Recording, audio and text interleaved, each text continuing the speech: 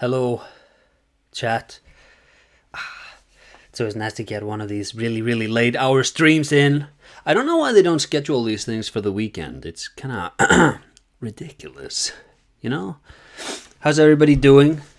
We have another 20 minutes before the show actually begins, and then we have another 30 minutes before the show actually begins.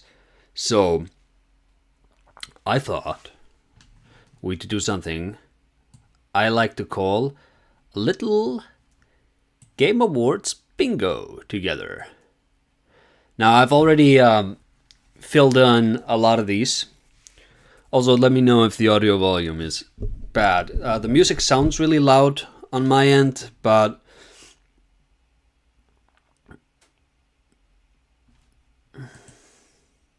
also, I don't know if I can be heard. I'm getting...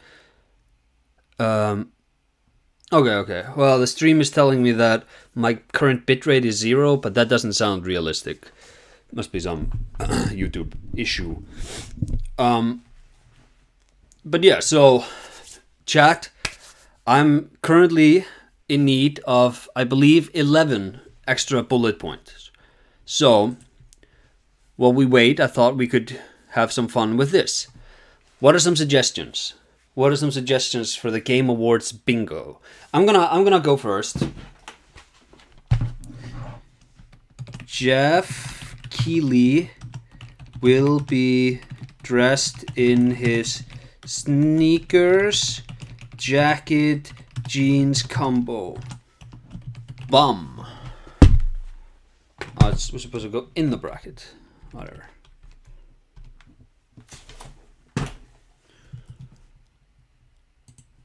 Let's see. It's a little too small. A little bigger. Perfect. See? See how we do this? Now, obviously, this is kind of a given, but this is kind of the way we want to frame it. Just whatever comes to mind. I can't wait for 4 hours of nothing. Like every year, it's the same, and I still watch it like a buffoon. Yeah, man. Hey, is it super late for everybody else? I have work in about 8 hours. So I really need to be awake again in 7 hours. And, this is a show that's almost certainly going to go on for, 3 hours. So I'm just not going to get good sleep. But it's fine. I get to watch the Kojima glazing. I get to watch Shadow of the Erdtree ruin everybody's fun. Hopefully.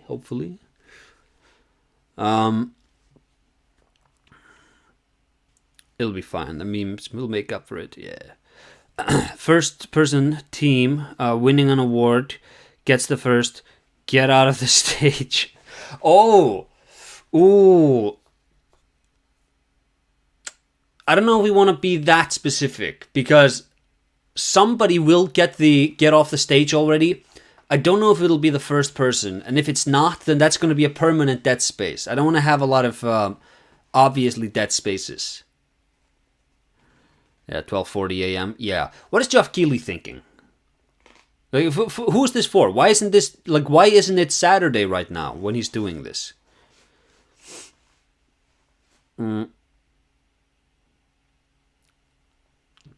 Finns is spelled like that, and nobody would discount them from the Nordic countries, unlike Scandinavia. I would discount them from the Nordic countries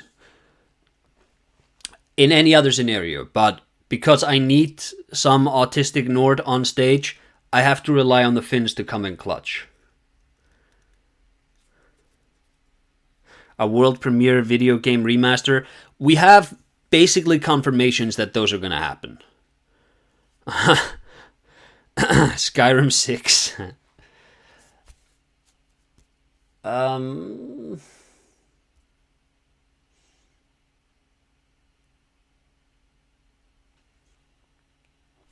I was going to say we're going to get an out-of-character rapper appearance, but I think Snoop Dogg is scheduled to show up. I hate Snoop Dogg. I hate that guy. I don't like his music. Don't like his general vibe. But, it's Jeff Keighley's show. He wants Snoop Dogg. He gets Snoop Dogg. Oh, I know. Is that a berserk? Nah. I don't know if we want the berserk reference one. Le Wheat. Oh, yeah. Oh, hey, we can do that. Le Wheat, man.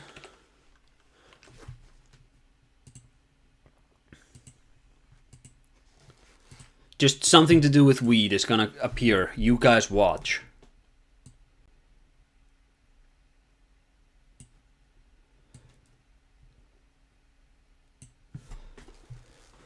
Berserk for life. I've actually been thinking about buying the Berserk hardcovers. Been looking into that as a Christmas gift from me to me.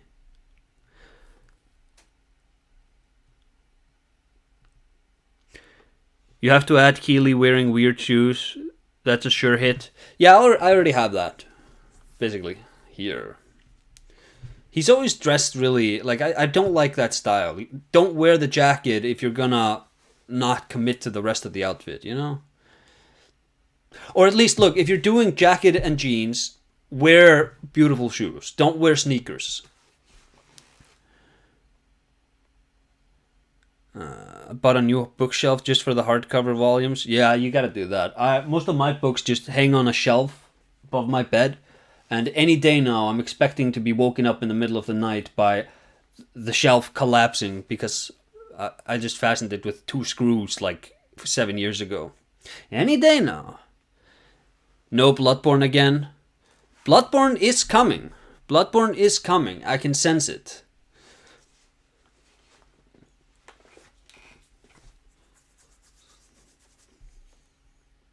Ooh,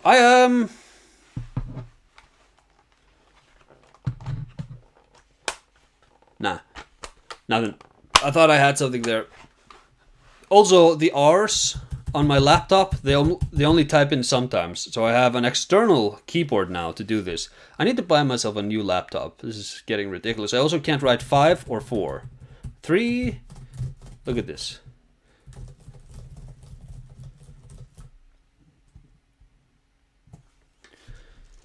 This is like the good old days of Elden Ring silence.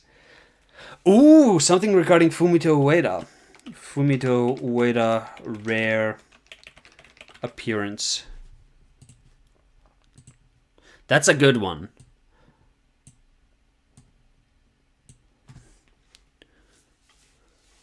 Everyone's been sensing Bloodborne for 7 years. Yeah, but, you know, most people don't have a very good sensor for this sort of stuff, frankly. And they've mostly been sensing it out of desperation because they want it, not because the signal is actually there. I, on the other hand, am just picking up the signal. The vibes are telling me that Bloodborne is happening. Hey, will you do any more videos like the Bloodborne one discussing theories from other From games? It's a great video. Thank you, Titan Boss Lair. Yes, me, Loki, and Smo, we have a recording scheduled tentatively in January discussing Elden Ring theories. Hopefully that'll be fun. Also, I need to read up a bit on Elden Ring lore before we dive into that. Ueda appearance would save everything, yeah. Someone wins an award and starts speaking for like 20 minutes while Jeff looks nervous. Do I not have... Get off the stage.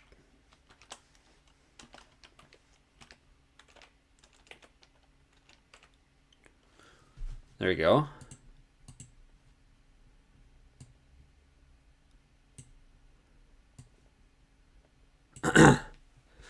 It really burns my blood. Do we know what From is working on at the moment? I think they still have one dark fantasy game from that time when they had announced Armored Core, Elden Ring, and one other dark fantasy game a while back. But that it is a dark fantasy game, I think, is all we know about it.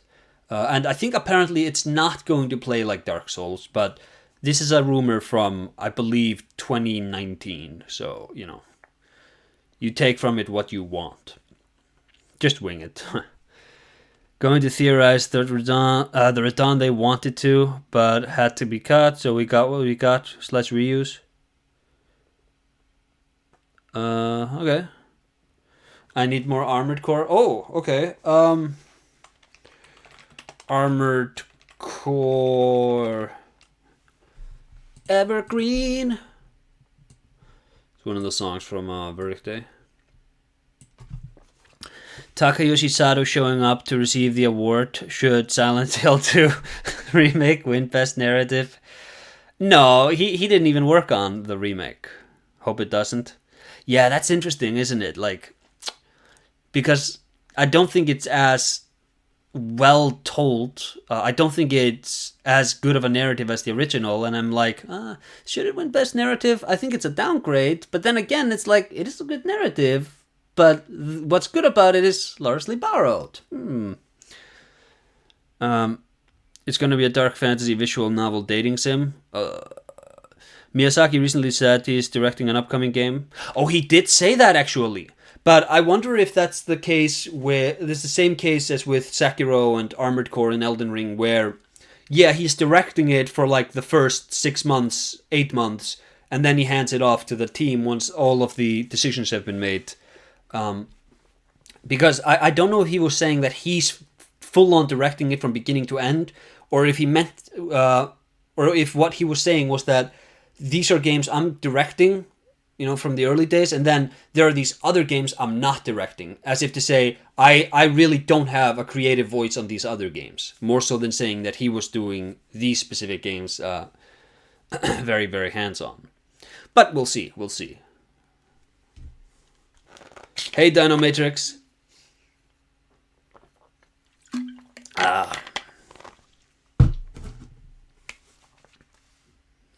It was sort of that with Dark Souls 3 as well, I think. Yeah, I feel that. I do think he was very hands-on with Bloodborne. But yeah. Also, well, Yamamura was also really active on that one, so...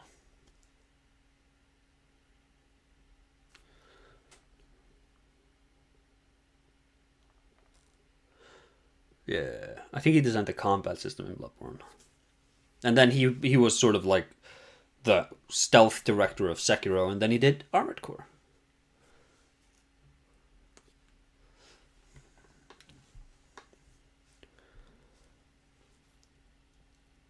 Ooh, no.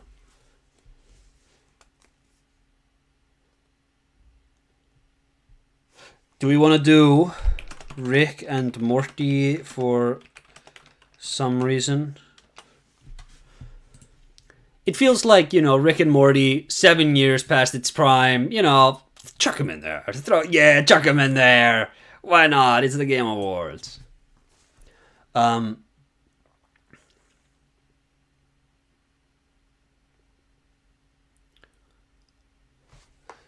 man on stage shaped like a turtle.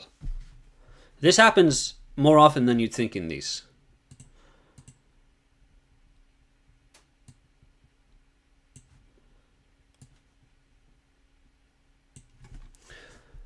Elden Ring wins more than 2 awards. Ooh, do we know how many awards it's nominated for?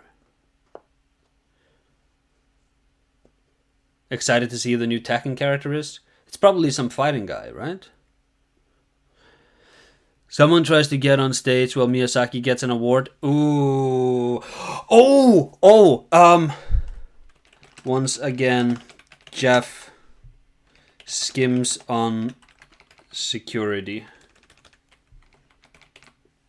Is that right? Skims? Cheaps out on security.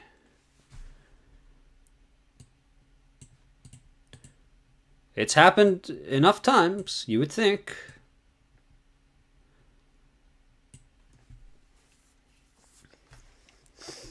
I also have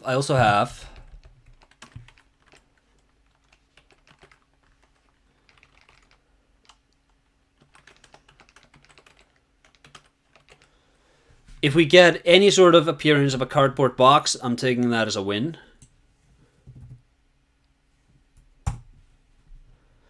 Even if it's just in a trailer, even if it's just like you can see it behind the stagehand, or you know, if David Hayter shows up, or if we get the Metal Gear Solid theme or something, I'm calling that a win. If there is a montage of the games Kojima directed and you see Solid Snake for a second, I'm counting it. Hey, Plan B. Think we'll hear about the Elden Ring anime? I don't know. I'm not at all versed in the anime sphere. People were saying Tifa. Oh, for Tekken. Yeah. Hey, you know what I'm going to do? Because it's annoying me. I'm going to turn this off.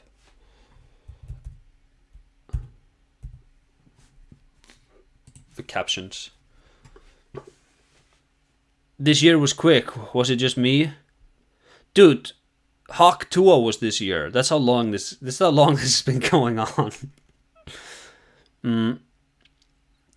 Jeff Keighley trying to contain the cringe inside when the eventual Muppet cringe fest begins. He keeps bringing on those Muppets. I think it's because he is himself a gigantic Muppet and he wants to be around his people. Nah, he's fine. He's fine, gang. We like him. Unfunny skit unrelated to gaming that goes on for too long. Yeah, I think I have that. I think I have that sort of here. Covered. Can't wait for Dark Souls 5. Mercy, they're not going to do Dark Souls 5. Haktua got her own crypto this year. Yeah. Hey, guys, do you remember when when uTorrent uploaded on my in the middle of a stream and opened up some crypto site and we were all shilling for Acer coin? Haktua is stealing my thing. Will Snail be nominated? Snail's not eligible. You could add AI. I should add AI. AI is a good one. Very nebulous AI.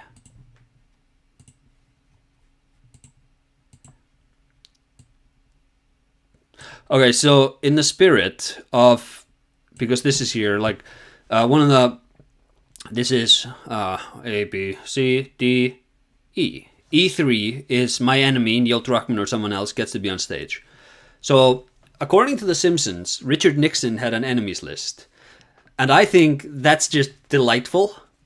And I'm thinking, it, you know, in honor of his memory, the great man, I think I should also have an enemies list.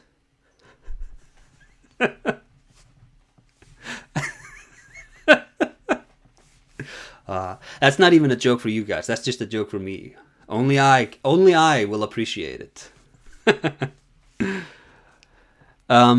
Concord resurrects from the ashes. Oh, actually, Kzitiv said something in Discord earlier. Hold on, that's way too bold.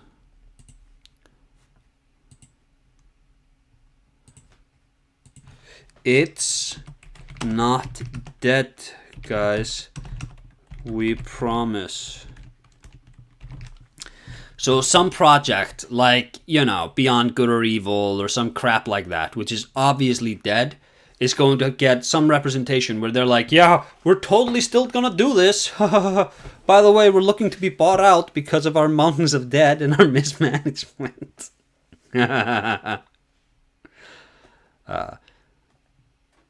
Like that guy from Icelandic history that scammed you guys. Wait, who scammed us again? I remember we talked about this once. Who scammed us again? God damn. Oh, Eric the Red, who was like, yeah, come to Greenland. It's super green. And they were like, oh, yeah, we'll come to Greenland. And then he was like, psych. Later, losers.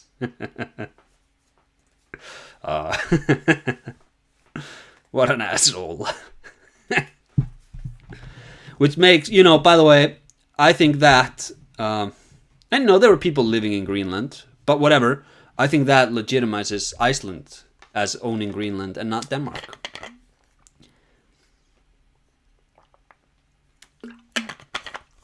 Though Denmark technically owned Iceland, so I guess in that interim time, those 800 years or whatever, where Denmark owned Iceland, they at some point they must have gotten ownership.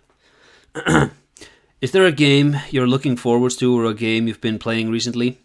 I recently replayed Dark Souls 3. It's the first time I've played it since Elden Ring, and wow, it really just feels like this was such a transitionary title, and it's missing all of the mechanics that make this new approach make sense. So there was not a single boss encounter where I wasn't just furiously looking for a stance breaking. And the fact that this mechanic wasn't there, it's like, oh! And not being able to jump, it's just like this linear dungeon crawling combat. It's just, you can't, you could not have done this again. It's such a, it's so weird that you would even, it's so weird playing it again, because I know now what this combat can be if you actually blow it up. So yeah, I've been playing Dark Souls 3 again. I keep playing Dice Wars, mostly when I'm listening to audio files while I'm doing editing. It's just like something to have in the background. I'll keep chugging along with the Silent Hill remake. I wanted to have it finished before this show, but I wasn't able to. I probably won't have it finished in December anyways, because many holidays, many dinners and such. Not a lot of free time to be gaming. Not a lot of gaming mode.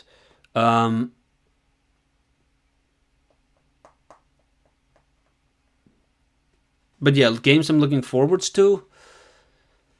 I'm always going to keep up with what Kojima is doing. I do want to see Silent Hill F.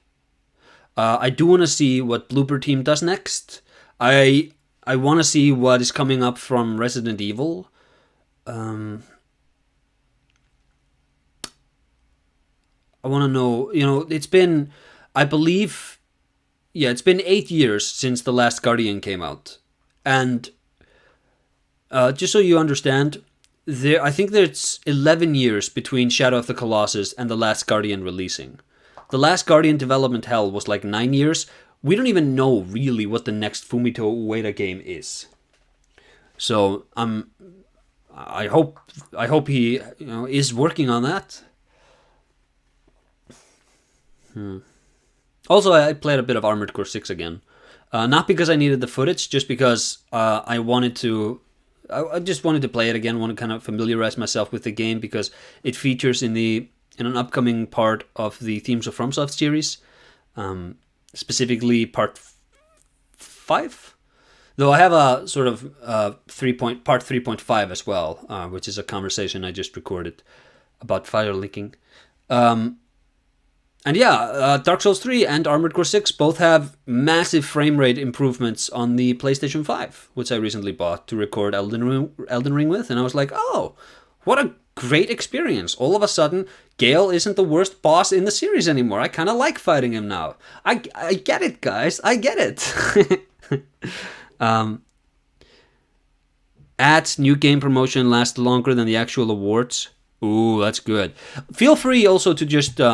suggest if anything here should be taken away, because I do like that. Hold on, I'll add that to the side. Ads take longer than the Game Awards show. And then we'll just slide them in if we want to. Shadow Tower 3 when? That's, I don't think they're ever going to go back to those franchises. I think Armored Core, because Miyazaki worked on Armored Core, but he wasn't there for the Shadow Towers or the Kingsfields. So I don't think... those are also just Naotoshi Shin's babies. He's not, So unless Naotoshi Shin decides I want to come out of retirement to direct a video game again, after I haven't directed one for 20 years, which I would love. I'd love to see what he would do. Unless he's willing to do that, which I don't think he is, I wouldn't hold my breath.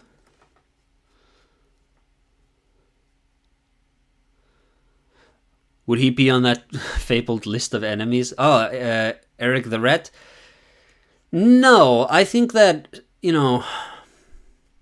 So if you scam somebody, this is if you're like a sleazy sort of gringo and you scam a grandmother out of her life savings, that's a scumbag move. Enemies list. If you're a sleazy gringoette and you scam somebody like Mark Zuckerberg out of $1 billion, I don't have quite the same sympathy. Get that bread, girl, whatever. But there comes a point where you have so thoroughly scammed a bunch of innocent people that it actually circles around to being funny again. And having people uproot their life and their way of being to move to a paradise land, which turns out to be a frozen wasteland, that is such a deep betrayal that it is actually funny enough that I'm not mad. You know what? You guys knew he was a scumbag. Yeah, like you were starving and your life condition was terrible. But still, like, really? You're going to trust this guy? So no, not an enemy. Team Eco or whatever they're called are working on something. Gen Design, yes. We have an image of a girl sitting on like a box or something. It's been a while since I checked it out. His song really sells the fight. Gale? Yeah. I didn't beat Midir though. It's my least... I think Midir stays as my least favorite of the bosses. I think it's such a linear... I think the problem is just that it's one of those bosses that takes a really long time, and the slightest misstep just kills me. Also, my guy was just wearing rags, so maybe that's on me. I'm a bit too tired to watch the stream right now. See you. Hey, that's totally fair. Just leave a like and subscribe. Cringe celebrity cameo should be there. I have the biggest load of cringe. I also have an announcer mispronounces a widely known game or media, showcasing they have no idea what they're talking about. So I feel like this is sort of covered there. Bloodborne anything, please, for the love of God. Yes. Who are your other enemies besides Druckmann? Herman Holst. He's also my enemy. Luigi's Mansion sequel, let's go. I don't know if Nintendo does the Game Awards. I think that's something they would just announce on their own thing. Does Nintendo advertise on the Game Awards? Vocab dropping your español. Muy alegro. Por favor. That's nothing. I actually just bought a book. It's the English, Spanish, Bilingual Visual Dictionary. Check this out, gang. El abdomen, la cadera, los genitales, la espinilla, el hombro, el codo, la mano. That's hand. What are some other fun ones? This is gardening. El césped. That's lawn. I thought that was grass. Shit. El dormitorio. That's bedroom. El armario. That's wardrobe. Hold on. Er það að gera kaffi? Já. Má ég fá eitt? Það var fyrst að ég að spyrja þig. Ok. Ég held að vera að spyrja mig hvort þú mættir gera það. Með háan. Awesome. Just getting coffee.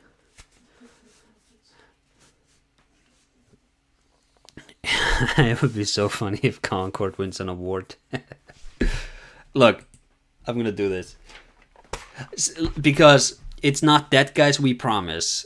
I don't think that's the same as if Concord getting any sort of representation, because Concord is dead.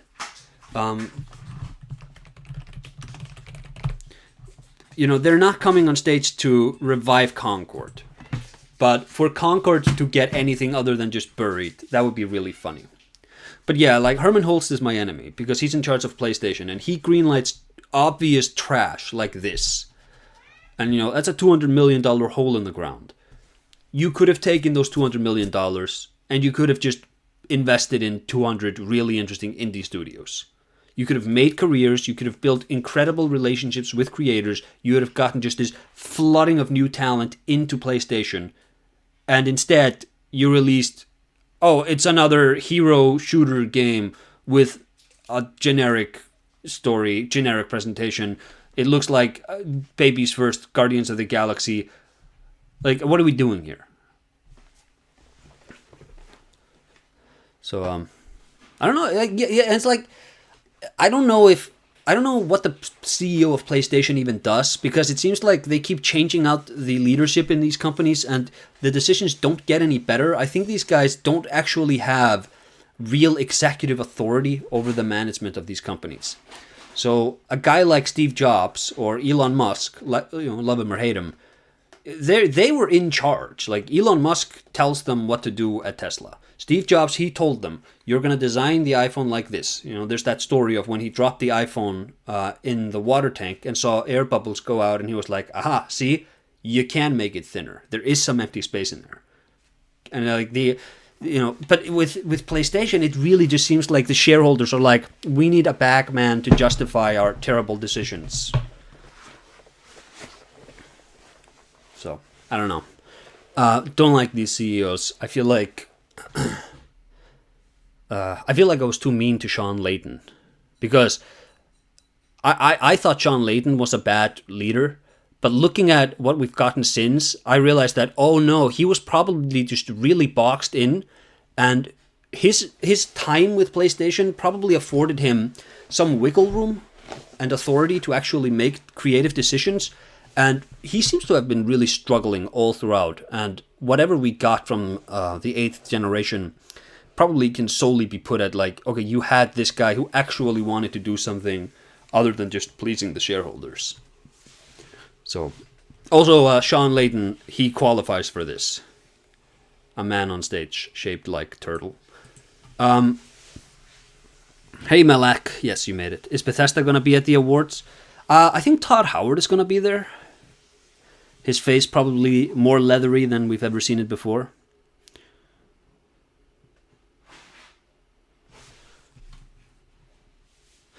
Oh, you were referencing the healthcare shooter guy. Hold on.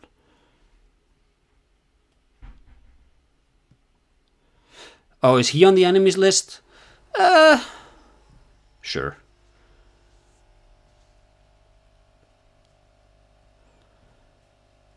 I went on a weird rant. I completely lost track of where I was in the chat. Very understandable enemies list position. Yeah, look, I've thought about it. I didn't come to this with just wanting to have an enemies list. I wouldn't commit to an enemies list if I wasn't serious about this.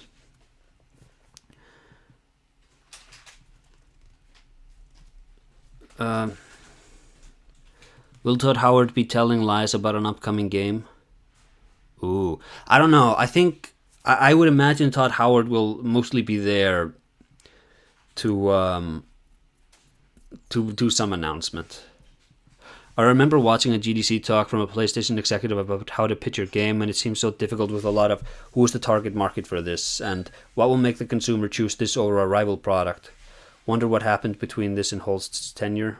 Yeah. Yeah.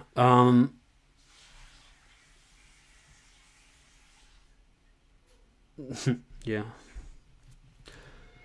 Isn't there another one besides Holst doing it with him? I know Shuei Yoshida just announced that he's departing.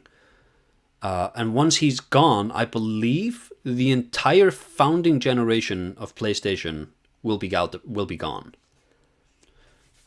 I think I've talked about this on stream before, but when PlayStation bought Insomniac Games, I think they paid $200 million for it, which is a joke.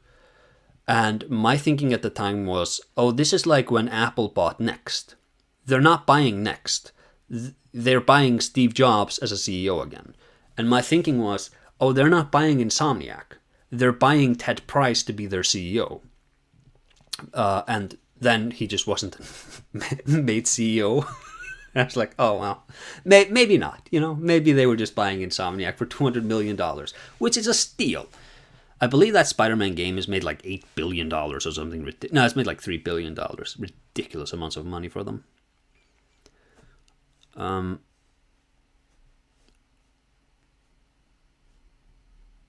Even if he did, we'd need to wait to confirm the lies, which it'll happen, but still.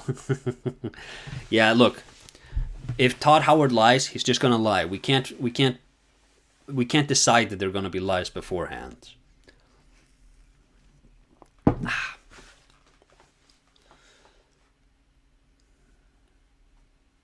Even though they probably will be. Diddy Simulator, bruh. First of all, I don't believe he has been convicted of anything. Nah, I'm not defending him. Don't worry, gang. Don't worry. I haven't gone insane. Mr. Puff is still an innocent man. Remember, Marvel takes a significant sum for the license fee, so Insomniac Spider-Man isn't a simple slam dunk win acquisition. I think they take like 30% or something, but they've still made billions for Sony on that. PS Vita 2. That's... No, I think... I don't want to commit that to the Game Awards, because I think that's something you announce with like, we're doing a special state of play. Lies of P DLC. Ooh. How about this? The best new game announcement will be a DLC. Earth Tree Haters in the Mud.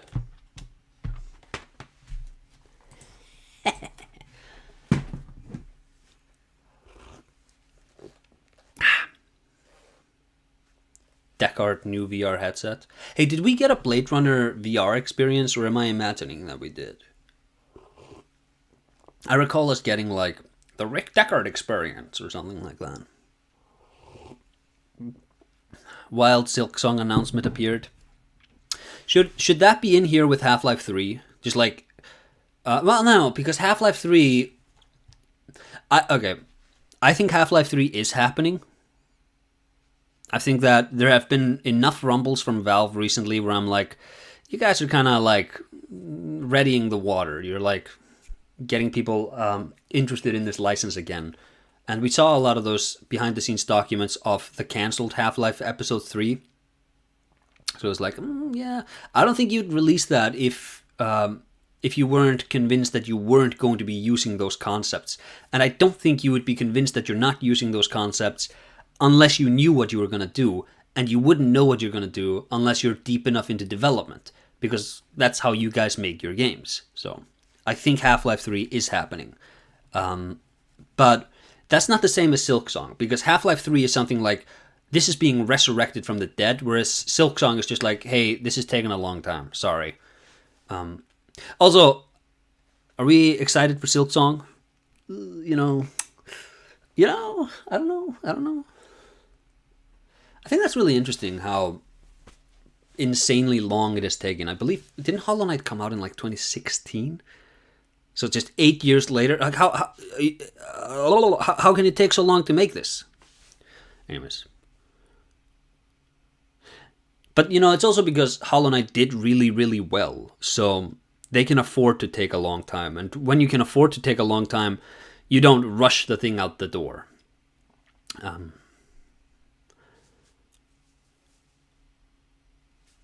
Bloodborne PC, Bloodborne should be the central spot. No, that's a free space. Bloodborne is over here. Hollow Knight was in 2017. It was in 2017. I always get those years confused. Silksong may be a victim of scope creep. Yeah, it could be. It might also just be that they keep changing direction midway through development, and then, this is why, gang, and this is, I'm speaking from a year of experience of releasing videos.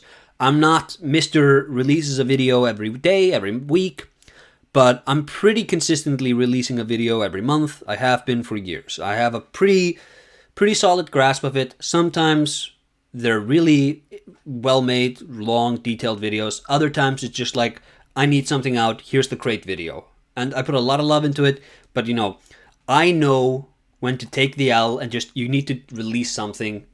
Here's a trick. You work on two things. You work on the main thing, and then you work on the side thing. And I think Team Cherry, I believe it is, I think what they need is a side team. So that you have resources going into a project that isn't just this one thing that locks everybody into this. I think it's such a horrible way to work. But then, I don't know. I don't know anybody from Team Cherry. I don't think I've had interactions with anybody there. I might have, but I don't think I have. And I don't know what the pipeline looks like. I'm just saying, from the outside. Also, I don't follow Silksong news at all, so I don't know. Wasn't it supposed to start 16 minutes ago? Oh, no. See, 16 minutes ago was when the countdown began. I see you're new around these parts. Newbie mistake. When Jeff Keighley is involved, you can be assured there will be a 30-minute timer for no reason to begin. I think there will be something about an XCOM thing. There are some rumblings. Okay. Acer, don't scare me like that. Wait, don't scare you like what? What did I say? Not unreasonable. It already happened once. Silksong was meant to be a DLC expansion for Hollow Knight. Scope Creep turned it into a full game. Oh yeah, that's right. It was meant to be a DLC. You forgot gacha stuff. Definitely there's Genshin on it. I think I have... Don't I have gacha somewhere? See, I feel like here this counts. Jeff Keighley dies inside advertising some mobile or gacha. There are no Silksong news for the last year or two. Ooh. Oh my, Keighley got me good. This is the way he plays the game. Turns out I was 15 minutes behind and the Diddy jokes scared me. Nobody is allowed to clip that. He has no life for him to die inside. From an old interview, I remember Cherry talking about how they made the character and then the moveset like the boss fight. And they realized it didn't play like the knight. Shit!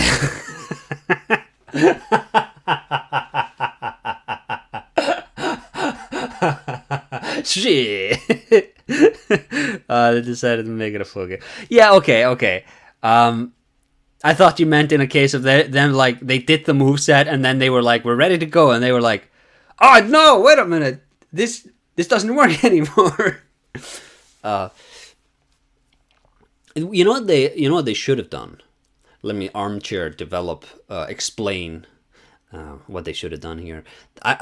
They should have contacted the Yacht Club Games guys because they released three repackagings of Shovel Knights which play completely differently, but they preserved most of the level design and like most of the boss fights.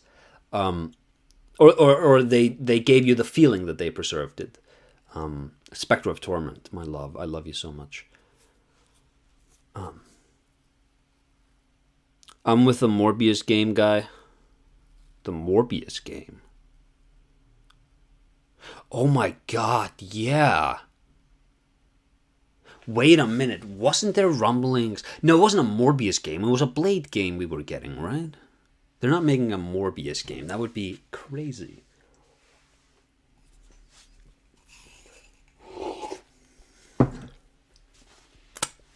I've yet to play Hollow Knight. Your pleas mean nothing to me, you just want Bloodborne on PC.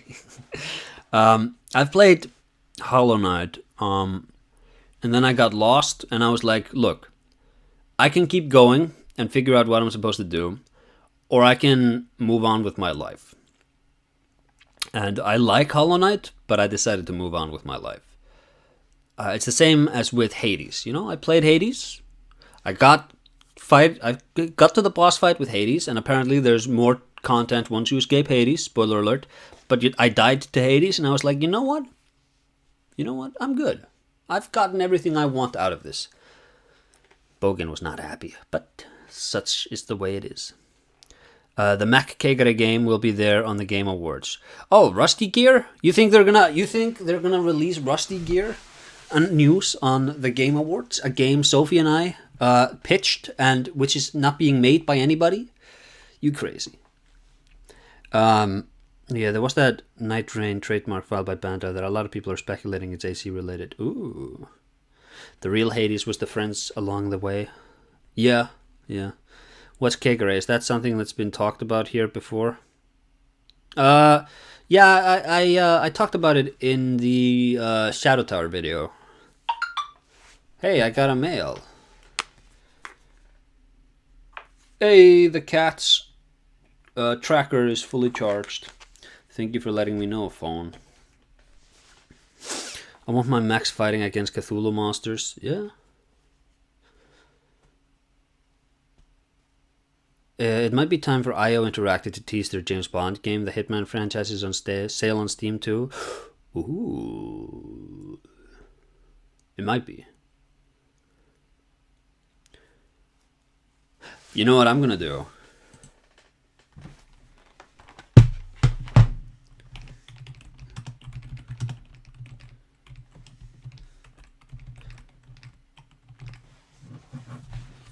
So, like if Mike Irvin shows up or something.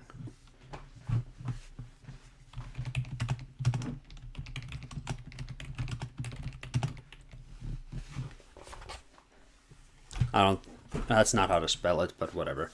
Sekiro 2 then? I talk, because Sony might be buying FromSoft and Kadokawa. Xbox owns Activision and thus owns the publishing rights for Sekiro. So it would be interesting if Xbox right now threw a bunch of money at FromSoft and locked them into developing a bunch of Sekiro games, which Xbox then refuses to publish on the PlayStation. So a PlayStation studio is just releasing Xbox exclusives. I think that would be funny. Oh, Five Nights at Diddy's. Oh, no, please. Gang, we can't... Look, Jeff Keighley is going to copyright bomb this stream. I can't have the Fets after me too. I will not tolerate any more sympathy for Puff Daddy. Mia Suzuki said they're a bit done with Souls-like.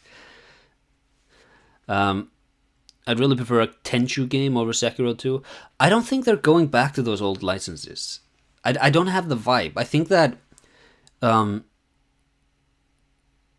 think you'll get like a spiritual sequel, but I don't think you're getting the thing again. I just want to see the world burn. Just wait for FromSoft to remaster Kingsfield and dominate the first-person Souls-like. The first three Kingsfields are so antiquated that I don't know if you remaster them. I think you just kind of need to remake them, like the whole thing. I don't even know if you can reuse any of the code at this point. At that point, you're like, well, there's a lot of changes we could make. And then you're just pitching them, hey, why don't you remake 3 whole games? So, I don't know about that.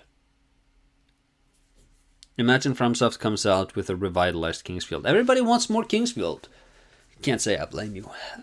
Hey, did you guys notice, and maybe, I'm being paranoid, I feel like I made a bunch of Kingsfield videos, and then, after nobody had done any coverage of Kingsfield for years, nobody had ever touched Kingsfield on YouTube, I did it, and then a few months later, a lot of other people started doing it, and just coincidentally, they were making all the same observation I was. Nah.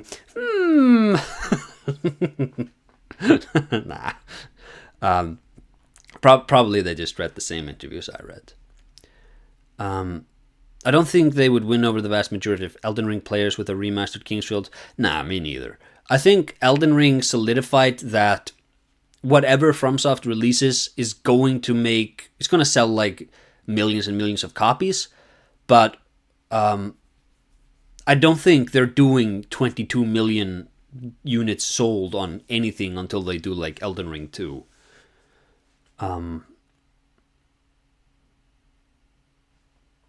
It's weird to think of FromSoft doing anything other than a Souls-like. I want them to do another Kuon. I want them to do another straight up just, this is a horror game. It's not a horror action game. It's a horror game.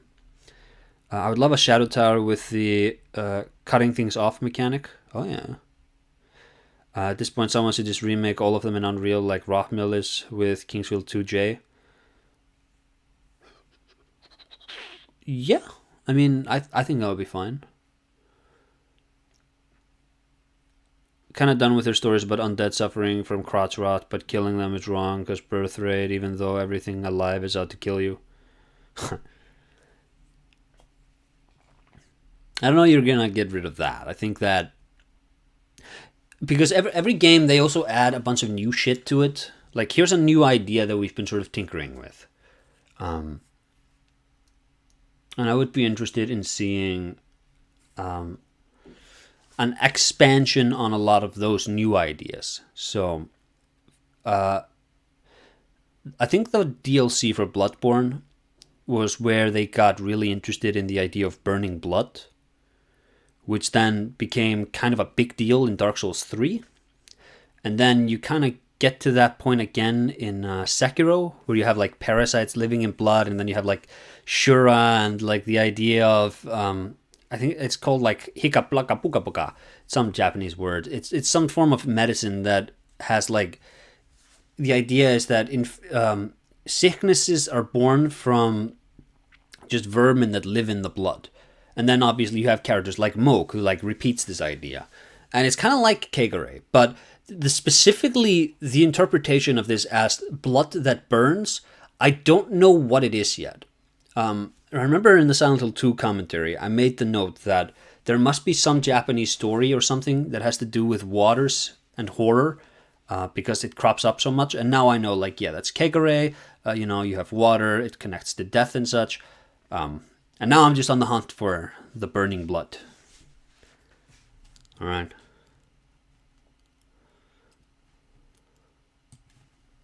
Opening act.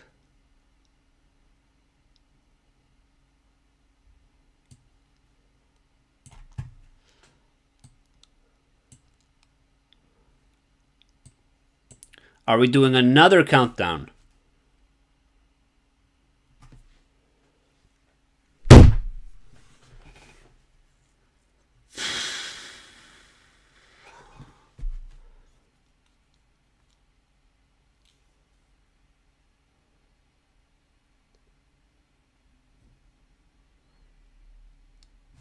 No audio?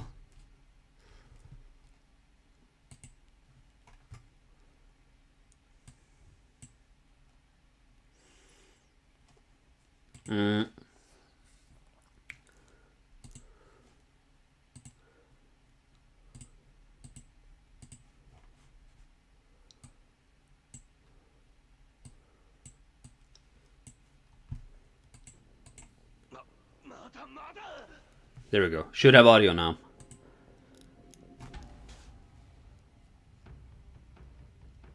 We have a 30-minute pre-show after a 30-minute countdown. This is such a horribly mismanaged show. We're an hour behind. Working? Yeah, working. Apparently it makes a huge difference whether it's connected to my headset or whether it's connected to my headset / hands-free version.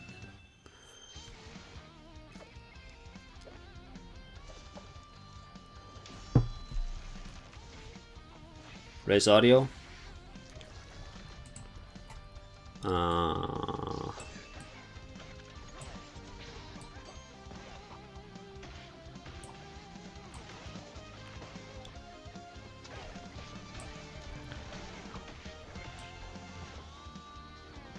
How's audio now, huh?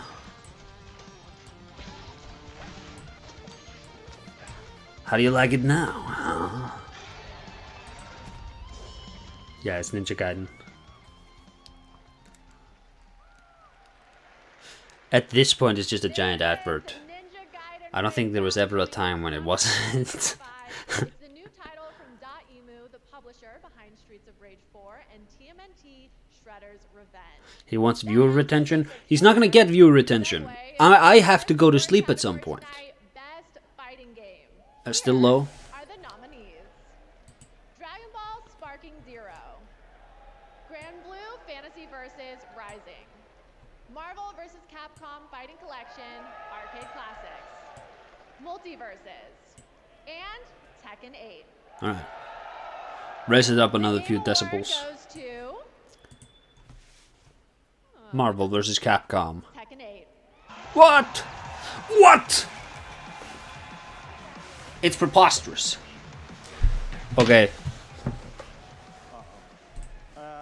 Thank you to all gaming community and Tekken community, and thank you to my development team and So, marketing team in all regions. right away. We continue to update and to improve Tekken 8.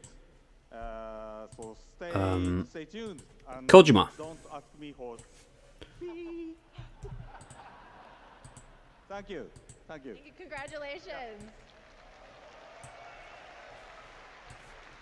And now, a new kind of cozy game that is unlike anything you've played before. It's unlike anything I've played before, huh? Just looks like a lot of games I've seen before. Oh, it's a game about moving. And that's Sean. Like, this is a genre at this point. Moving houses, I'm moving houses.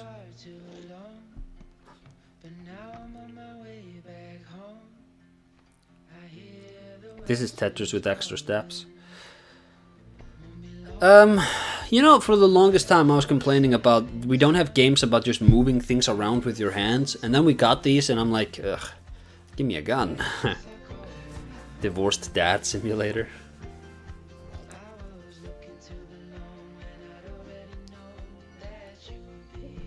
Eviction Simulator.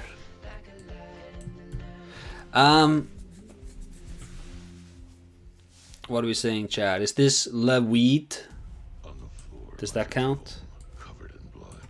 Nah. Top ways to conquer the spire. You find this manuscript highly suspicious because it's covered in blood. Untitled Human Game. You read the book. Covering your hands in blood. I don't love this art style, but it could be good. The game. There's a game about tracking Crow's life over the years as they move house. Yeah. I think it's called Unpacking or something like that. And like there's also that game about that guy where it's like, oh, he's moving houses and he has to like pack this stuff and then he has to pack from this room and then he has like I think it's called just Moving Houses. But he has like, oh, it's about how his wife died in a car crash or something like that. And he can't move away because he's stuck there, and all of a sudden it's like, it's about trauma. This is a genre, right? This is nothing we've ever seen before. Which, you know, we could say announcer, you know, shows they don't know what they're talking about. I don't think that's her not knowing what she's talking about. I think that's her just, you know, she has to read the script. Oh, hey! But, good news. Solid Snake. I'm counting it. That was the first look at the gameplay of Slay the Spire 2. I'm thrilled Because he had cardboard boxes in the back. But also terrified because I just got over my crippling addiction to the first, so the cycle continues. Anyway, after the show, be sure to head over to TikTok and share your best gaming highlights from 2024 with #GamingOnTikTok. And now it's time for our next award, Best VR AR Game. And the nominees are Arizona Sunshine Remake, Asgard's Wrath 2, Batman Arkham Shadow, Metal Hellsinger VR, I'm gonna say Metro Awakening. Batman. The Game Award goes to Batman Arkham Shadow. Yeah. What can I say, chat?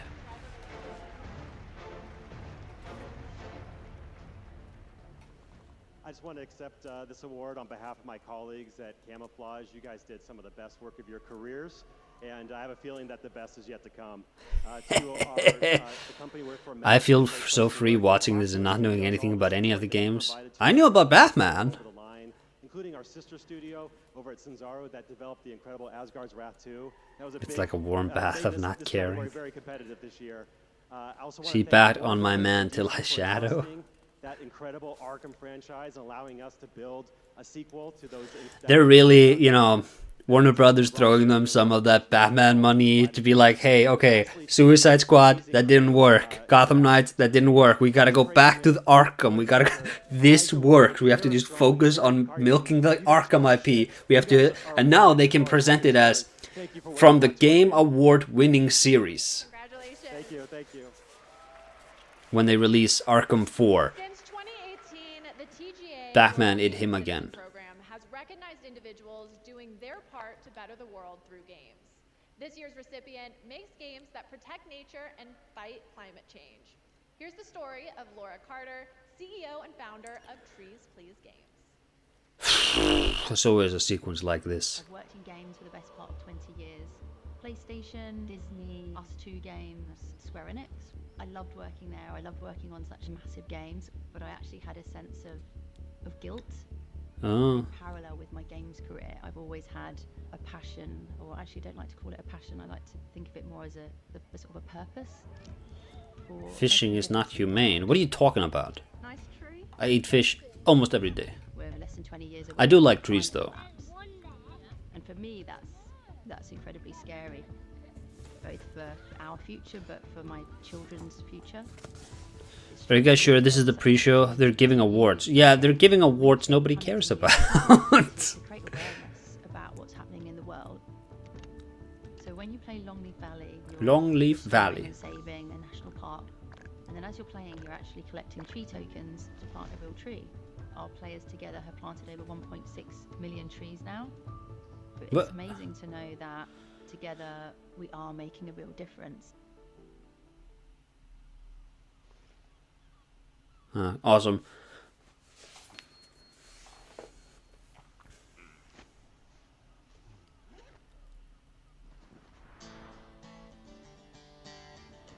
Mr. Bancho. Mint Rocket. Is this... No, this isn't Dave the Diver. What is this? Oh. That game is a Bitcoin miner, but with trees.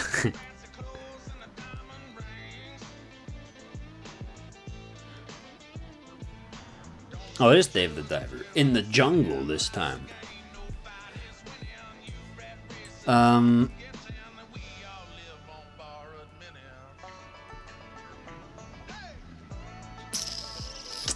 I don't think anything here counts. Maybe if he smokes a marijuana cigarette, we'll count it. Welcome back to the Game Awards opening act presented by State Farm. We're counting down to the big show with more world premieres and awards. In fact, the Game Awards brings so many different gaming communities together to celebrate. If you want to see everything State Farm is doing in gaming, head to their website right now at statefarm.com/gaming because like a good neighbor, State Farm is there. State And now we have Farm our next world premiere from the .com. legendary creator of Deus Ex, Warren Spector. Oh, wait. This is Thick as Thieves. Hold on, gang. Warren Spector name dropped. We gotta check this out. Immersive. Oh. Another night on the town. Oh. Bessie Multiplayer. got reserves for me. Warren, how could you do this to me? Oh, the McEwen estate. This one's always fun. You know the alley one who thinks so. The Hood. So it's like Thief, except it has the charm of this. Like, what is this? Like, Concord has it. A lot of these games have it. Deathloop had it. It's this weird. I don't want to say marvel, but it's this weird sort of snarky, and we're all just guys, you know. So it's Thief without any of the charisma. But keep your wits about you. Yeah, it's probably like Sea of Thieves, except instead of pirates, it's just stealing crap from a Victorian steampunk city kind of deal. But it has immersive sim mechanics and the grapple hook. And they have like neon lights, and it's like I don't know. Maybe this is fun, but Thick as Thieves. Love it. Cannot wait to get that on my wish list. It looks like a 3D mobile game. Next up are our 3 Autism esports Dishonored. The first is Best Esports Game presented by Old Spice. Ooh, And the Old nominees Spice. are Counter-Strike Because 2, because Dota 2, the boys who play League of these Legends, esports, Mobile Legends, you Bang know. Bang, and Valorant. I'm gonna say The Game Counter-Strike. Award goes to League of Legends. Yeah, probably. But I have Up for Best fond Esports teenage Athlete, memories of the nominees Counter-Strike. are 3-3, Alexi B, Chuvy, Faker, Zaiwu, and Kong Kong. The Game Award goes to Faker. And finally, for Best Esports Team, the nominees are Billy Gaming, Gen G, Navi, T1, and What is Liquid. this? The Game Award I feel goes so to old. T1. Congratulations to all the winners of our esports categories.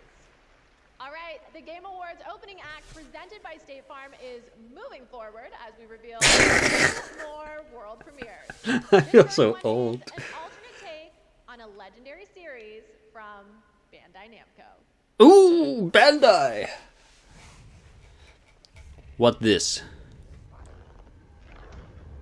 This is others have tried. Others have failed. Now you have been chosen.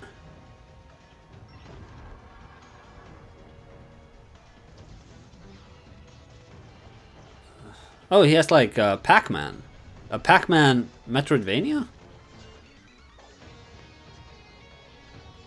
Hey, I don't hate that.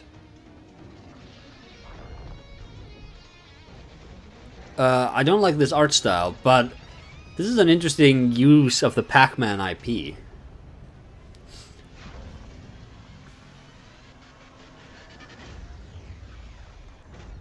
Shadow Labyrinth.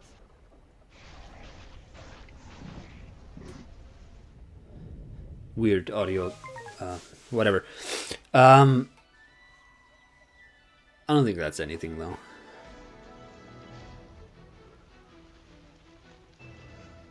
What is this audio? It keeps dying out on me. Oh, Yu Suzuki. We needed a category for disembodied British accents over an anime saying nonsense lines. I just figured. Steel Paws. Some mobile. That was Steel Paws, a brand new world from a gaming legend, Yu Suzuki, known for Virtua Fighter and... My voice is coming in too Our loud? next award is one of my favorites, Games for Impact. It showcases Chat? thought-provoking games with a positive social message. Here are the nominees. Closer the Distance, We just did this! Indica, Neva, Life is Strange Double Exposure, Senua's Saga Hellblade 2, and Tales of Kinzera Zao.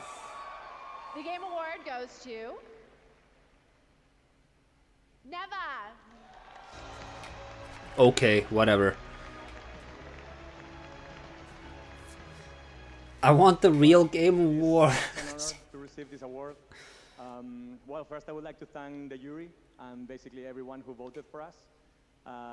This award belongs to the entire team at Nomada Studio, Berlinist, our Audio's friends and good. family, and basically everyone who helped us to bring Neva to life. It's okay, not perfect. My Our wife members left me. were Bingus, involved in no! digital. They were the More like first never ones heard of the to sign up at game. beginning, and they gave us the opportunity to make two What was the wonderful category? games. Biggest I'm looking impact? forward to Yeah, making games with many biggest more in the impact. It's future. like, And finally, it's I would like these to thank fake all of you. awards.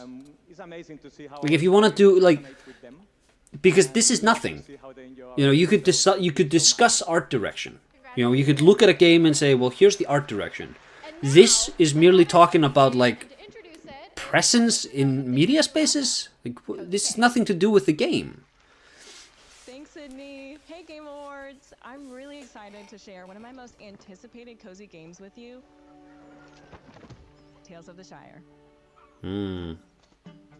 There's so much to marvel at in the Shire. I love how it feels like I'm inside the books.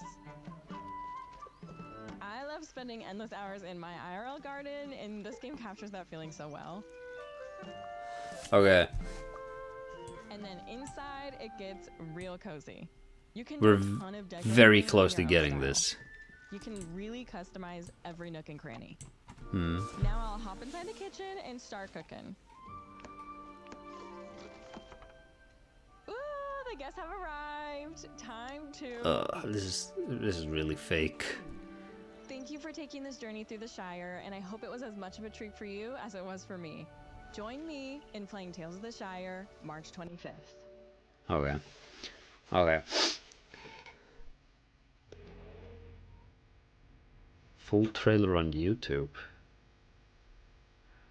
Boar. Oh, is this that Dangerous Zoo game?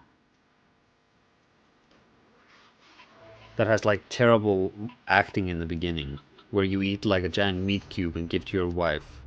No, I don't think that's that. This looks like a Lethal Company kind of clone, but you're hunting monsters? I don't know.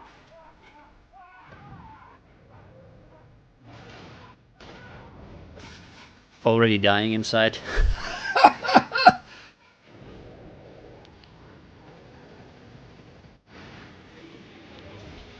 That game is really, really bad.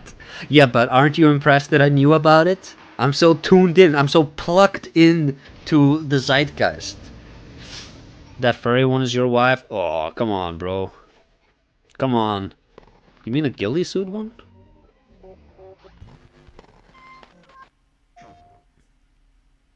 Velen Studios. Welcome to the Midnight Murder Club. One flashlight, one gun. Use your senses and become the shadows. Let's go. Stay quiet. Okay. It's another one of these social experiment deduction kind of games, I think. Multiplayer, of course. Oh, hello. No, no, no, no, no. Oh. You killed the piano. Oh, no. Came in from behind. Double kills? If my streamer plays this, I'm gonna get really mad.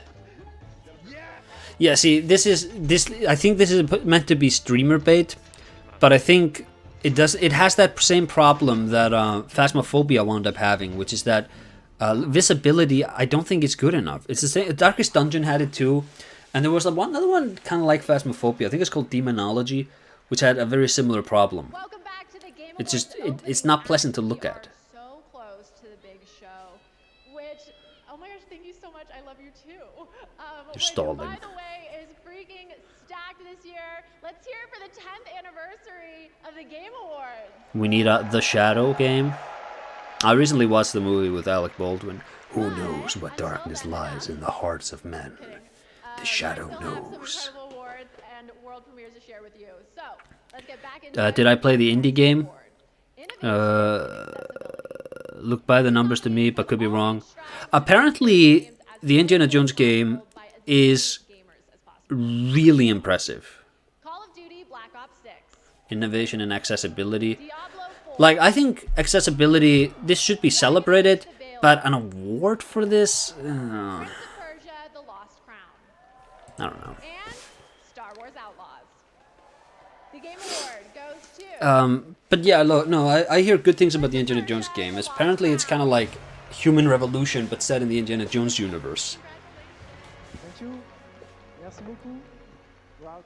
truly honored to receive this award. There's a lot of as from the beginning of the project, weaselly-looking French people but the game has on accepted stage this tonight. role, and And I'm not looking for weaselly people. I'm looking for turtles. but rather We don't get a bingo if we. more player enjoy the No. thrill of exploration. No. These are handsome gentlemen, chat. Handsome gentlemen.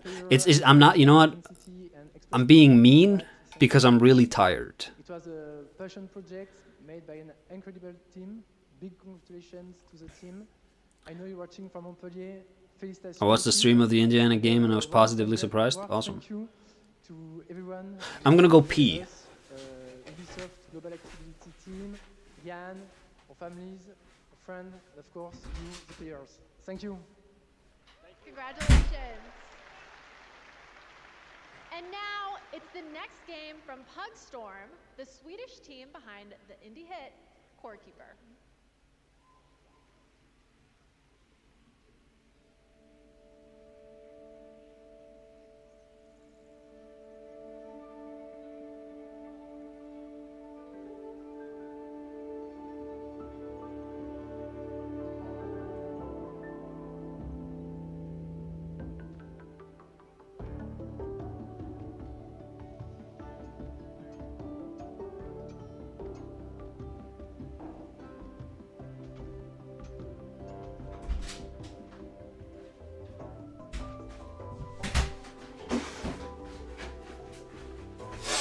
Okay, I'm back.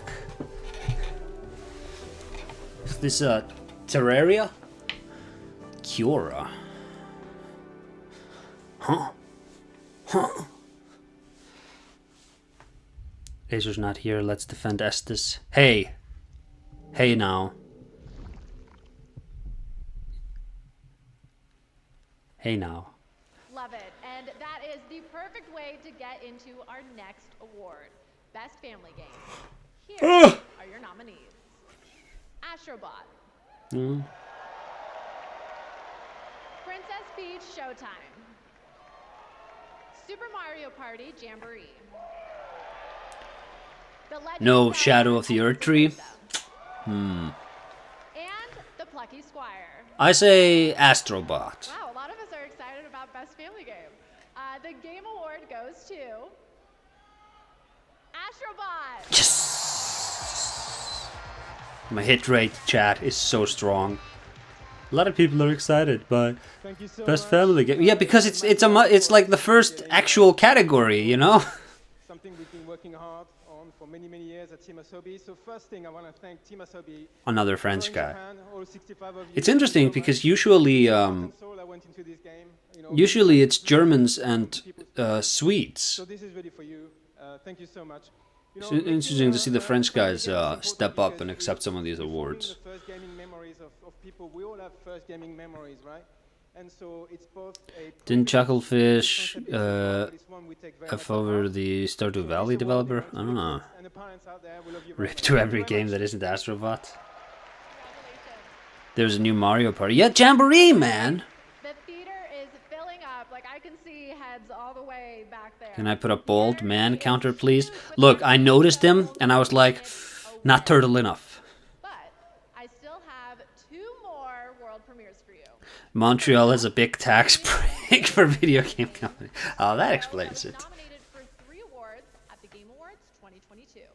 Think they upgraded security this time? I hope not, because I get a special bingo somewhere if security is lax.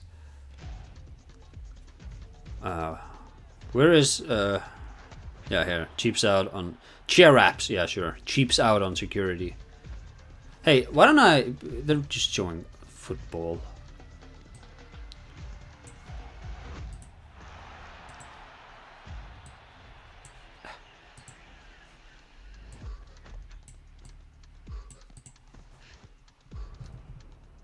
How about I do this correctly?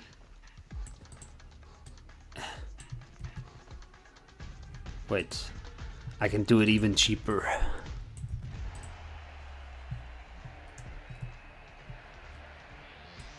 Come on, Chad.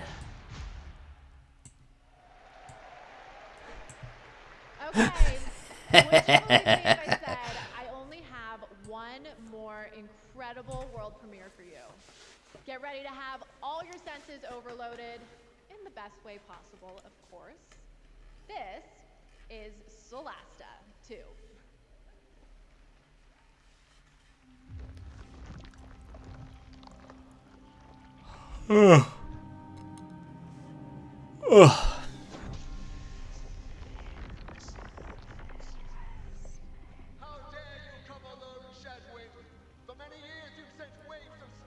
What is this?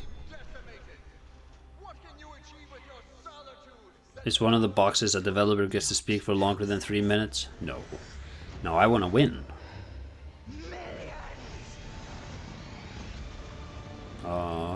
Millions.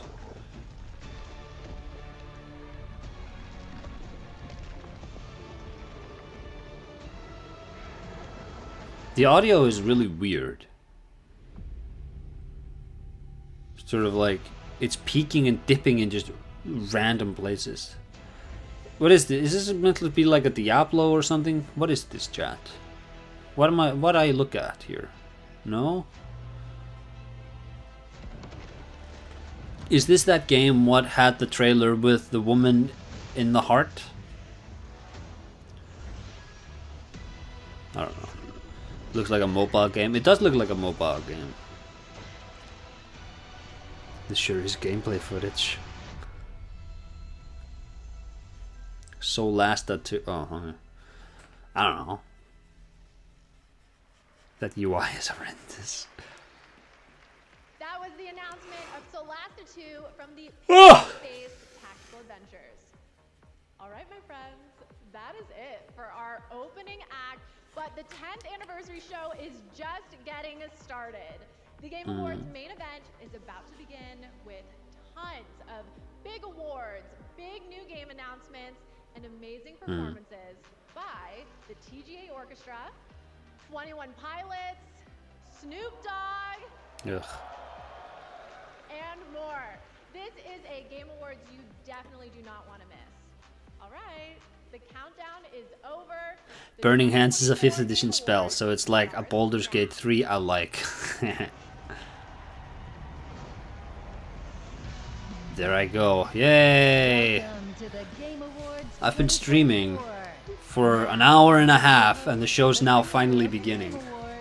I feel like I should have an extra 200,000 subscribers for the crap I put. Oh! He's not wearing jeans. I was gonna say for the crap I put up with. He's wearing weird, ugly shoes. He's not wearing the jean combo. Welcome to the Game Awards, the biggest global celebration of video games, and you have joined us on a very special night, our 10th anniversary. Welcome. I feel so betrayed. You know, when we started TGA in 2014, we had no idea it would become as big as it is around the world. But I felt, like so many of you, that The red soled shoes are cool.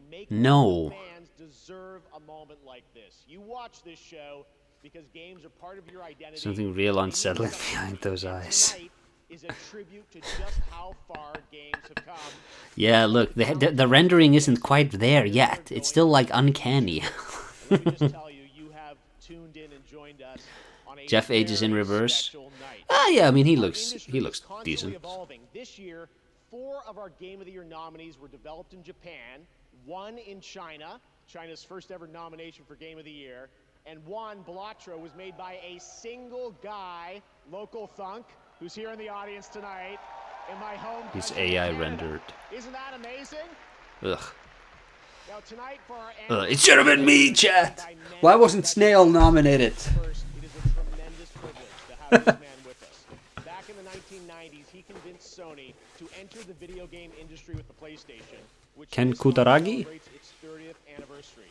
Please join me in welcoming the father of the PlayStation, the great Ken Kutaragi. Yo! Hey, that's actually kind of cool. I'm gonna say that we get this one. It doesn't count for anything. Tonight, we welcome a double nominee who's competing against herself in Best Adaptation. She stars in both Fallout and Arcane. The amazingly talented Ella Purnell. Welcome, Ella. Oh, she has such crazy big eyes. Check it out. And finally, we announced his studio at the first TGA, and in 2021, he won Game of the Year. And tonight, despite our better judgment, he's going to have the stage all to himself to reveal his next. What's his name? Yusuf something. Joseph Ferris, welcome back, Oh, Joseph. I had pronounced it differently. This is the fuck the Oscars guy. Now, as always, we're recognizing an outstanding year in gaming while looking at. Hey, Waldorf. What is it, Settler? How long is this bozo gonna go on? Well, that's what I've been asking for the last 10 years. Oh! hey guys, yeah, up here, host. Yeah, we're you know, we can hear you. Oh, good. Can you hear this? Ooh. Yeah, please wrap it up. Statler and Waldorf, everybody. It's the last thing we need. I don't understand his obsession with the Muppets. We have a lot of people here in the audience waiting to see the show. Yeah. Speaking of a lot of people, why isn't this theater full, huh? Yeah, we heard you always sell out. Oh, got him. Oh. All right, let's keep the show rolling. It's already rolling. No, you know what? Look, this is cringe. It doesn't belong in the showcase. But this is what the Muppets are. That's not. I don't think that counts as cringe. I think that this is just something you appreciate or you don't. Cringe is somebody showing up there with his, My Little Pony collection. Alongside one of our most talented performers, and they've teamed up for the newly released Indiana Jones and the Great Circle. Please join me in welcoming Bethesda's Todd Howard and actor Troy Baker. Oh my god. Ugh, Troy, what are you wearing? Why are those pants so high? Troy! No! Thank you, Jeff. Thank you, everyone, for being here. Oh, get off the stage! Celebrated the best games, honoring some of my peers. He's so small! Roger Clark. Yes. And look, he is almost 2 meters tall. He's ridiculously tall, but it's just like he looks like he's in the background. Look, they do give an award for best indie game, and I think everybody here can agree you make a great case for best indie performance. He kind of looks like a hobbit, he's short, he has like the curly hair. I don't know about that. Thank you, though. There was another guy though. You mean the other guy? He's pretty good. Pretty Really? good. Absolutely. I wonder what he thinks. No.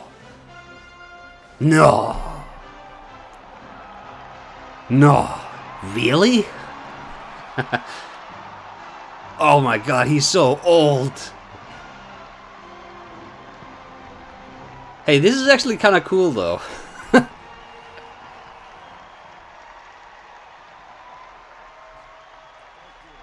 And you know what? Thank you. Because it's Harrison Ford, Thank you very much. Thank you. we get another bingo. While you're on your feet, let's give a big round of applause to these two guys for the Great Circle. Oh.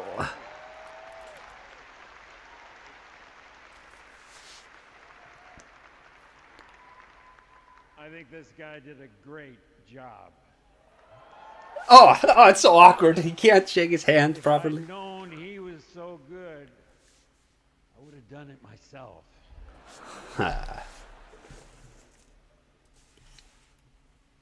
He's so baked. And now, He's on Joe Biden's good stuff. the award for best performance. Here are the nominees. Oh, this is good though. Best performance. I've never seen him this wasted. I don't think he's ever been this wasted. I could cross over and start asking questions. I'm just going to try. This job, it's a death wish. I'm gonna finish it. I know what you are. I don't need you anymore. The shadow will always hang over me. I think I'm rooting for Luke Roberts. And the winner is Melinda Juergens. Melinda Juergens. Oh my god, he is so unimaginably baked. Oh, Harrison. Where's Egon? Yeah, snubbed. But you know, as soon as a pretty lady gets on stage, all of a sudden he was able to turn on the charm for a second.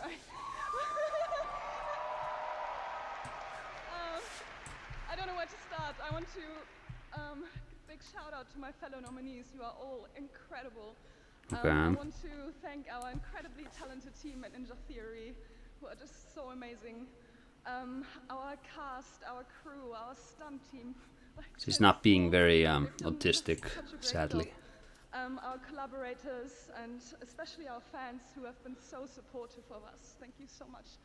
And also, congratulations to the Game Awards for 10 incredible years. Thank you. Oh my god! She was just normal. Preposterous. I think it's cool they got Harrison Ford. I would have imagined he'd be like, no, I'm not doing this. Our first two-time winner for Best Performance. She won back in 2017 for the first Hellblade. But I think he actually cares about Indiana Jones. I don't think he'd ever do this for Star Wars, but he cares about Indiana Jones. For our 10th anniversary, I traveled the world to ask developers, what could you share with fans that will give a glimpse not just of what's coming in 2025, that we'll have lots of that too, but what lies beyond for the next decade of gaming. Tonight's first game announcement is an absolute honor to share with you. It comes from a Game of the Year winning studio whose immersive storytelling has thrilled players with every twist and turn. So without further ado, Oh no, this is Naughty Dog. At the unexpected.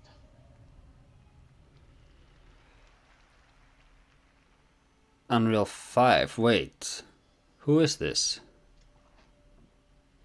Oh, The Witcher. I've watched ye grow from a devilishly curious child into a remarkably young lass with much grace, wisdom, and kindness. Take the easy times what shape us, nay. 'Tis how we rise to face the hard times, what does that for Last of Us 3. Even heart of gold. You've the spirit to overcome adversities aplenty. Are we playing as a Ciri in this one? I think that was, isn't that the rumor? Today's the day. Yellow Eyes. Ye fill out your destiny. Oh.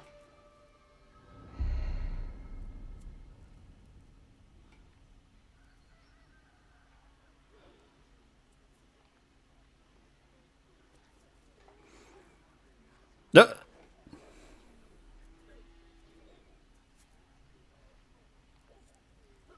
Hey, it's no. It's he kind of looked like the guy from The Witch, who's now playing Galactus. Twere my only choice. But I don't think his voice is deep enough. Cyberpunk Primal. Ah, there's the Witcher. A Witcher? Witcher! Whose coin did ye take? Nay, you can't. 'Tis tradition. Chosen she is, by the gods. No! No! You chose her.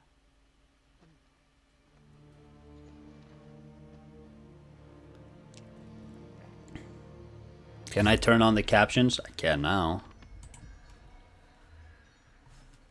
Ring, ring, ring, ring. Older Ciri? Maybe it's a new character.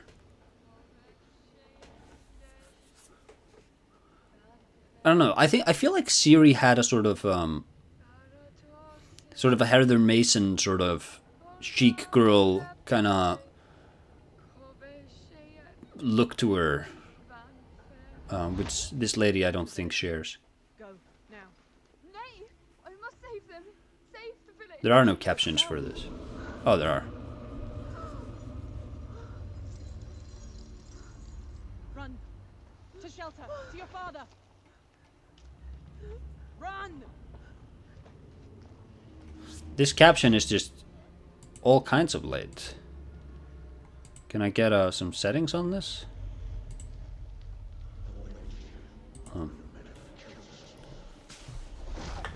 Definitely Siri. It is Siri? Alright. I didn't play The Witcher 3 for very long. Same scar. Oh. She doesn't own that scar.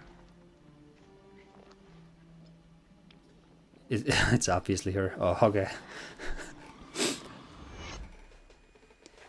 I thought the Witchers all had like yellow eyes. Did she have yellow eyes? I don't know. Maybe yeah, maybe she got into Harrison Ford's stuff before the showcase. Not using teleportation? Not yet.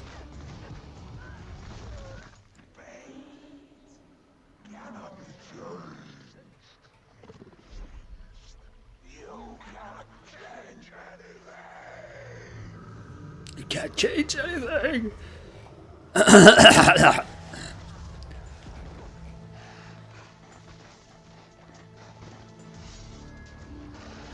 Chad is talking about like deep Witcher lore right now. I don't know. Oof. I'm zonked out of my mind. I'm just so out of my depth here. This looks like a fine CG trailer, whatever. I'm probably not going to play this game.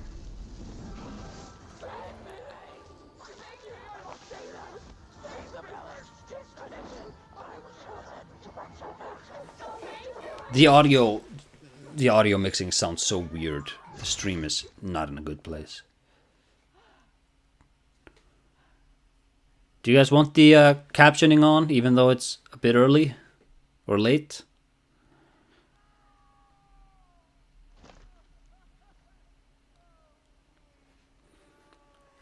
Never giving CD Projekt Red my money again. That's fair.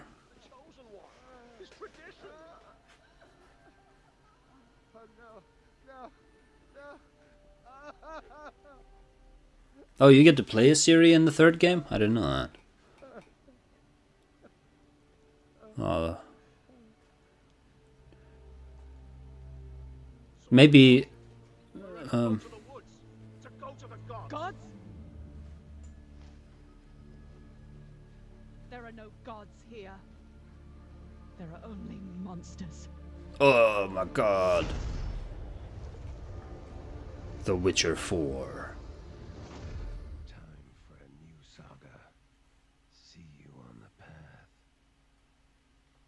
Was that Geralt's voice actor in the end? I don't know. There you have it, the very first This will be trash. and yes, as you saw, obviously Siri will play the protagonist in that title. We're very excited to hear more about it. I don't know. I think a lot of people will complain that you're playing as a girl in this one. I think a lot of people will glaze it because it's CD Projekt Red. I think a lot of people don't want to touch it because it's CD Projekt Red. Let's see what it's like.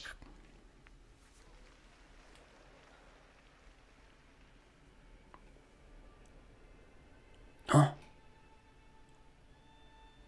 What this?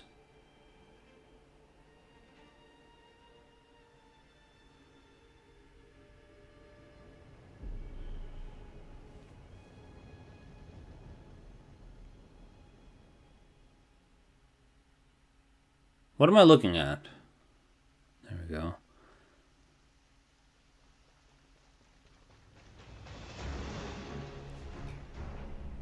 Bandai.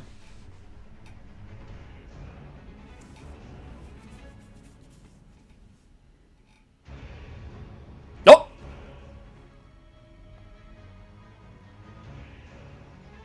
Huh? Huh?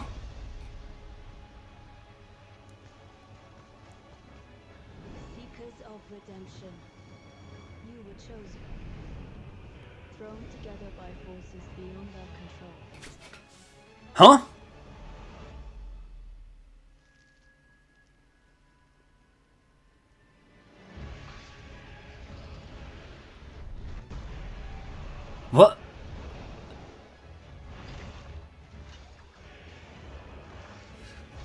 doing like an Elden Ring MMO? No, not MMO. 4-player co-op? That might explain why the DLC development took so long. Tragedy must be averted.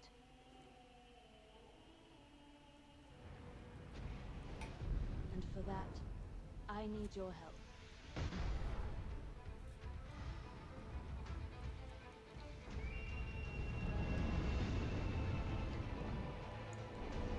Why is the music cutting in and out? This is so annoying. Oh, you think this is the Shattering War? Hey, this is just Lord of the Storm. Wait a minute. You see, we're back in asset reuse.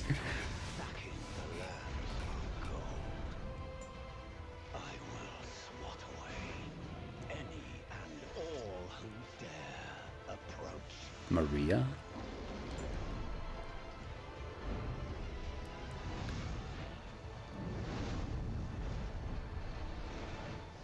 Why? It does look weird. The life of the Night Lord. Night Rain.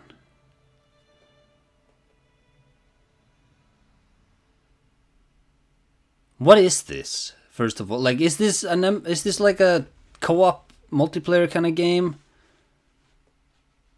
I need to because they usually don't announce games with just gameplay footage. I know why I was so excited. There you have it. Elden Ring Night Raid is a new co-op action-adventure game. Yeah, there we go. Bandai Namco Entertainment and From Software, the only studio that's won Game of the Year twice before here at the Game Awards, and it is coming next year. Elden Ring, Night Rain, Game of the Year next year. We're going in for the triple. Believe it or not, are still to come, as well as performances by Snoop Dogg and 21 pilots. The Nameless King was there because he was there because we needed the assets. Come on, you're being weird. Time to kick it up a notch. Hold on.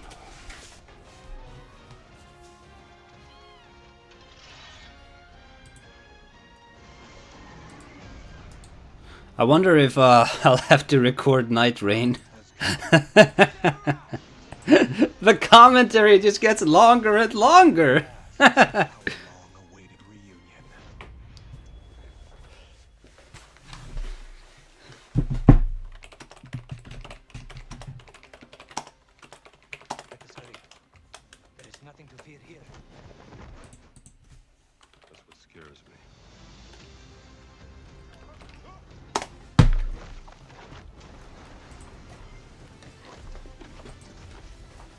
Really cool.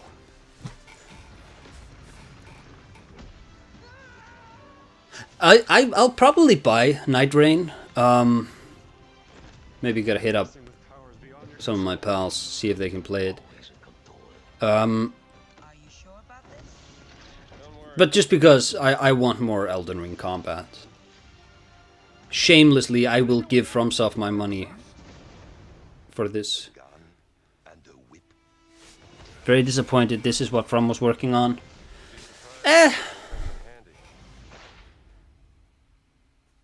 Yeah, it looks like Battle Pass stuff. It looks like, you know what? It reminded me of those what were those? Like arena battle packs for BioShock Infinite or something like that. Oh, I was gonna put cats on the bingo card. But I forgot. No more Elden Ring DLC. No, we weren't getting more Elden Ring DLCs. They were pretty clear about that. Looks like a built-in randomizer or something. Oh yeah. My next game is going to have a built-in randomizer. I'm going to code that into the actual game, and you can just push a button at the beginning of the main menu that says, mess my shit up. And it will just scramble the entire game.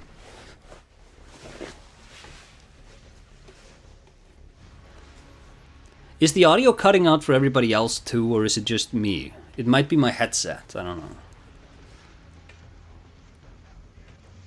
You could already play Elden Ring with your friends? I could.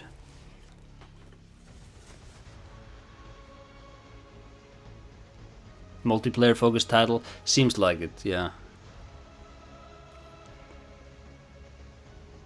I don't know, it feels like... it feels like Bandai came to them and was like, hey, can we just use your assets and make this... I don't know. I'm interested in the lore. And I probably will play it, but this isn't real. I'm not gonna lie and try to tell you guys that this is like some great game. Like, obviously, this is not what I wanted them to work on. But, you know, it is what it is. I sniff FromSoft B team. Audio is fickle, yeah. Sorry about that. Night Rain will be what DS2 is for the Soul series. Please welcome Abu Bakar Salim. Abu Bakar Salim. Thank you. Don't worry, I'm not gonna cry about my dead dad this time. But I'm here to present an award that celebrates victory. The thrill Oh, he's from in a battle where physical and House of the Dragon, I think I read. in a struggle that feels like the most important fight of your life. And no, I'm not talking about Twitter, but I am talking about Armored Core Open World and Co. Yeah, you know what? If you want a multiplayer sort of team kind of game, Armored Core makes a lot more sense. Best action game, Wukong, Call of Duty. Okay, I'd prefer Wukong to win. Helldivers. Ooh! No, Wukong. And not Stellar Blade. I don't like this. I'm against the booba, as you guys know. No, it's not that. It's just like, I feel like it's just gotten wrapped up in a bunch of crap. the Game Award goes to Wukong. Black Myth Wukong. Yes.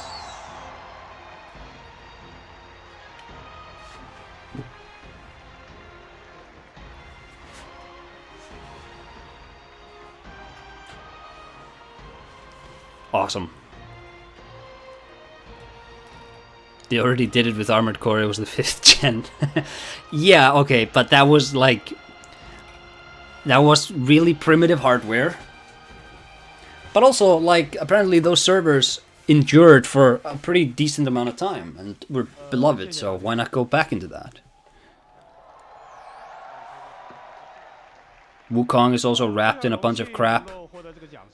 Is it? 要感谢每一位玩家，是你们的支持，让这样一个欢愉 I'm sorry, it's late, I'm tired. I don't mean anything by it. 没有在我上台的过程中设置空气墙。 Is Demons on PlayStation 3 emulator good now? I had some frame drops, but I don't have a great laptop, so... If Man and Junior. Social credit. Is that a Wukong thing or is that just a China thing? Who's this nerd? Hey Loki, it's you. This is Wukong. You probably can speak their language. 这份荣誉属于团队的每一位成员，也属于在幕后默默支持我们的。 The PS3 also dropped frames, not like the emulator. Ooh. 我现在大概率还在调试和增强二郎神，而不是代表团队站在。 Not like the emulator on my laptop, at least. I'm gonna be playing some Demon Souls then. China thing. I don't know if you can put China on these developers. Without you, I'd be like sitting at home testing the boss rush mode and buffing Erlang instead of standing here representing our team.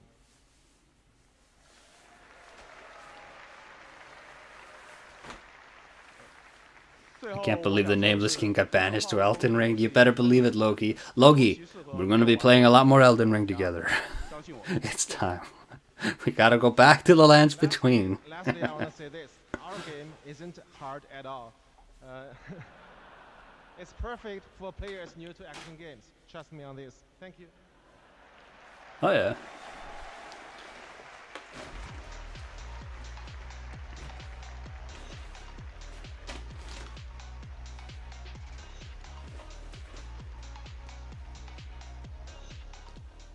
Congratulations, Game Science. At the Game Awards, our aspiration You don't have Shadow of the is Earth Tree yet. to define our medium and remind us all why we became fans in the first place. 5 years ago, I had the pleasure of having lunch with one of our industry's most treasured game makers. And just recently, he finally shared an ambitious vision for his next project. Tonight, as a very special gift for our 10th anniversary, I am beyond honored to reveal this stunning new project for the Kojima. first time anywhere, with an early look at real gameplay footage of this studio's highly anticipated upcoming title. Let's take a look at this announcement trailer that I'm sure will capture your imagination. Oh, is this the Naughty Dog one? Wait, isn't this the Kojima font? No. Gen design.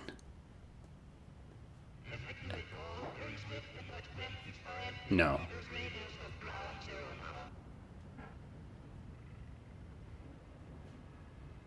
It is gen design. Ooh, ooh, ooh. Chat, I'm counting it.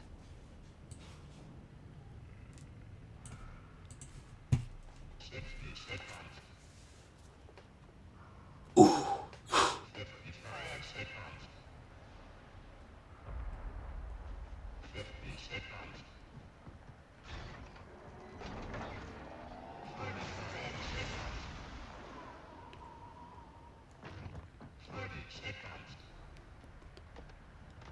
Okay, okay.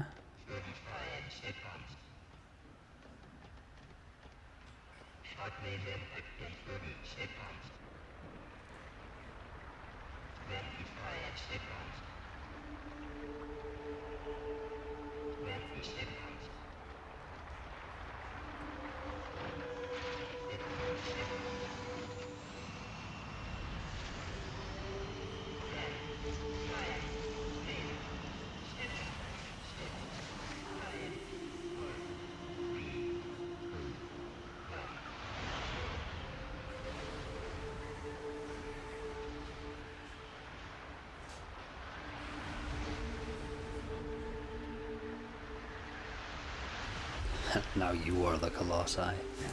The Colossus.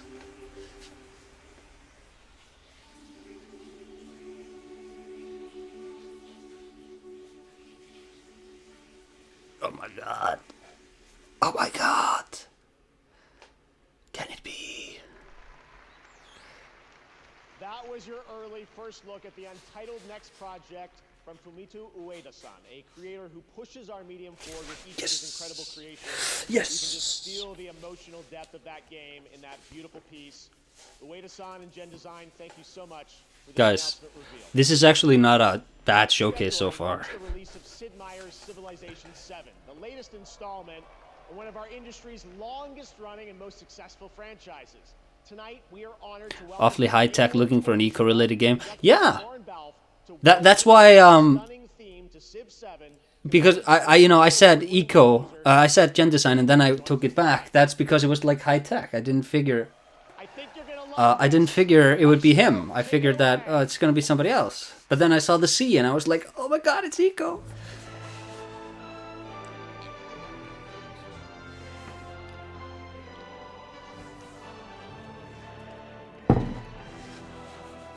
But that's interesting. CGI trailer, but glad Ueda is still making games. Absolutely, he's the best. He's my favorite game director. He's just the best.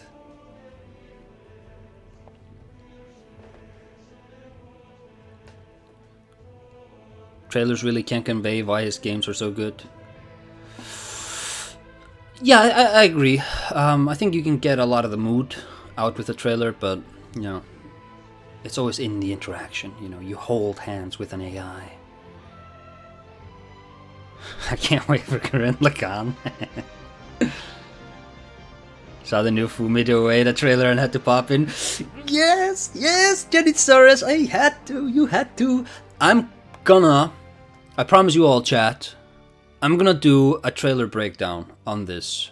I'm gonna do like a 12-minute little thing on it, hopefully out just tomorrow or something. No, not tomorrow. I'm not gonna get any sleep tonight. I'm gonna sleep for 2 hours, so I won't have the energy to do a breakdown then. But this weekend, I'm gonna get cracking, and I'm gonna see what I see, and maybe discuss the trailer.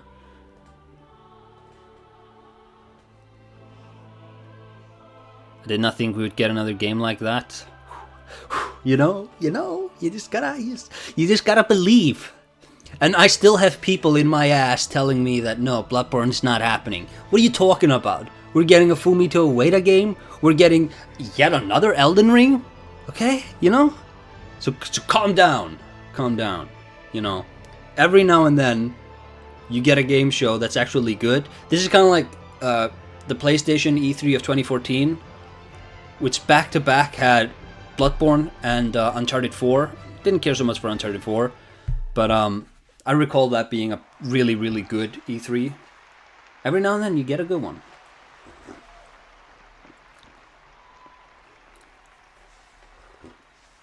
Absolutely Awesome song. Would have been cool if I could have heard it. Fix your bitrate, Jeff. More to come from them throughout the night, including our signature Game of the Year medley. You can look forward to that. Actually, now it's time to get the first look at gameplay of a project from a studio that has previously been nominated for Game of the Year. let me just reload this. Maybe it's the specific stream I had going. Can you full screen, please? Gee. Star Wars: Knights of the Old Republic, Part 2. Oh, Obsidian. Neverwinter Nights, Part 2. Huh? This is Outer Worlds 2. And Fallout 3, Part 2. Vegas.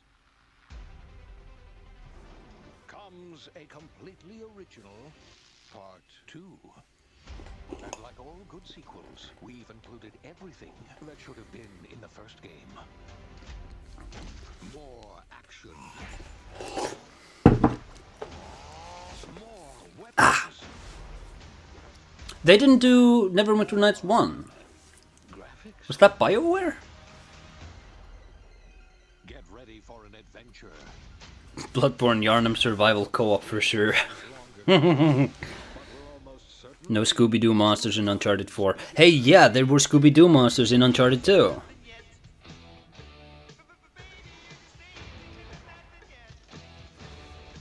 I went to take a wicked piss. What did I miss? Bingus! Brother! This is a good showcase. You missed that. You missed Fumito Ueda. Or you missed just some people yapping some song. And then we get the new Obsidian game.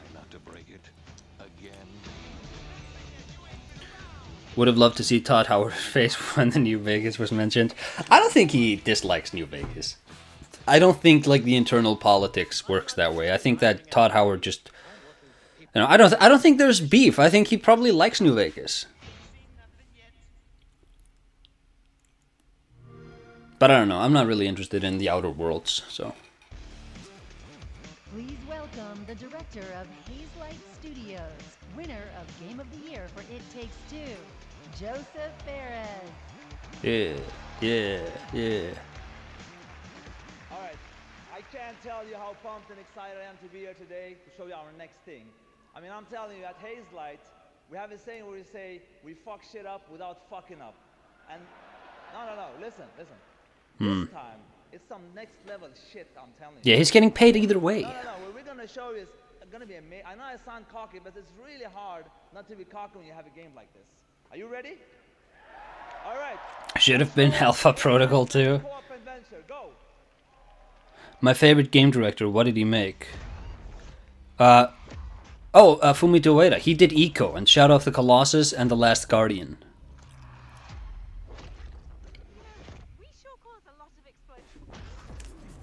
And he's also the reason Hidetaka Miyazaki went into making games. he's the reason. I believe he's the reason Guillermo del Toro got really interested in video games. He really just, Eco is the game that. Games as art has always been a discussion, but Eco was the point at which you can't seriously call yourself interested in art and dismiss video games anymore. You just can't. And I think that... Hold on, I'm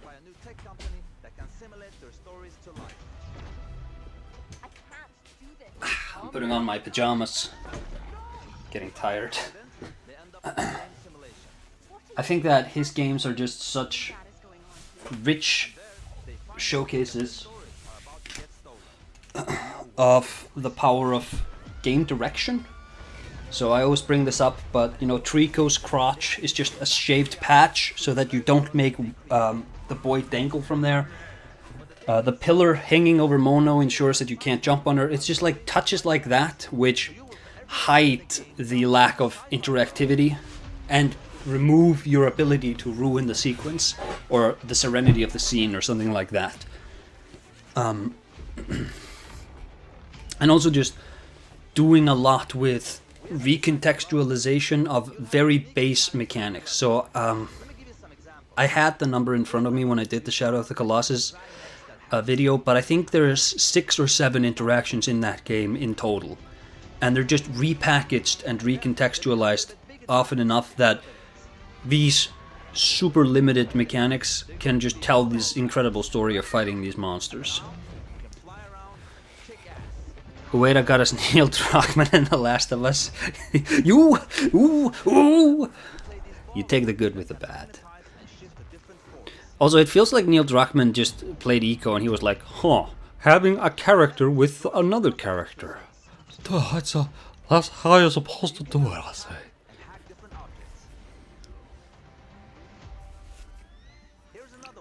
Look at this man. He is literally always 2 seconds away from saying a slur. Me? Me?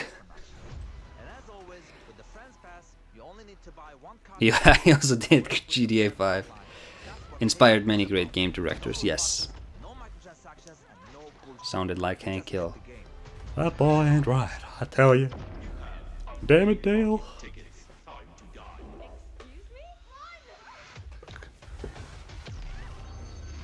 I just realized how insane it is that Shadow of the Colossus was on the PlayStation 2. Yeah. Hey. And Eco was on the PlayStation 1 before they moved it over. Look, wait. The good part with this game is coming out March 6th. So you will be playing it in 2 months, so that's nothing. Split Fiction. I don't know. This is such a weird, I appreciate that this guy has a gimmick where it's like 2 things. But it's such a weird gimmick. Oh, he even had twins. Hey, Papa!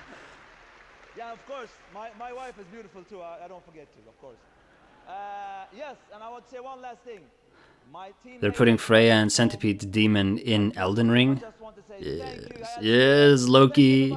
Loki, you're gonna have to revise all of your Dark Souls 2 analyses and translations.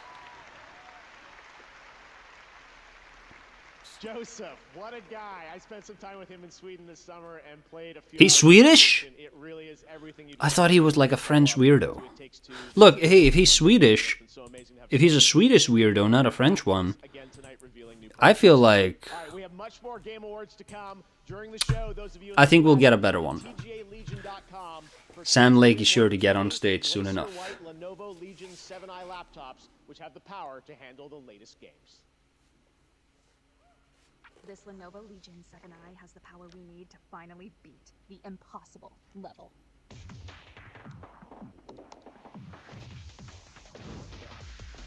frames are so high I can see every NPC. Oh, except that one. Nameless King in Elden Ring? It's more likely than you could possibly imagine. He's a Lebanese immigrant. Oh.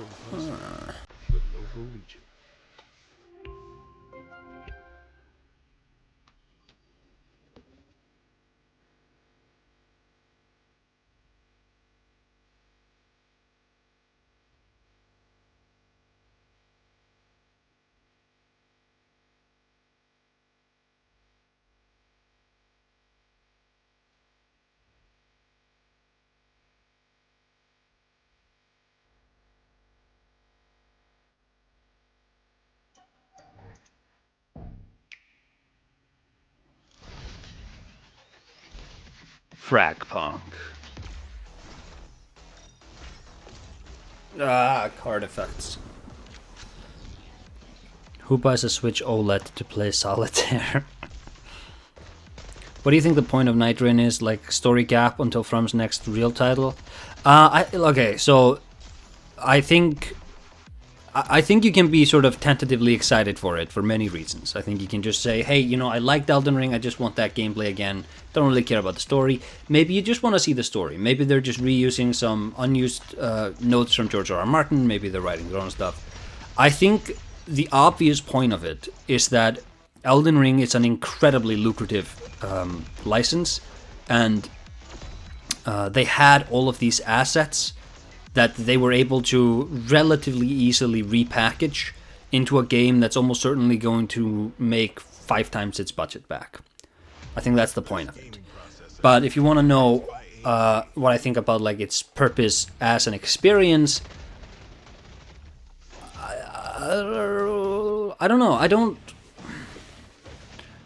don't think we need any more of the story really filled in. I mean, if it takes place during the Shattering War, we know how it ends. You know, if that sort of blue particle effect that was moving around, I don't know, maybe, is that like, it kind of reminded me of the Cerulean Coast? I was actually going to joke, before I knew it was Elden Ring, I was going to say like, oh, it's the origin of the Cerulean Coast.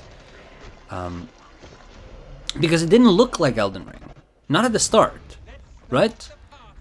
It didn't quite look like it. But I don't know, maybe it's like we're gonna get something on the Glowmite Queen, or we're gonna like, I don't know. I have no ideas what the story might be. I would have to look at this again. Read the JP website, it is a cash grab. Read the JP website. Yeah. Look, it is a cash grab. In 2014, I wanted to celebrate the people who devote their lives to entertaining and sometimes comforting or affecting us through video games. In fact, 25 years ago, back in college, I started writing a series of articles called Behind the Games, chronicling the development of games like Half-Life. Mr. Martin did say Dark Souls and Elden Ring are related, no? So what he said was that the game he was doing was like a sequel to Dark Souls. But I don't think it's like in the same universe. I think he's a 70, 80-year-old man, and he doesn't quite know what he's talking about. And honestly, as a show, we kind of struggle with how to address these topics in a constructive way. Certainly, the mechanics of the world don't seem to line up. I'm proud to share with you the story of a single individual who saw developers in need and did something truly extraordinary. Meet TGA's first ever Rip FromSoft? I wouldn't say that. Starting in early 2023, I think it's just, hey, we can make a lot of money on this. It strikes you, it hurts, right? It's like a ton of bricks. I don't begrudge him for that. What am I supposed to do? Tens of thousands of gamers have been laid off at a level that is unprecedented in the industry's history. Hey, they're addressing the layoffs a year later, but still.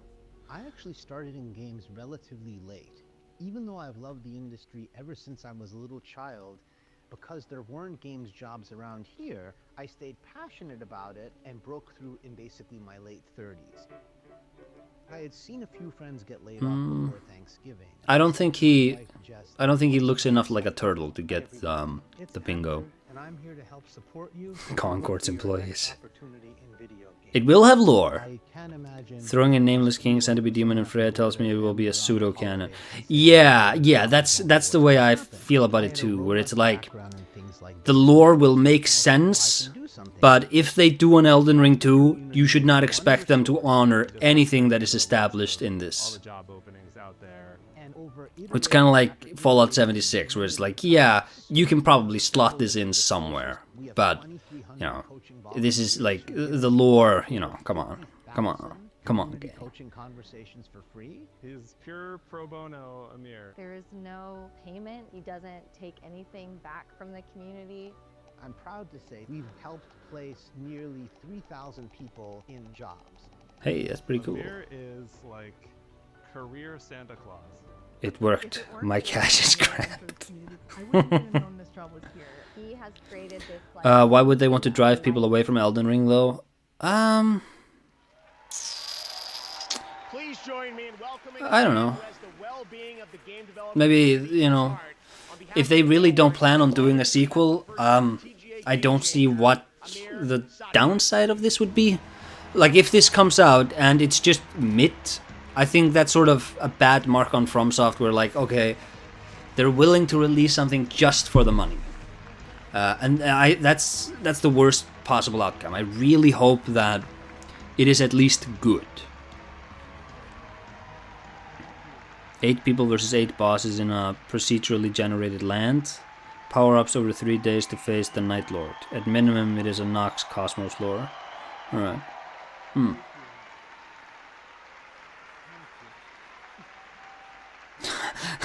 So much.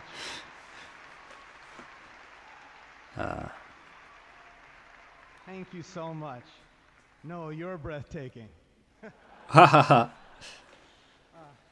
Thank you, Jeff, and the Game Awards for this Grinch extraordinary incoming. honor. I can't help but say that It's giving me Metal Gear Survive vibes. Yeah, it's yeah.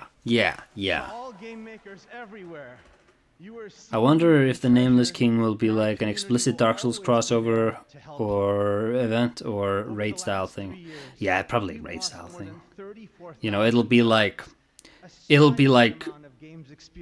a Knight of the Dragon cult or something like that. You can't make great games without great And he'll people. maybe guys, maybe it'll be Godwin. Maybe it's Godwin, gang. I'm proud of so many of you who have already joined me to make an impact. And It's I exclusively co-op. everyone in our community who gave all their time and commitment. That's fine. Also, As we gather here tonight Also, for this amazing celebration, to make I challenge everyone to ask themselves, to repurpose all of these assets for Elden Ring, they have to update it. So like, if it's just the Nameless King moveset again, okay, that's fine. But they still have to add like stance and posture into him and such and that stuff. And that means all of those assets can be imported via modding into the base game. really devoted their Hey. lives to me and taught me that my value lies in how I treat other people. Cool dude though. Yeah, I'm sorry, we've just been talking over him. I don't know. Was to be a part of the video game industry. As a kid from Farmington, Connecticut, it felt a world away. Not anymore. Thank you very, very much. Thank you. Aww. Cute. You're breathtaking was borderline cringe. He is no Keanu. I don't know, I thought that was a bit endearing. I'm still high from gen design. We witnessed the end of the old world and the beginning of an unimaginable power. Omega Day. It unleashed the promise of our civilization, forging souls into steel, turning hope. Master Chief looking ass. My career, boo.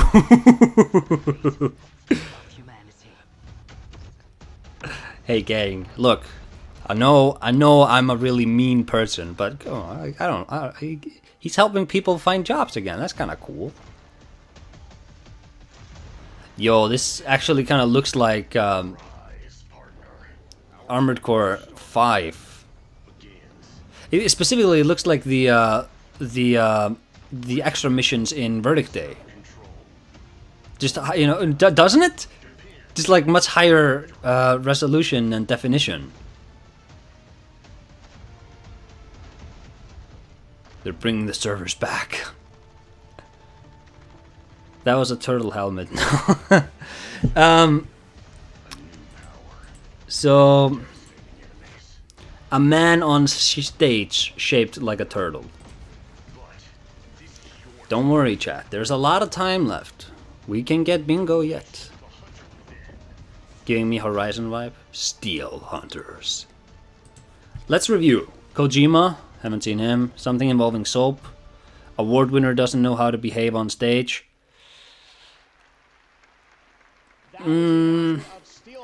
Borderlands. Mispronunciation, Shrek. That guy looked a little bit like Shrek, though. Right? It's cool that he's getting people jobs, but he did rock up looking a little bit like Shrek. Is that mean? Is that a mean thing of me to say? Biggest load of cringe. Get off the stage. Bloodborne news. Armored Core. Rick and Morty. Nordic person. A man on stage shaped like a turtle. Jeff cheaps out on security. Esports team has a girl in it. Half-Life 3. Jeff Keighley dies inside. AI. Enemy. It's not dead right now.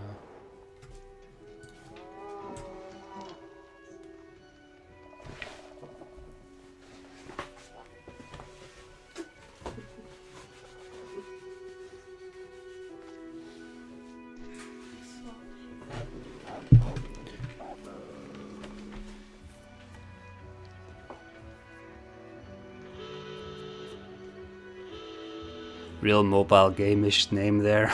I hope the Night Lord is Alan Wake. Yeah, who is the Night Lord? Probably some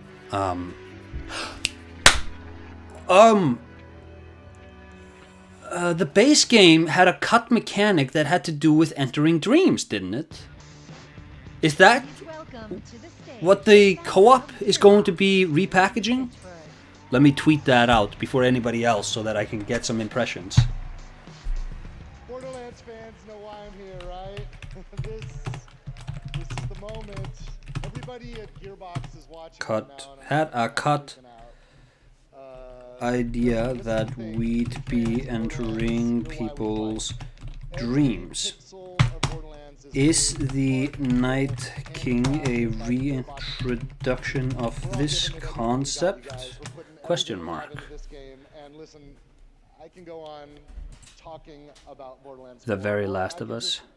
Show you Borderlands 4. Who wants me to keep talking?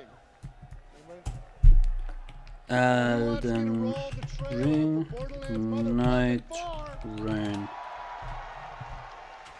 Oh, it's another one of my enemies. World premiere, first look at Borderlands 4.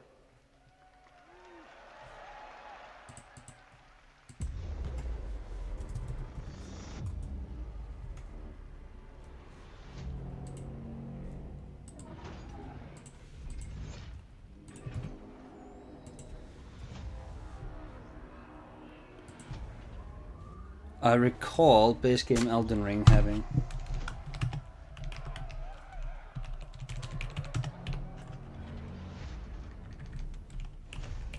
a cut idea that we'd be entering people's dreams. Is the Night King a reintroduction of this concept? Alright. Awesome.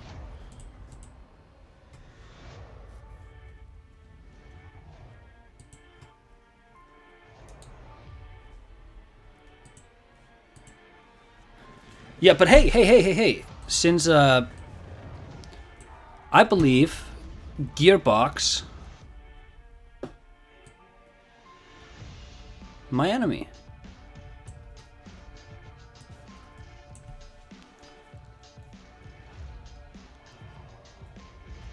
Randy Pitchford,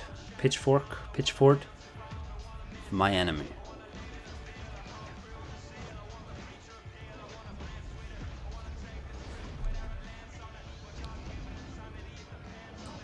Oh my god, somebody is definitely gonna have to get off the stage and we're gonna get massive cringe. So I'm pretty much guaranteed to have bingo. Thank you Harrison Ford for coming in drugged out of your life. Thank you Fumito Ueda. Oh my god. To be honest, my actual guess is the Night Lord will be a tarnished version of the Soul of Cinder acting as Ronnie's Elden Lord. That could also be. I thought that millennial writing video killed the Borderlands franchise. Who's buying these games? I don't buy, like, the last Borderlands game I played was the pre-sequel, but I got that for free on PlayStation Plus, and I played it. Borderlands 4, and now we have an exciting and unexpected announcement from a legendary role-playing game franchise. Oh.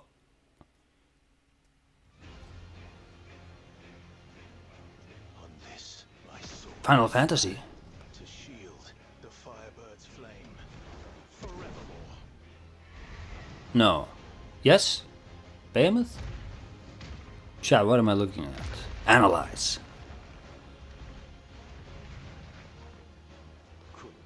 Oh! And I for hope.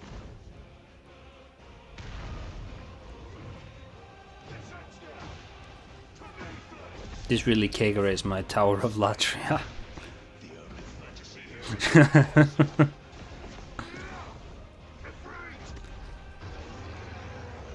I don't know why people care about Borderlands. It hasn't been good since the first game. I'm not invested in the narrative or anything like that. But if you just want to have a game you can dump an hour into every day, Borderlands is pretty decent. There you go. Clive is joining Tekken 8 next week. Right now, we want to I can think of many better games, but it's decent. at the Game Awards. Here are the nominees for most anticipated game: Death Stranding 2 on the Beach, Ghost of Yote, Grand Theft Auto 6, Look. Metroid Prime 4 Beyond, and Monster Hunter Wilds. I'm gonna say Metroid Prime. Grand Theft Auto 6. I should have said that. That was my first instinct, but I felt like they wanted to be a bit beyond the plebs, so they'd have chosen Metroid. Helldivers. Helldivers. And Warhammer 40K Space Marine 2. Helldivers. Award goes to Helldivers 2. Yes. Now the nominees for Best Community Support: Baldur's Gate 3, Final Oh, Fantasy not 14, Helldivers. Fortnite, Helldivers 2, and No Man's Sky. Probably No Man's Sky? The Game Award goes to Baldur's Gate 3. Huh. Congratulations, Larian. Now your nominees for Best Art Direction: Ooh. Black Myth Wukong, Guys. Elden Ring Shadow It can only be... It can only be the GOAT. The Game Award goes to Metaphor Refantasy. What? Ooh. Ooh. Betrayed. Betrayal. Get off the stage. Coming in 2025.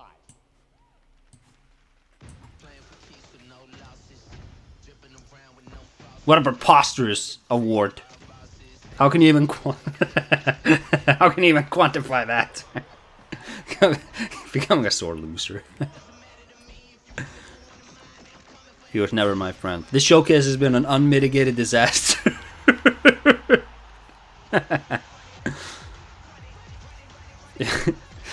Yeah, look, and I get the meme of like, let's Elden Ring sweep again, but you know, like that metalhead man is saying, there's like, Elden Ring has an art style. This is just anime, right?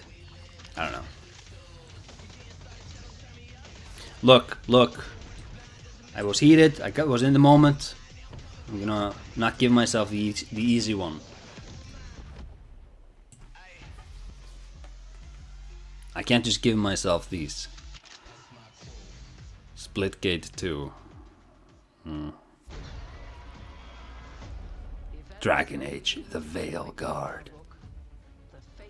This game has so many high marks, and yet it looks like complete garbage. It will not be easy.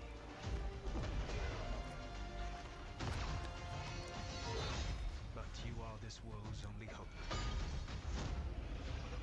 But how much better will it be then when Elden Ring Shadow of the DLC steals the Game Award?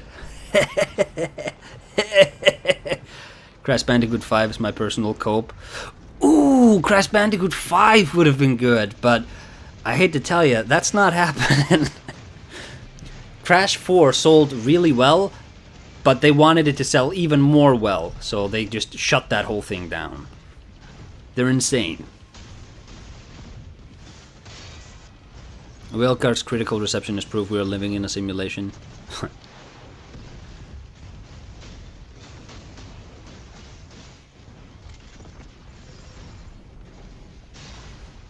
Has Dragon Age ever been good? I only played Origins. I hear good things about Origins. Velkart getting all these high scores and its metascore is 3.8. Oof. Yeah, that's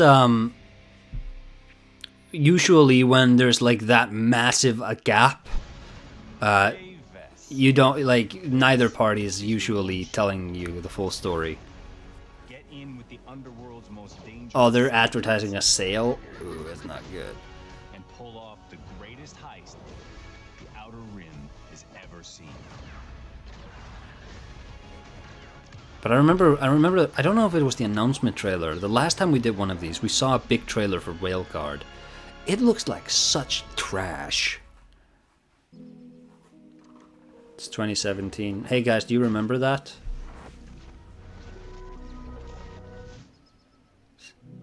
Shit.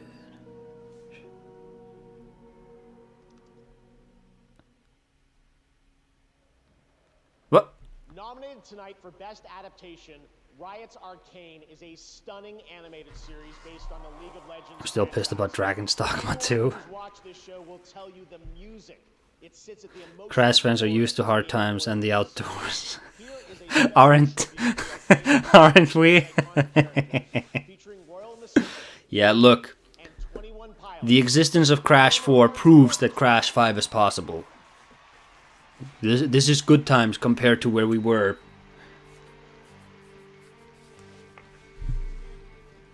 Dragon Age Origins was great, Dragon Age 2 was mid, Dragon Age Inquisition was good, but only good. I love Dragon's Dogma 2. Right.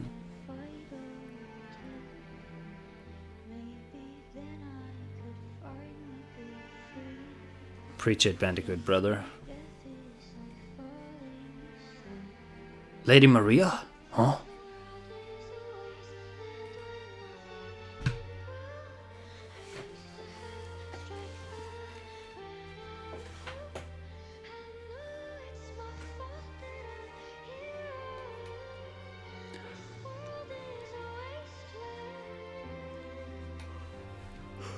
Oh!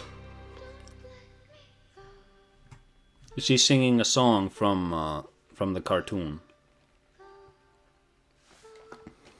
I pity the poor souls that tried League after watching Arcane.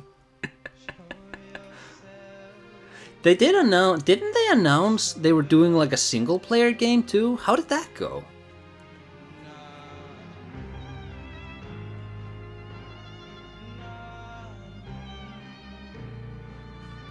He looks like he's wearing he looks like a Kingdom Hearts character.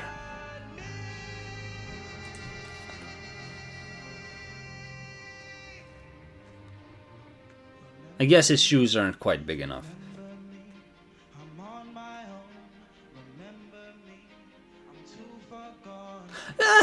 Then again, they're pretty big.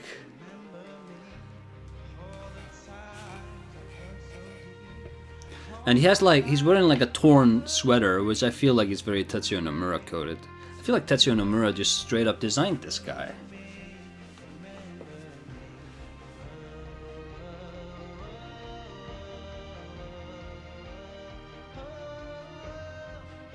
After the race to the bottom that season 2 was, we might as well skip the best adaptation award.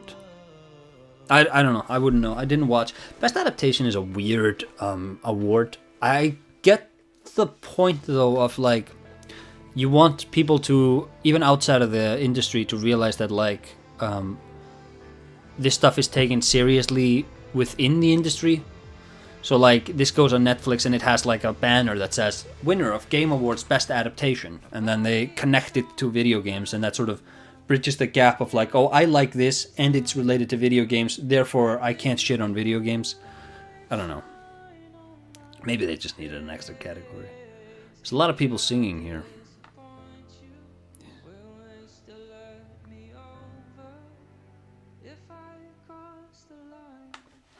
One second.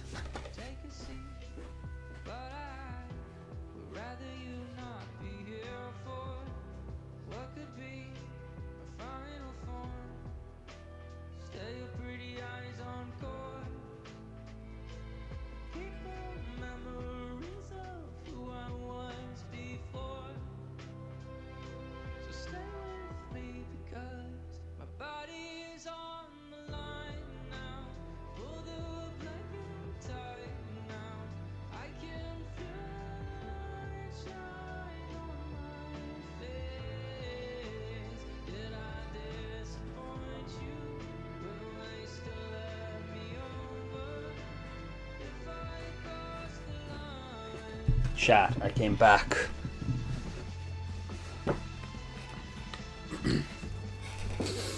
And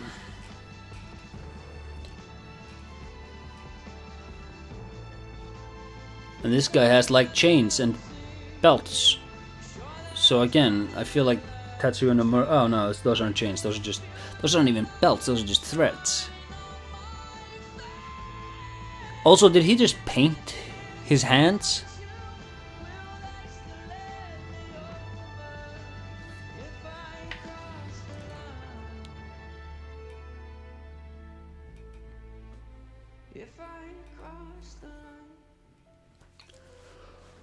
Oh.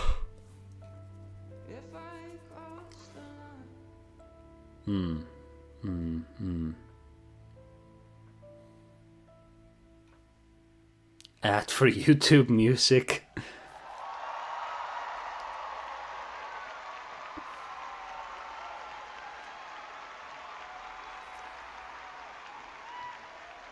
What a beautiful I like the texture on the suit. Don't like the shoes though. This very exciting brand new game announcement prepared just for the Game Awards 10th anniversary. What could it be? Nice try, Game Awards. I am not playing League.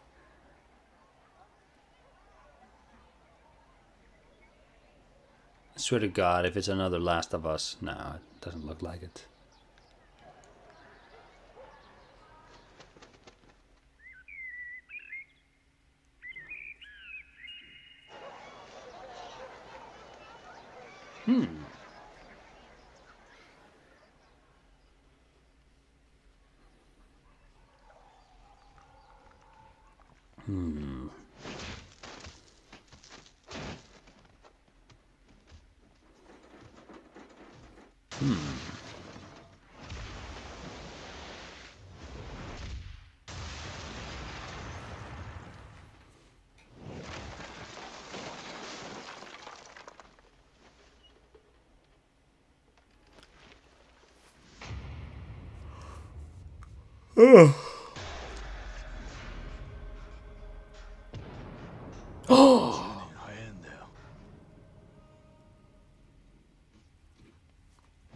I'm really happy for fighting game fans. For a second there, I was thinking, is God Hand?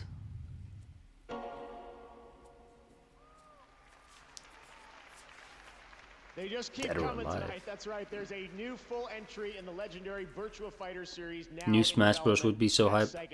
It would be. I don't know, but like I said earlier, I don't know if Nintendo drops trailers in the Game Awards. Check this one out.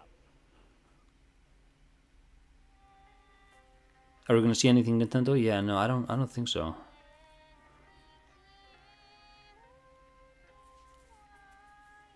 Is this that Binky and the Ink Spot series or whatever?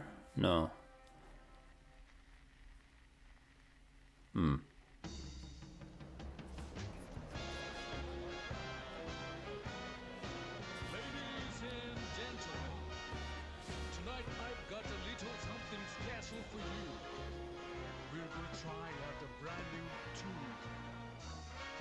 Clover Studios lost the rights to God Hand?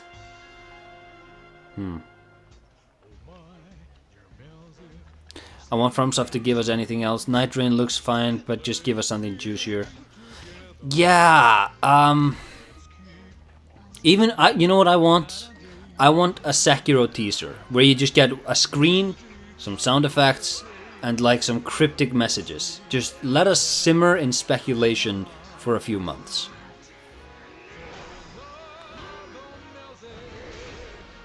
Clover technically never developed God Hand anyway, it was another team. Oh. Ah.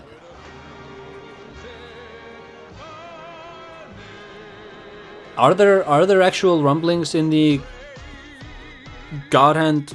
Like, are we getting another God Hand? Was this a rumor? I love the idea of the camera being way too close to my back while I beat a guy up. That's right, RGG Studio nominated tonight No for God 4 Hand. times. Oh. Like a Dragon Infinite Wealth has not one but 2 projects in the works. and we are honored to reveal both of those titles for the first time here tonight. Now to present our next award, please join me in welcoming a dear friend who also happens to be one of our industry's most innovative creative spirits. He's been with us since the very beginning of TGA in 2014 and is currently hard at work on Death Stranding 2 on the beach and OD. Please welcome an industry icon, Hideo Kojima! Hello, everyone.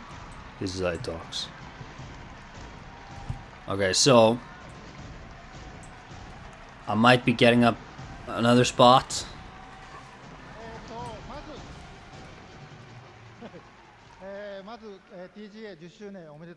Sometimes he does this though. Usually he does this. Every now and then he'll do like an English introduction and then he'll have his translator. It's weird how he's such a like Westaboo. He loves American movies, but he just doesn't speak English. It's so weird. Sekiro Tomoe DLC. でゲームだけでもなく映画やアニメ、音楽といったデジタルエンターテインメントと架け橋というか結ぶ重要なショーだと。I like that Kojima is currently in his like I'm gonna dress like Muammar Gaddafi period, where you know dictators always decide at some point to start dressing really weird, and I like that Kojima has entered that period. Celebrate the achievements of those involved in the gaming industry, but it has also evolved into an event that brings together industry's professionals from around the world, focusing deeper connections with the players. TGA now serves as a bridge, not just within the gaming industry, but also between gaming and other digital entertainment, such as film, television, anime, and music. This role will undoubtedly become even more important in the next 20, 30 years. I'm looking forward to supporting that too. ゲームディレクションっていうのは、数多くのアイデアをまとめて一つの作品に昇華する非常に大切な、役割だと思っています。今日ノミネートされているタイトルは、数百名から1000人を超えるチームもありますけども、数名で作ったタイトルもあります。小さな手こぎのボートでも、数百人が乗る、巨大な豪華客船でも数百数千の Asymmetrical multiplayer Death Stranding. 舵取りが非常に重要だと思っています。まさにその舵取りがゲームディレクションだと思っています。Game direction plays an important role in bringing together countless ideas and uniting them into single cohesive work. Tonight's nominees for this award includes projects created by teams of hundreds or even thousands as well. He's presenting an award. That means I get the spot. Have a clear and unified vision, whether it's a small boat, a large cruise ship, or a fleet of boats. A helmsman is required. That helmsman is the direction. ではノミネート作品を紹介します。So, someone involved in direction, I'm honored to introduce the nominees for Best Game Direction. Okay. Best Game Direction. Astrobot, maybe. Baladro, maybe.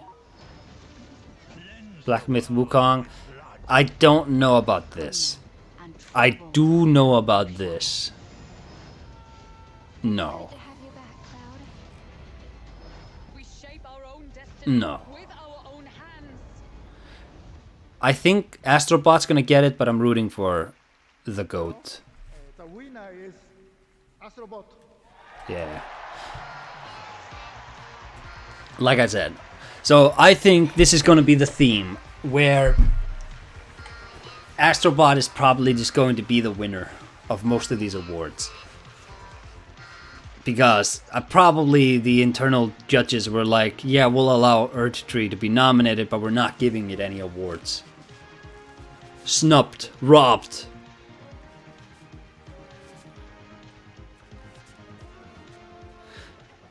But then again, like, I didn't play Astrobot. Might have been well deserved. I just really liked the direction in Shadow of the Erdtree. Thank you so much, Team SOB back home. All of you, really, this is for you. Game direction is, of course, like as Kojima-san said, like an ensemble of things, and but actually, in our case, it's really like every single person on the team coming and really bringing their own vision and being responsible for their own work. So you are all game directors back home. And I'm really dedicate this one to you. Thank you so much.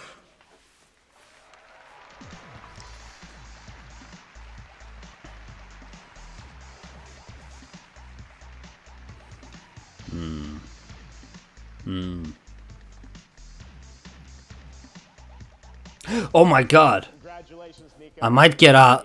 And now, If we get Half-Life 3, and right now, I might get a line like this. Though that's not actually a bingo, I don't think. Is this Avatar? No, what is this?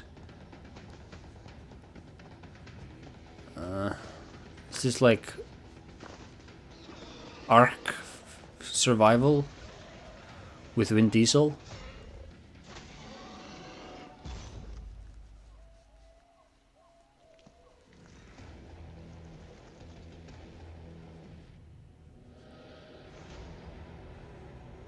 Huh?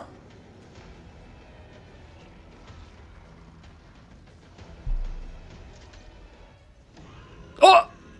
Turok! I am Turok!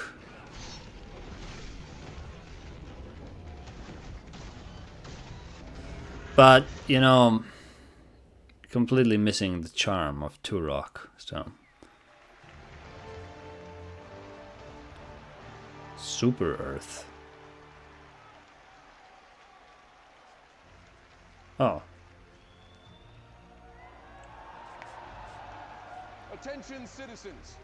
Across the galaxy, the valiant Helldivers have fought to protect our way of life. But I am here with grave tidings. Managed democracy is imperiled like never before. Homes are being ravaged. Families are being abducted. And you could be next. Nope. That is, unless you direct your undivided attention to the following announcements. And remember, freedom conquers all. Wow.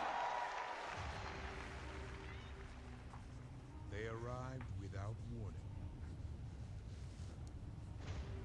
laying waste to our peaceful colonies, crushing all resistance. They stole our citizens' homes and their minds. And something much worse. Their freedom. But when our citizens are attacked, our greatest heroes arrive to set them free.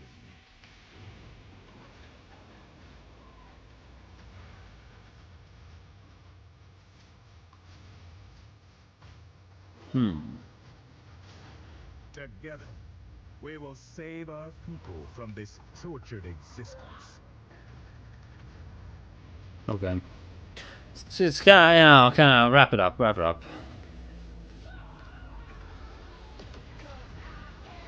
For we are those who stand in the way of all tyranny,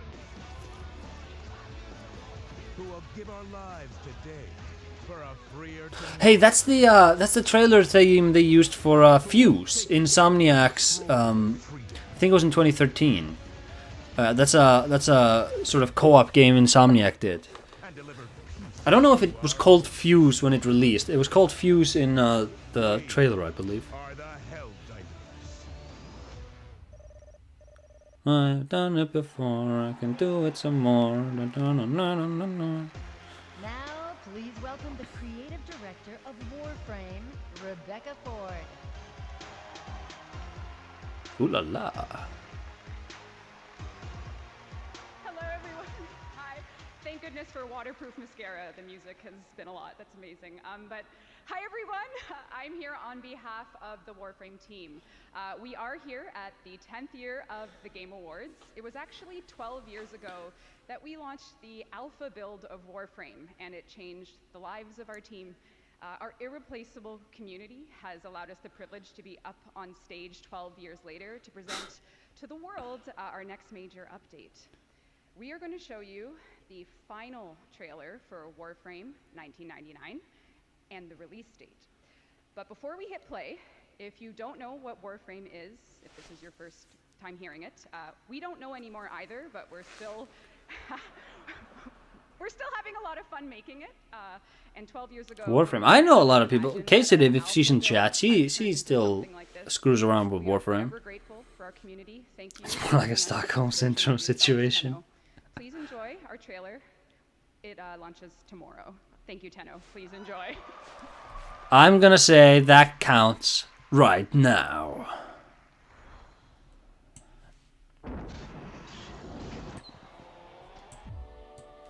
I realize what I am asking, but you of all people understand what is at stake. For the sake of everything before and to come.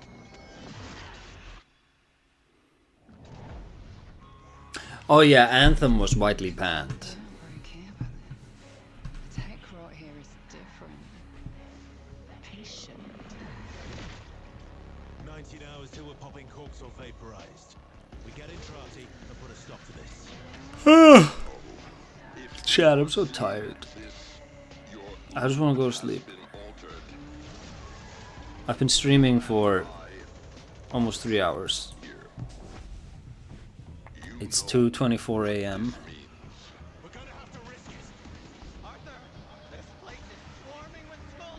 We're in this together.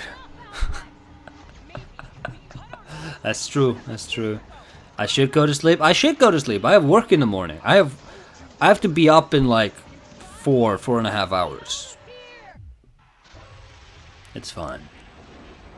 This is not worth it. This has been the best game show we've gotten in years. This is worth it. Don't worry.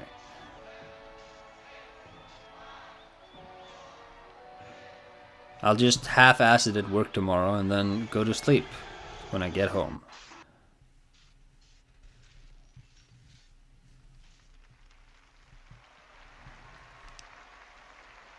That looks great, and if you're watching TGA on Twitch or Steam, you can get the stream tonight during the show. Still to come, Snoop Dogg takes the stage with world premiere new music, and the Game Awards Orchestra returns.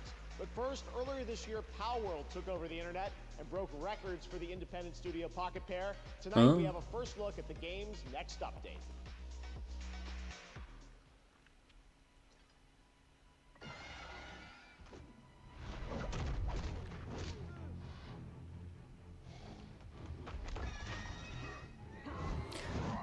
Is this AI?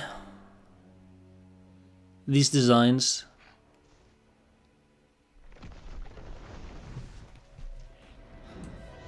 Does it count? Like, are we counting this? Like, was that ever confirmed? I remember people speculating because it looked like they just grouped a bunch of different Pokemons together.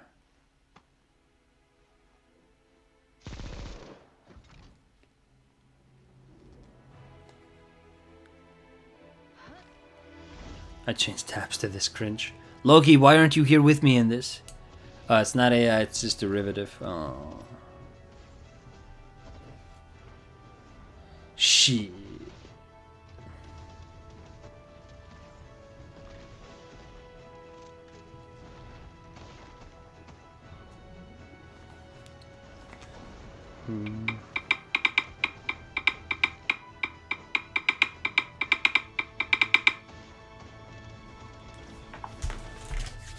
Wasn't Palworld? Oh yeah, Palworld was getting sued into oblivion, but you know.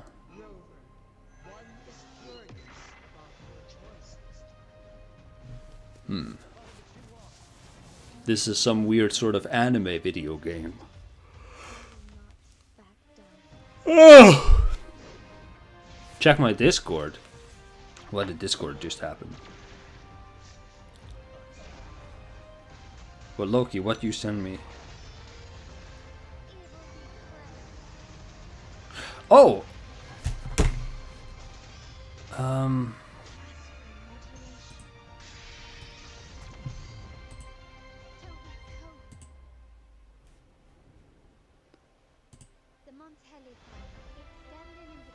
Hello, hello.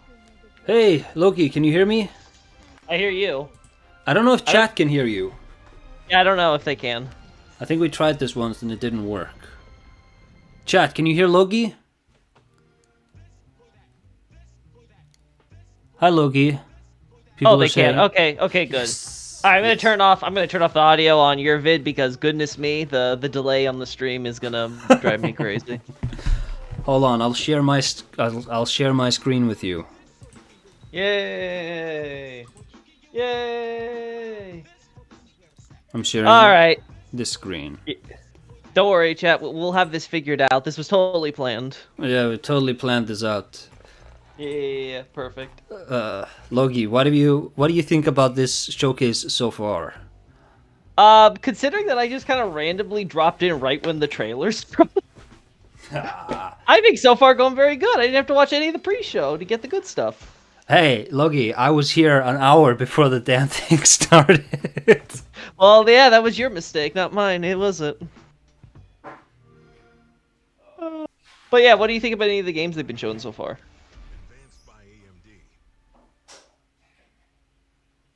We're back with another deal. For a limited time only, Acer? members in the US can go to Amazon.com. Sorry.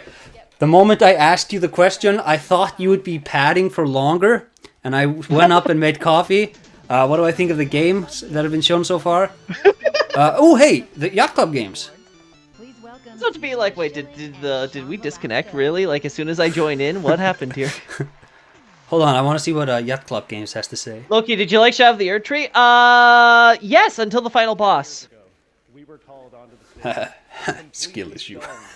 Shovel Knight, our first game, took home the first ever Best Independent Game Award. Nah, it was just lame. It was lame. It was lame from the concept. Like it was that thing where I saw what the ending was like. What was it? Like it was at least a few streams in advance, so like hours and hours in advance. I was like coping with myself. I'm like, no, there's no way they would actually do this. This would be the dumbest shit. But no, they did. It was like, okay, all right. Hold on, they're announcing something for Shovel Knight. I want to see what this is. Or are they announcing something, or are they just presenting an award? Acer fell asleep. Acer suffers from narcolepsy, confirmed. You would too if you had to do this every few months. Oh, I'm sure. Resident sleeper. Is this indie game of the year? Best debut indie game, I think it says. Oh. The Plucky Squire. That's probably gonna. No, Balatru's probably gonna win. Yeah, I don't care for these game shows. Like it could be whoever. How could anybody but Balatru win when Balatru's the only one nominated for best game? Sure. Like this is ridiculous. Listen, none of these things make sense. It's all done under the table anyway. Loki, I will not have you impugning the dignity and standing of the Game Awards. This is a prestigious showcase presented by State Farm. What were those votes decided by? It was like 10% based on fans and the 90% based on some weird shadowy committee? Yeah, but like if it was purely based on fans, then it would just be like some weird anime game all the time. Yeah, but those are the best games, so naturally they always win. No. That's a big mistake you make there.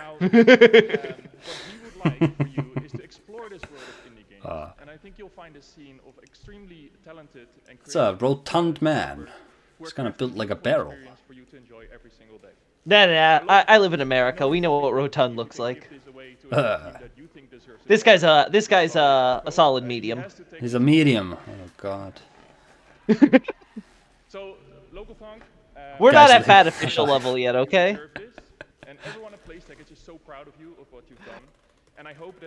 America's defined by rotund. Your chat's the best. Look how tall he is. That makes him less fat. Yeah, see? How about the proportion? It's about the distribution. Yeah, exactly. See, at some point, you hit a limit on the height, and then the width starts really factoring in, you know? Burly. Alright, what is he showing? Sekiro? Assassin's Creed? No, it couldn't be. It has to be Sekiro. I guess we'll see. It'll be funny if FromSoft literally decided that they were gonna have FromSoft decided that they were gonna take the showcase by storm in like 2 separate trailers. It has to be. These are the children of Senpu Temple. It's their spirits. Oh. I don't know Sekiro lore, so It's I just know your commentary. it's not Sekiro. It's something else. Neo then, or apparently an article says that the Dark Souls enemies are there because the influence of the Lord of Night draws them in from another world. Of course, that's the explanation. That was the obvious. That was the obvious answer.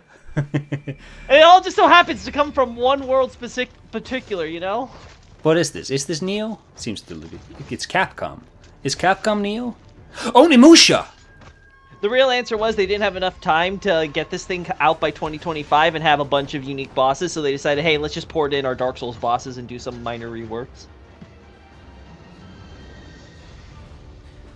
Yeah. Oh. Feels like I'm getting less human by the minute.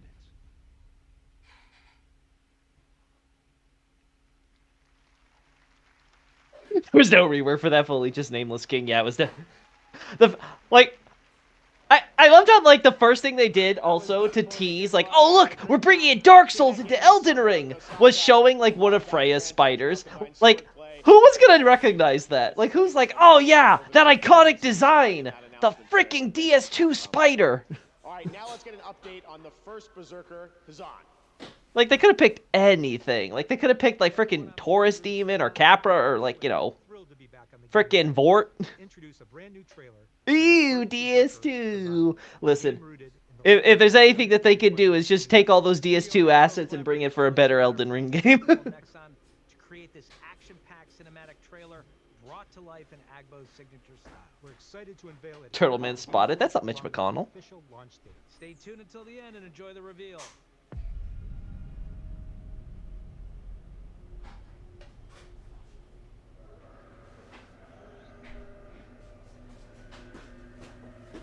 Okay. Look at that, Chad. It's cold and icy and north looking. So clearly that's It's Northern Godwin, Limit. the Golden. It's Godwin and it's Godwin in Northern Limit. We're playing Demon Souls Remake 2. That was Melina. Oh, he felt like a dickhead. Oh, this is where he's gonna come back up, cause his eye's gonna weird twitch and stuff, cause it's got worms under it. This is Sirash.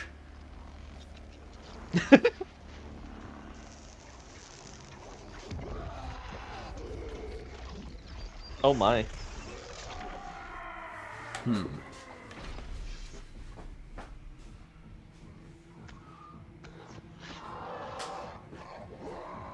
wonder what the lore for this is. Is this Darksider? No.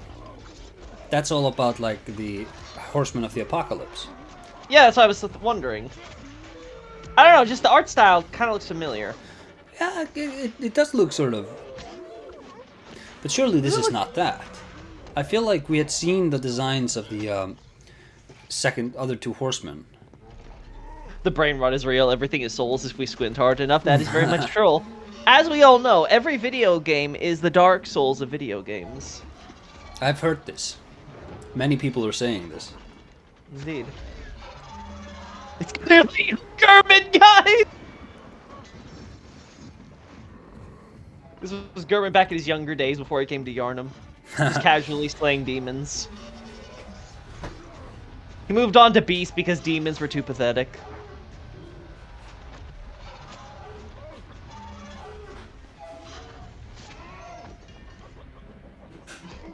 I can't believe we're still just doing gameplay less cinematics in this day and age. I think I prefer those. I think that we have a real problem of not being able to market gameplay properly.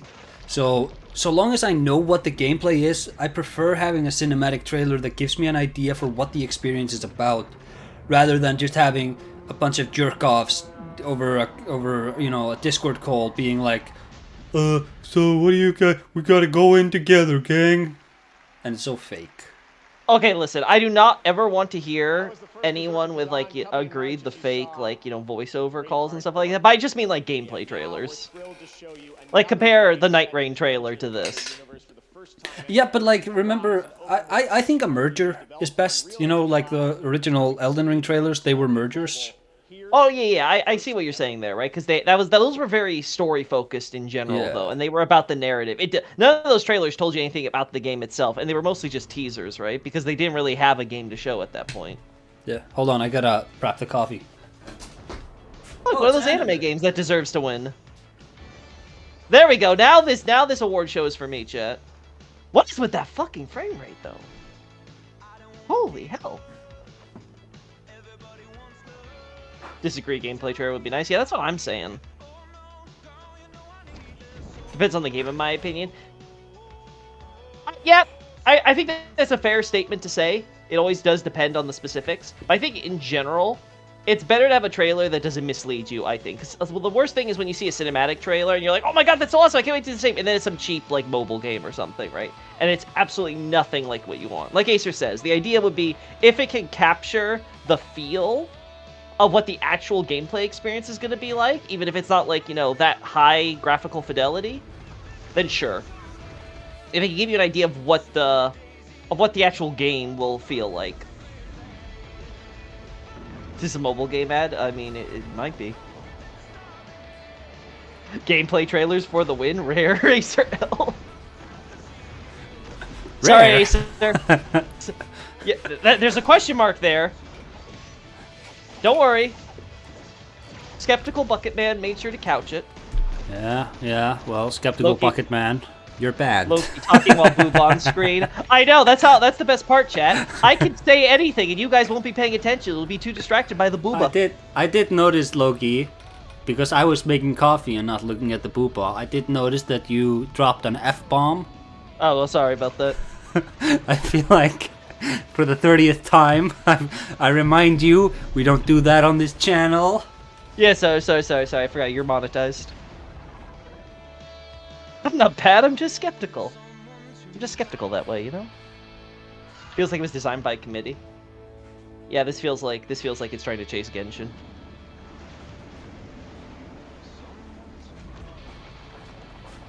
Didn't I have a bag of crushed almonds somewhere? Like this reminds me, like, the first thing I think about when I see this trailer is, oh, Project Mugen in Fantasyland now? F demonetized. Loki getting Acer demonetized confirmed. Well, yep. Sorry, chat, I'm gonna make Acer broke and then he's gonna have to close down the channel. You can blame me. Dying Light, the beast from Techland. We announced this at Gamescom. It's got combat, parkour, and nights you may not survive. Here's a brand new Alright, Dying Light, the beast. Oh. I believe this is about some sort of beast. Are my almonds activated? I just want to hang out in the green room with trashed Harrison Ford. Yeah, that would be a something. Oh. Yeah, Loki, did you see him? No, I did not. I assume that was during the pre-show or whatever. No, it was I think it was the first announcement. Todd Howard and Troy Baker, who voices Indiana Jones in the new game, they were on stage and they were like, and by the way, we have the other guy. And then Harrison Ford came on stage and he was so unimaginably drugged out of his mind. He could barely stand. To be fair, it was probably his agent who told him that he had to come to this.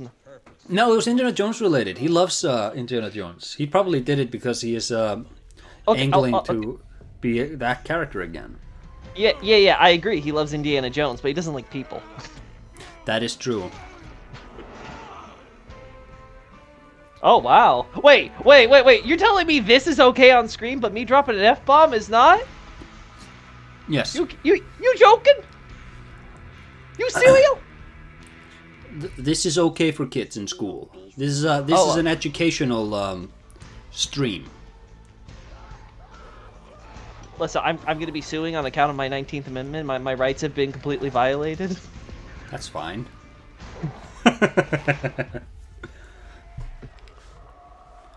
Look, the human body is nothing to be ashamed of. Swearing, however... Oh, I see. As they always say, you know, words always hurt you, but never booba. That's true. That's true. Well, you know, those are also deeply banned here on this channel. Acer. Shameful. It's a weird standard that gets weirder and weirder. Network TV rules, yeah, I swear. Why is the internet becoming network? What's he announcing? Best action adventure. Wait a minute! Silent Hill! Silent Hill 2 is the only one that I've played, but I would not call it best action adventure game. Let's say Zelda. Astrobot, congratulations, another win tonight. They're really gonna give Astrobot. No, it has Oh to boy! be. It's like I would based on reputation, I'd probably say Metaphor or Elden Ring. Dragon Infinite Wealth and Metaphor ReFantazio. And the game award goes to Metaphor ReFantazio. Yep, I knew it. Preposterous. They really scared them away from giving Elden Ring anything. They should have just given Elden Ring its own DLC section. I think you said that earlier in the stream. What? Wait, I wasn't nominated? No, you were not nominated. Did he say Acer or Queso? No, Queso. I'm sorry to say. I'm sorry, Acer. You're not in the big leagues yet. This is outrageous. It's unfair. I stayed up until almost 3 a.m. to cover this shit, and I didn't even get nominated? Yep. You have not been granted the rank of Master Content Creator. What the hell? Take a seat, young Acer. Age of Mythology retold because I'm biased. Actually, never mind. Unicorn Overlord because I'm biased. Unicorn Overlord wins this hands down. No, Unicorn Overlord. You were so wrong. This is us.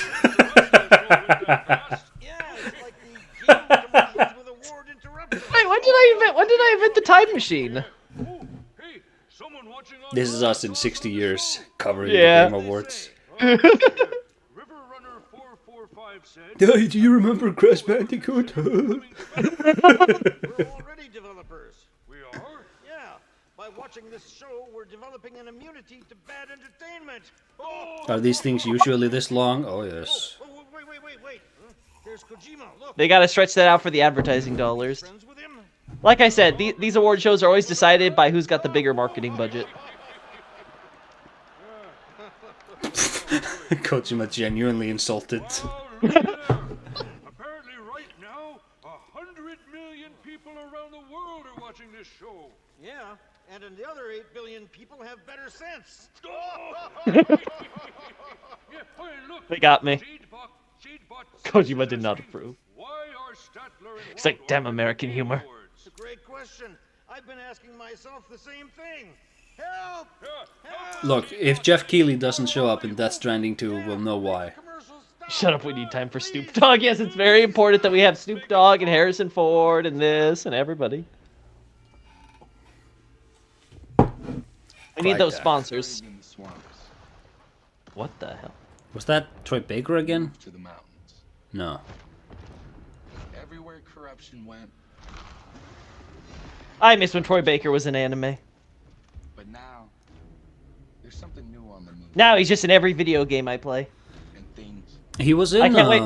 He played Schneisel in the Code Geass. Yep. He was pretty good in that. Yeah, he's also Pain in Naruto. I wouldn't know. I don't watch Naruto. I'm not a loser. Excalibur and Soul Eater. I don't watch Soul Eater either. I'm not a loser. Yeah, was he in One Piece? You know, I wouldn't be surprised if he was, considering how many people have been in One Piece and associated with Funimation, but I don't know. I would be surprised if he was like probably a minor character in that, if it was like the early seasons.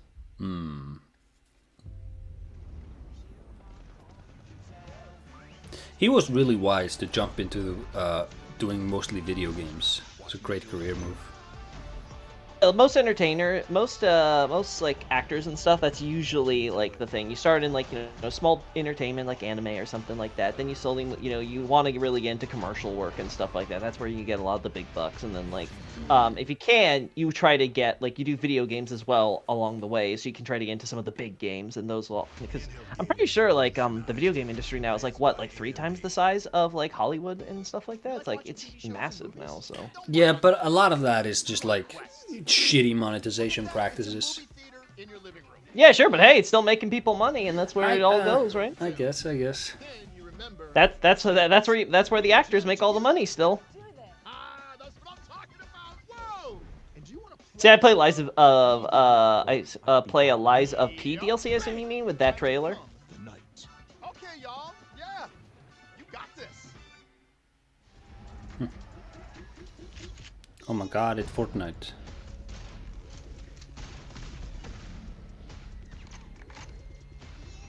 I hate how kids today, they play Fortnite, Minecraft, and Roblox. When I was a young kid, not that long ago, you had 5 games that were really good, made for kids, coming out every year. Just incredible variety of different sorts of games. And I feel like kids are losing that, and they have these games that seem to be designed first and foremost as marketing vehicles through which different brands can be sort of merged together. Well, most of the kids' games are usually gacha or something, so... Yeah, and I think that's so unfair. I think kids deserve good games. Which is why, you know, I'm not that upset that Astrobot's gonna win everything. I think that's kind of Well, cool. in fairness, that's...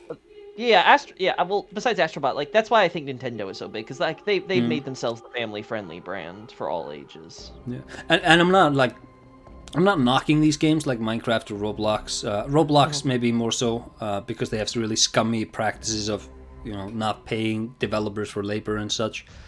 But I just feel like I would like it if kids played more than 3 video games.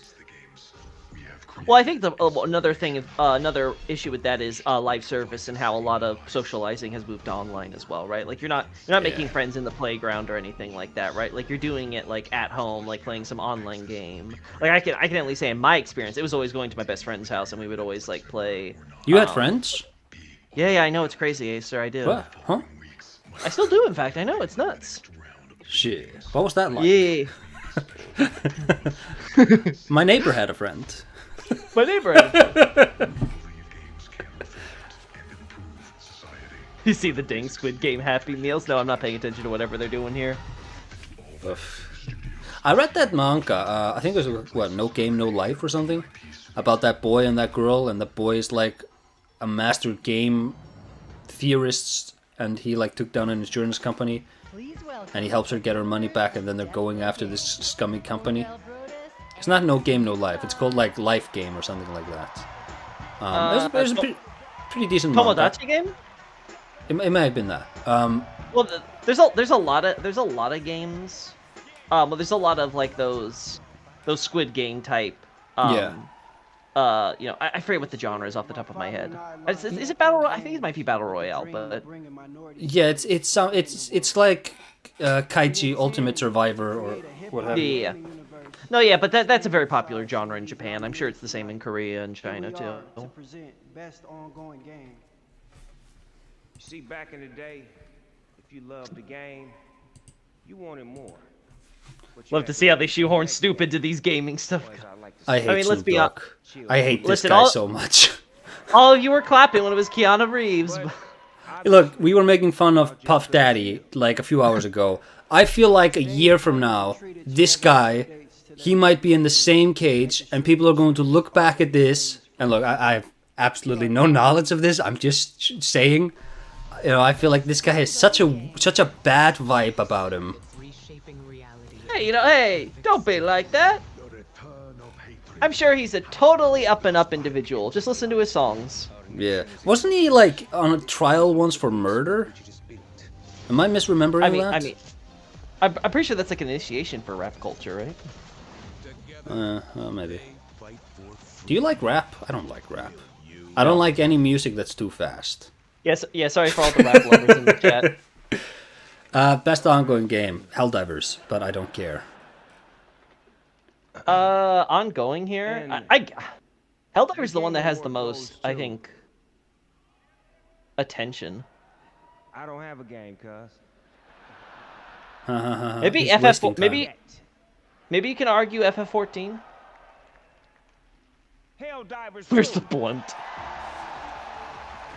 It's crazy to think that Snoop Dogg is an announcer, and yet he was not the most baked man here. Harrison Ford was. Hey, maybe he's trying to clean up his act. It's possible. It's possible. Can't have any incidents after, what did you say, Puff Daddy? Yeah, that's right. Gotta stay on the down low. Gotta work that PR angle. That's true. That's true. A lot of people in chat. A lot of people in chat earlier were saying that Puff Daddy has not yet been tried with anything, so we're just engaging in slanders and accusations. No, I'm joking. I'm joking. I don't have any. I don't have any defenders in chat. Thanks the Game Awards for this honor. I mean, we'll see. Innocent until proven guilty, but I'm not a jury, so I don't have to abide by that.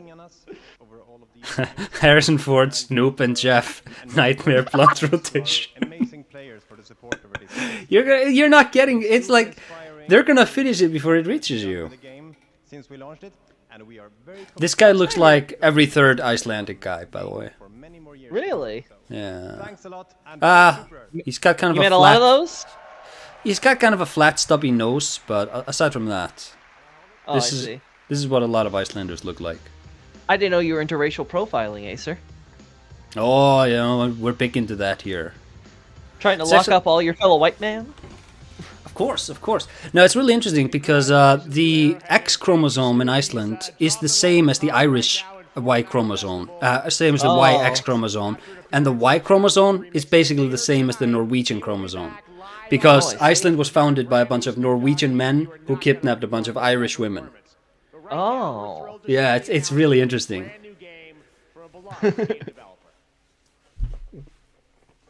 I'm forgetting Snoop and Ford. We're probably in the green room together, yeah.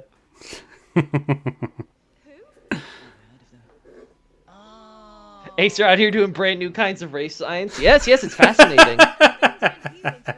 Look, this is a field that hasn't been innovated upon in a really long time. I can't wait to take your seminar on eugenics. Hit the calipers. Brand new kind of race science. No, I learned this in school. Ah, I see. That's telling. The How bad is Calvin Night- Candle of YouTube. Is that like a race How bad is science? Night Rain going to be? From what I understand, the director was the guy in charge of the combat in Elden Ring. So if you liked Elden Ring combat, you're probably gonna like Night Rain as a combat game, because it's basically a dungeon crawler. They're calling it RPG, at least on the Japanese side, but it's only an RPG so far as you have Calvin a variety Candle of is the builds. guy from Django. That's right. If you insist. I insist. I don't like DiCaprio. DiCaprio also goes on my enemies list. Oh, is that so? Oh yeah. I feel like he has squandered 20 years of Martin Scorsese's career with mediocre acting. I think he's good in The Departed. Everything else he's done.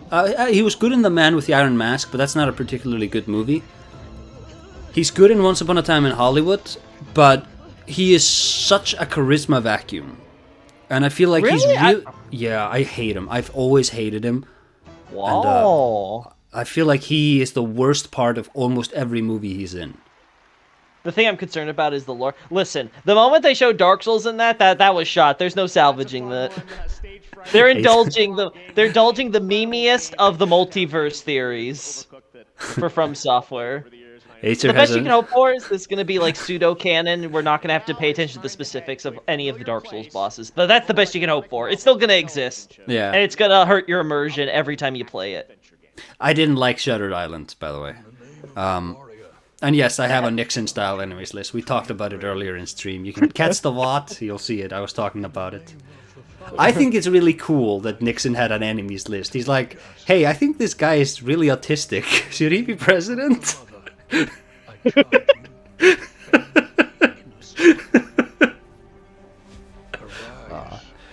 Inception. Okay, Inception is good. He's good in Inception. Yeah, I think Caprio's a fine actor. You know, my problem with him may just be because I feel like he's so bad in it's Game of Thrones in those Scorsese movies. So if you look at like The Aviator, that movie, Christopher Nolan was going to do a Howard Hughes movie starring Jim Carrey, but he decided not to because The Aviator came out, and so I'm like, that would have been much better. Then you look at something like Gangs of New York, and on one hand you have Cameron Diaz and DiCaprio, neither of them seemingly putting in a day's work. You have Daniel Day-Lewis, who is way too intense for it. It's just like this. You needed a different lead in that movie. You have a movie like Shutter Island. Like take The Wolf of Wall Street and imagine if you had a guy like Will Arnett in that movie instead. Because I feel like he's never the right choice for any of his roles. Okay, so this actually was to the point that I was going to make. I think the problem with DiCaprio isn't that his acting. I would say that it's his baby face. It could be. He's gotten really round too. His head has gotten rounder. Well, he's got that like when he was like casting like Romeo and Juliet, you're like, yeah, you know, he's the actor that all the girls want to see like as the male lead or whatever, right? Like it's like that makes sense. But he then was when you good in put The like, Departed, yeah. Yeah, but like you said, when you go into stuff like as Howard Hughes or what was the other one? Gangs Was of it New Catch York. Me If You Can? Was Catch Me If You Can, yeah. Like when he's in some of those or what have you, especially when it comes to like when he's supposed to be like older or what have you, it starts turning against him because like he looks eternally like a young 20-something. Yeah, I like him in Catch Me If You Can, but really just the first half. I feel like the performance sort of falls apart in the later half. Yeah, it's when he's playing the young and more naive types of characters that it looks right. Yeah, and the moment he has to deliver like a frazzled, really stressed out version of Frank Abagnale, it's just like, you know, did you just learn acting yesterday? Yeah, I don't know. It's like with Django. Like when you put facial hair on him, it's like it's hard to take him seriously. Again, I think he does fine in the movie itself, but I would agree that like you do anything to hide his baby face, it just makes it stand out more. He's got the opposite of the J.D. Vance problem.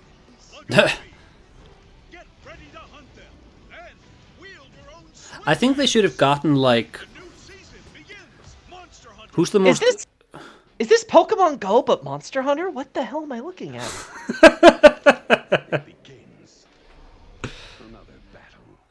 Great Gatsby. I hated that movie. I also hate the book. And people tell me, oh, it's about like the fading of a different era. You know, it's like in my opinion, all American literature is crap. So. No, it's like there's good stuff in there, but you know, Herman Melville's really good. Cormac McCarthy is great, but The Great Gatsby, this sort of romance for this era, it has never connected with me. Well, I don't know. It's not just the romance. I think it's also the cynicism. Like I think of Holden Caulfield and stuff like that. I'm just like, no. The hell with that guy. Screw that guy. Catcher in the Rye, more like catch these hands, bitch. But yeah, like I said, I've never found. I could say American poetry, maybe I could say is pretty redeemable, but I got nothing positive to say about like American literature. From what would you say about like Edgar Allan Poe and like and Lovecraft? That's what I'm saying. Poet, like I'm saying, poetry and stuff I can go with. Now they don't. Now the problem is that I wouldn't consider Lovecraft like one of the like American classics because they don't really teach that in school. Like you're not gonna be like reading Lovecraft after you finish reading and then there were none or so whatever. I forget. But I would. I think Lovecraft is, certainly in terms of influence, he's one of the best. Oh, I'm sure, but the problem is I think Lovecraft has so much baggage behind him as a person that no one actually. True. Like that no like middle school or high school teacher wants to wade through that. Yeah, that's true. It's about America. I can't imagine it translates well to other countries. I am American. I don't think it translates well to my country. Like I said, the good stuff is usually like when you look at, the Mark Twain, Edgar Allan Poe, like again, some of the poetry stuff. That's where I think you get like really like good Americana. I think a lot of the pre-World War II. That's all leveling. I think a lot of the pre-World War II pulp stuff is really good, like Conan the Barbarian and stuff like that. Well, now we're getting to like graphic novels and stuff. No, Conan was like a pulp character, like Lovecraft wrote about. Oh, really? Okay. Yeah. Nobody writes like Poe for sure. Power your dreams. They don't teach Robert E. Howard or Edgar Rice Burroughs either. Well, like again, there's always a question of like what you always have to make a cost-benefit analysis when it comes to teaching material, because like whenever you're teaching something, you're not teaching a billion other things, right? Yeah. But I think that Lovecraft is always going to be at the bottom of that list, right? It's never going to be on the short list. Yeah. But are they enough when death lurks around every turn? Troy Baker. Is this some sort of racing game? It's anime. Speed Racer? Gothic Speed Racer? No, this couldn't be Speed Racer. Batman X Speed Racer. Deja vu! Oh, it's Need for Speed, and they're gonna bring Aaron Paul out. Ah, I see. Family. I think Aaron Paul is confirmed to be showing up. Screamer. So is this gonna be like an anime racing game? I guess that's a market that's been untapped. I don't know how many. I should say that. Here we go. Sports anime's big. Oh, wonderful. Is this another remaster? I'm going to have a brain aneurysm. Is this Factions? What is this? Uh-oh. Is this the places?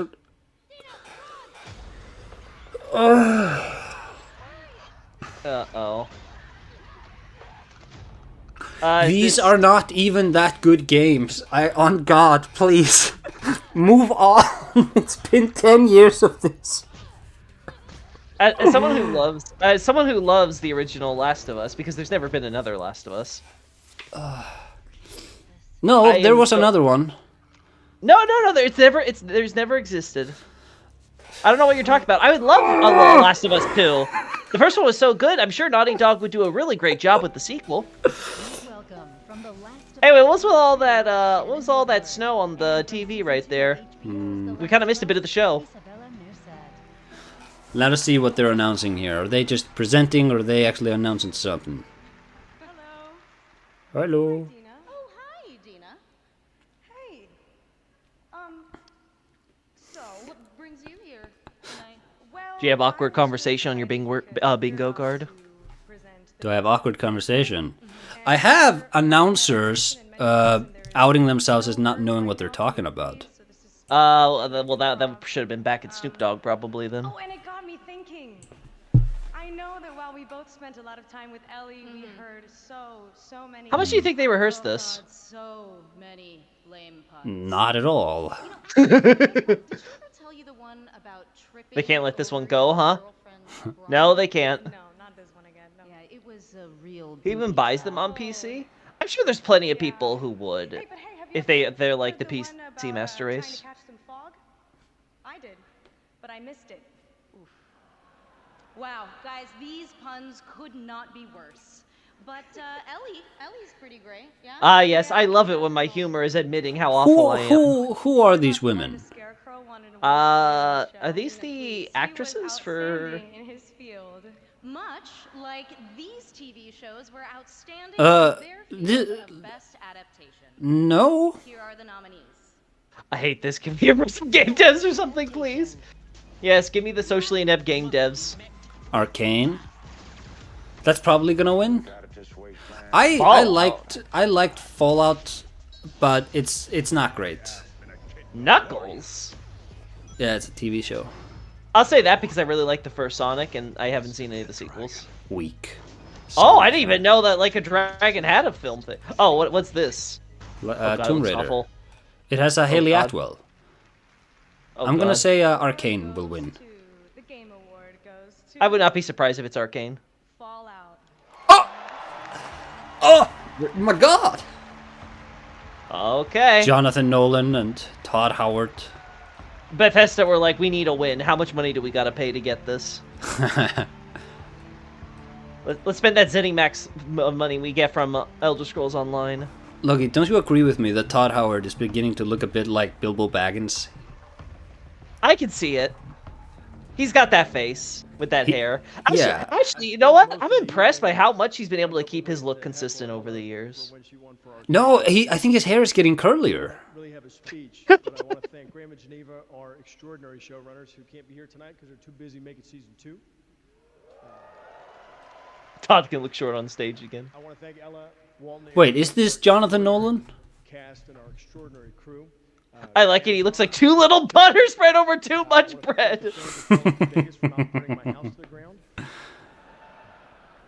He is short, Acer. It just works. Last but not least, He's a compact kind of guy. Guys, this may be the last time we get to hear Todd lie to us before the failure that is Elder Scrolls 6. I too have to thank our cast and crew, everybody involved in this show, led by. He's so short. Really, to everybody who's worked on Fallout over the years. TS6 is an illusion. Don't F up TS6. Yeah. 20 years now. It's been like we're getting Elder Scrolls 6. With the best fans there are. Thank you all for supporting everything we do. Thank you. I think that's a real Winslow Winter, yeah. We've waited just as long. We're gonna get the completion to Elden Ring before we get Winds of Winter. Congratulations to Fallout. Next up, Yeah. is the year 2097 and a co-op heist FPS Den of Wolves from Ulf Anderson, the creator of Payday 1 and 2 and GTFO. Here's your first look at the gameplay. Let's look at this, Loki. Let's analyze this. Oh, yes, putting on my monocle. There's a lot of bats in this. Oh, those right, are right. hovercrafts. They better call him the Sinestro. Exterminator. Oh, this guy's a mask. Hey, that's illegal. It's not COVID. That's true. What is this a Payday? What did you say this was? I have no idea. I just paid attention when you told me to. What's with the frame rate? I can't tell. Oh, are you watching the screen Yeah. sharing? There's probably Yeah, terrible bitrate on that. Yeah, probably. I'm gonna assume it is. It looks fine on Yeah. my end. Yeah, good, okay. As long as it looks good on your end, because I was about to be like, what is with these gameplay trailers and having, like, the most terrible frame rate? It's like, this is your first, this is your first foot into the door, huh? More Cyberpunk? Oh, is it Cyberpunk? Den of Wolves. I don't know. 10 chambers made with Unity. Oh, that did nothing. Yeah, that did nothing for me. I also hate. Yeah, when- that is. I don't like when video game trailers have this sort of music in them. Yeah. This is a huge turnoff. Enemy I'm much list. more for epic orchestrals. Oh, this is gonna be ZZZ. I can already tell. Hoyoverse. This is Genshin Impact. No, this is ZZZ.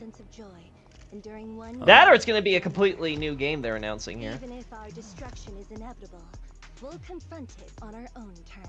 No, this has to be ZZZ. I'm pretty sure this is the look. Yeah, this is ZZZ. I like that. I like how China got into animation, and they immediately fell right into the same anime waifu addiction that ails Japan and Korea. They were not immune. Because it makes money. It makes them buckos.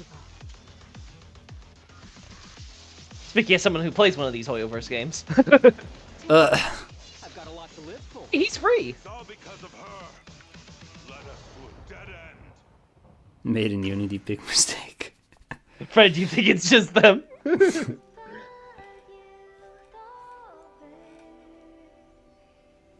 Hurry up with the Bloodborne! Don't worry, this time, Acer, we're gonna get it! We're gonna get Bloodborne on PC! Listen. If we get Bloodborne, and we get a turtle-shaped man... I would love if FromSoft made a second announcement for Bloodborne at the end of this, just to really steal the show. That's a new look at Zenless Zone Zero, a nominee tonight, and the revealed Astra, the most well-known celebrity in New Eridu. And now here's a new look at version 3.0 of Honkai Star Rail. I will say it's impressive how Jeff can actually make it sound like he knows what he's talking about when he's just narrating these random lines that were given to him by the marketing department. This is a Honkai Star Rail. This is your thing. Yeah, this is mine. Oh. Ugh. Oh? Let me tell you what's happening, Logi. They're flying into the infinite galaxy. Shh. He's touching the glass, and he's realizing that he's human. I can see Acer! And she has a hat. Kafka! Wait, why the hell are we back on Bellbog? What? And there's some fighting there. This is the new planet? This is a city, it's not a planet. What? No, we just got through 5 planets. Oh. Hey. It seems to be some VA, sort of casino game? I mean, it's gacha. What do you expect? Oh, it's gotcha. Oh, I gotcha! Hey, Loki, I gotcha. You're gonna be peachy at work tomorrow, Acer. I'm gonna commit suicide at work tomorrow. Just gonna keel over. Finally, they're showing the new planet. Oh, is that Casterus? No. Yes! Yes! Finally! This was one of the only characters I was interested in when they made the first announcement. Who is this character? Like, how do you know this character if she's not already in the game? Because they, Hoyoverse loves their trailers. Like, they like, interweave lore and stuff into them all the time. So, they basically, like... Basically, you can know a lot about the games just by following their Twitter and stuff. So it's like, oh, there's a character coming out probably like in 6 months from now, but hey, here's already all the basic information. Oh, I see. Fully called in sick? I can't. I'd already promised I'd be there, and if I don't show up, the job doesn't get done. Loki Souls with the waifu game knowledge. Loki with his gambling addiction. Yeah, listen, if you ever want to watch someone do incredibly unwise things with their money, just come to my channel and watch my streams. I play DS2 and spend my money on gacha. Hey, didn't he change himself into Snoop Lion? I don't know. Maybe he realized the branding wasn't working. Ugh. Game Awards is gacha game at time. Oh. They should be like, I'm sorry, I don't speak weeb. Listen, I'm gonna take this.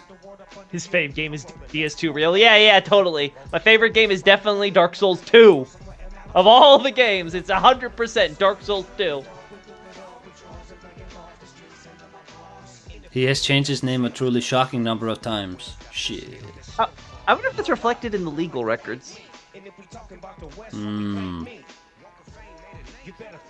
Can't have a Game Awards without Snoop, I guess. Is this his first time here, or has he actually been doing this stuff before? I don't remember him, but then I don't think he leaves much of an impression.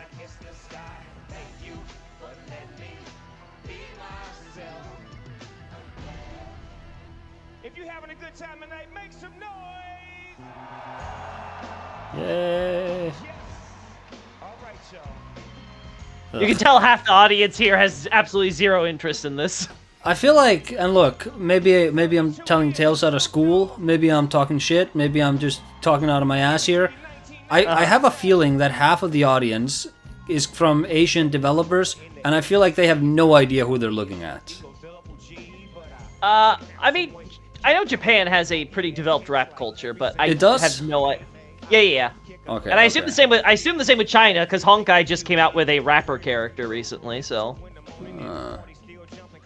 But like, I don't know if they actually know American rappers that well.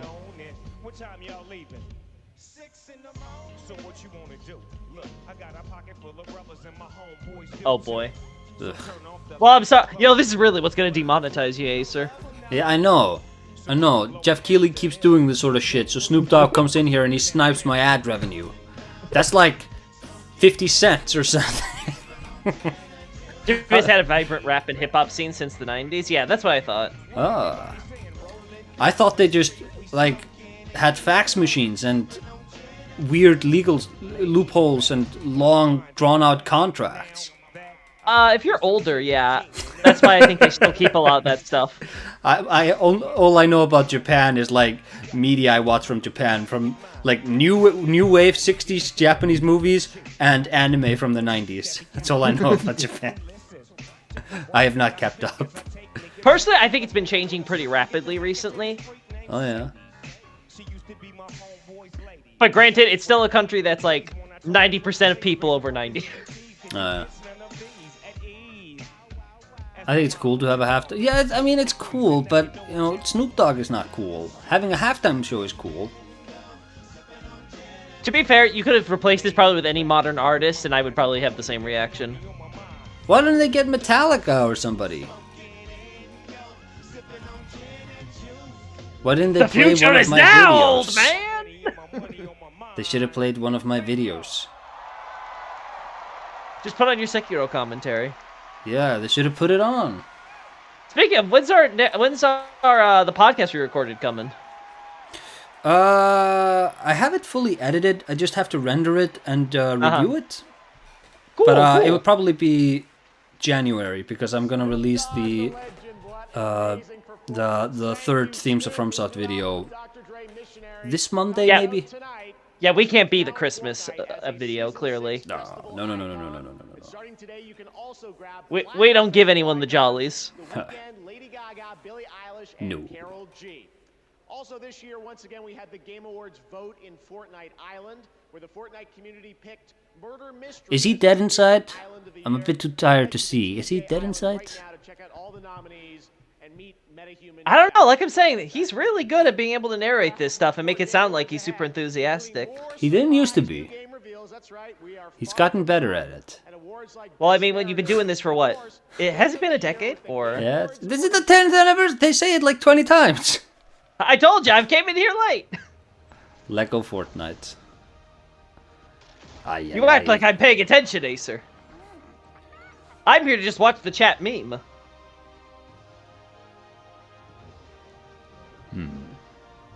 Wow, Lego games have come a long way, huh? Acer, this man has lost all hope. Wait, what?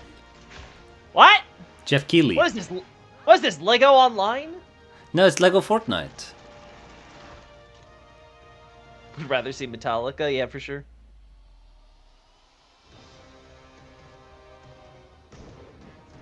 The Pride of Denmark. Wait, Mount Doom?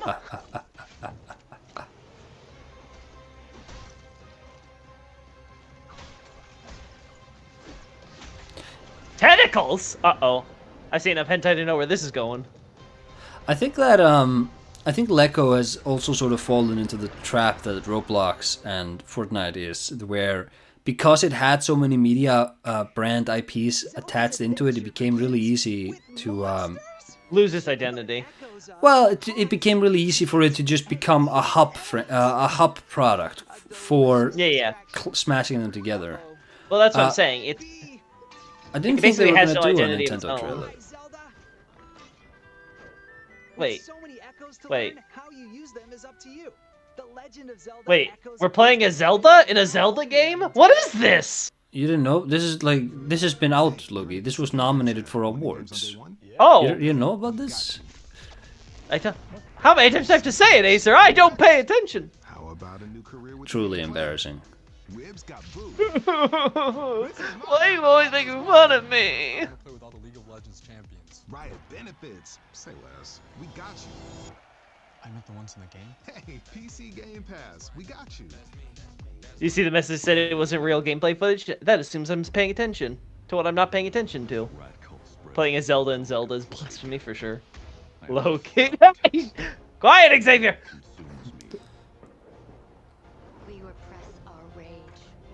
Wait, okay, is that Kevin Conroy? No. It's his name escapes me because it's 3:20 a.m. It's the It's the voice actor for Ezio Auditore. He voiced him in Arkham Origins. It's Roger Craig Smith. Okay. Yeah. And I really like his take on the character. I think he should become the new Kevin Conroy. But first, for a limited time only, Prime members in the U.S. can go to Amazon.com. I mean, he's a good actor. The Game Awards to get up to 50% off. I mean, how long has he been doing Sonic now? I think for close to a decade as well. Oh, right. He is Sonic. I forget. Yeah. Now, I love how I do that, and I'm not even a Sonic fan.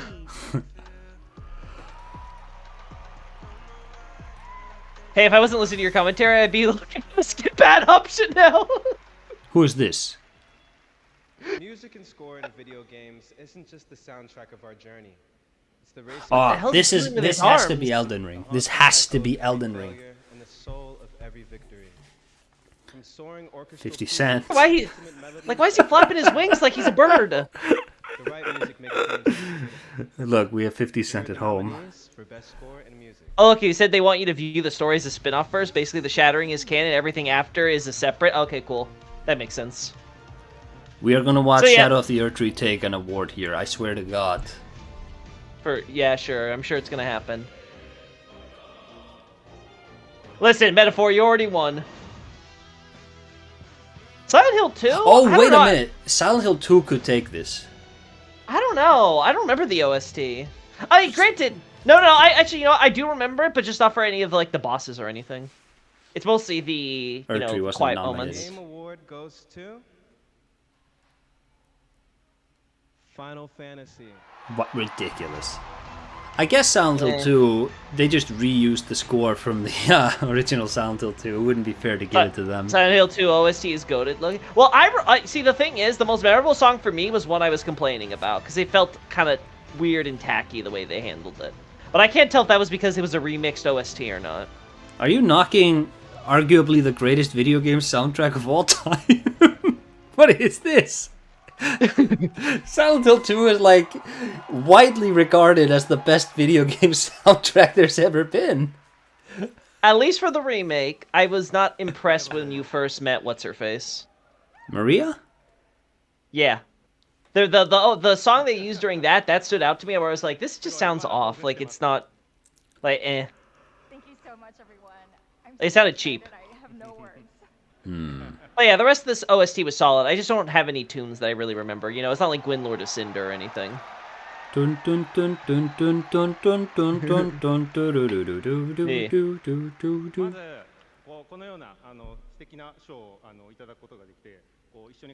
Interestingly, the Silent Hill theme song is not in the game. Oh, really? Not in the original. No, it's like the Zelda theme isn't in Ocarina of Time. Oh. But they brought it back interesting in the trivia. third game.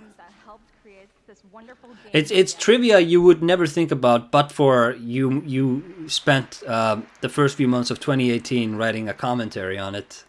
Ah, I see.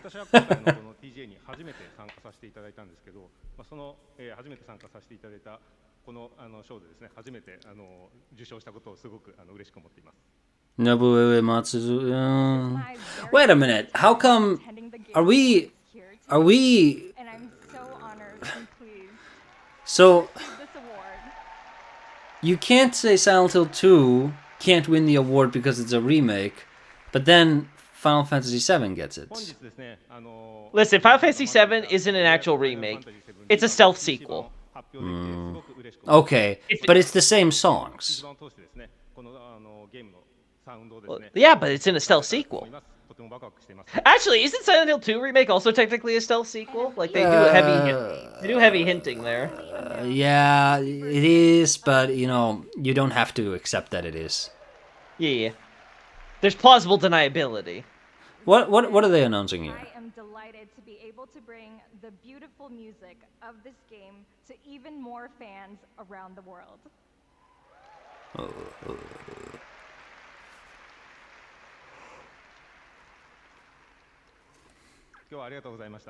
It really is a stealth sequel following Advent Children. It's really more of a change in the timeline. Yeah, that's exactly why I had zero interest in the remake. And again, I'm sure for all the people who love the OG Final Fantasy VII are excited about the remake, great. But at least for me personally, And speaking as like, you know, someone who's like outside the Final Fantasy bubble, I wanted this to be an actual remake so I could enjoy the original game with like updated graphics and combat and stuff. And when I learned wasn't actually getting that, I was like, okay, I have zero interest in playing this then. Oh my god, it car.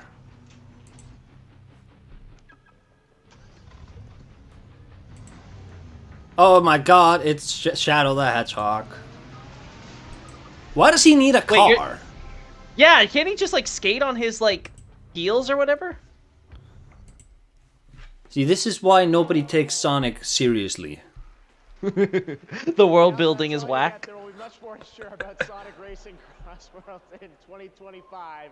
Everyone's like, ah, yes, another crappy Sonic game. Who's surprised? Did you know my first Sonic game was Shadow the Hedgehog? Look, you being an elite is why I've been playing the OG game. Play the OG game. That's the thing. The OG story, at least. I have also played the OG game. I played the Flash version of it. I hate to tell you this. It sucks ass. Oh. And that's why I wanted the remake to be able to update it, you know? What is this? Oh, what's this? Neo? What are you... Neo? This is Mafia, the old country. Oh, okay. Italians, Japanese, what's the difference? Just look at me. Loki, probably one of these guys is your grandfather. Maybe him. No, my grandfather was American. Oh.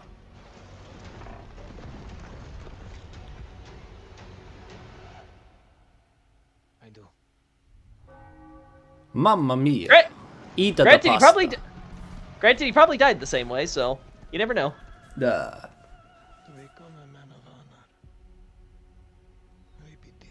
Pasta lasagna. Hey, do you think Italian cooking is superior to Nordic cooking? Yes, I think Italian cooking is superior to all cooking, well, especially French. This is where you're wrong. Nordic cooking is the best. This is true. This is true. All right, fight me, Viking bitch.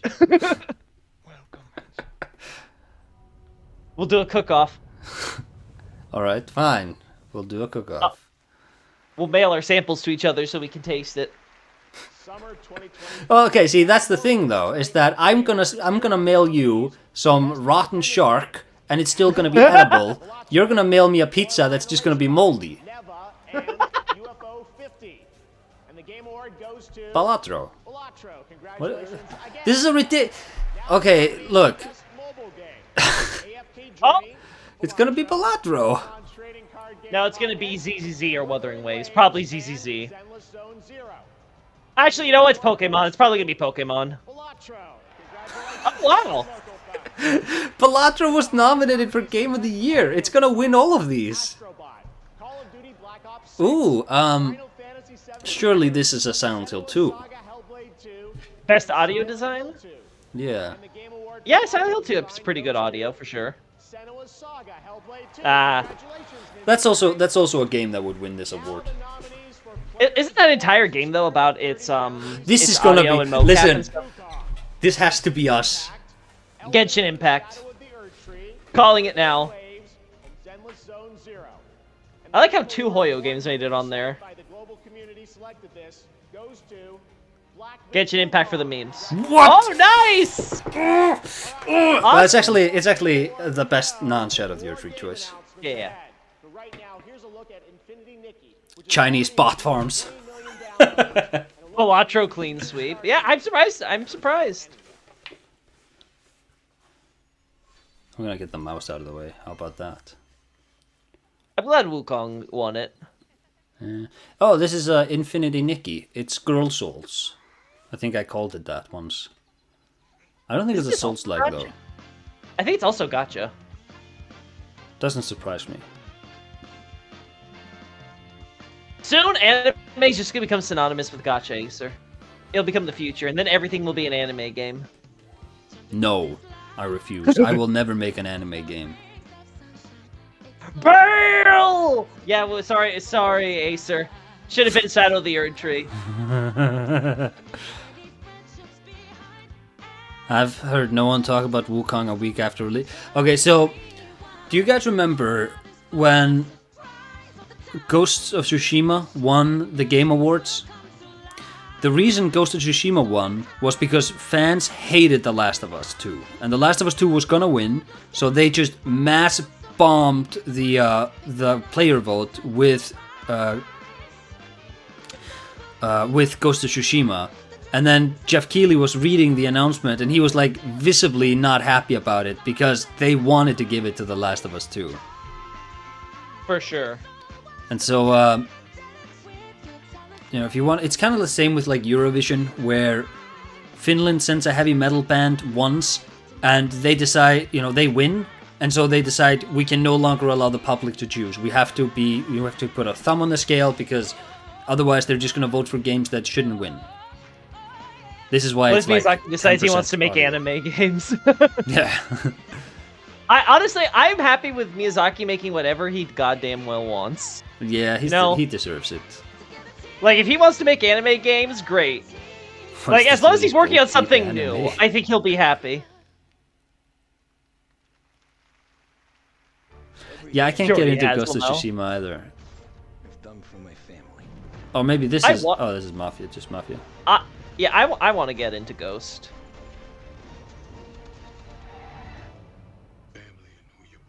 What is this little Bo Peep anime nonsense?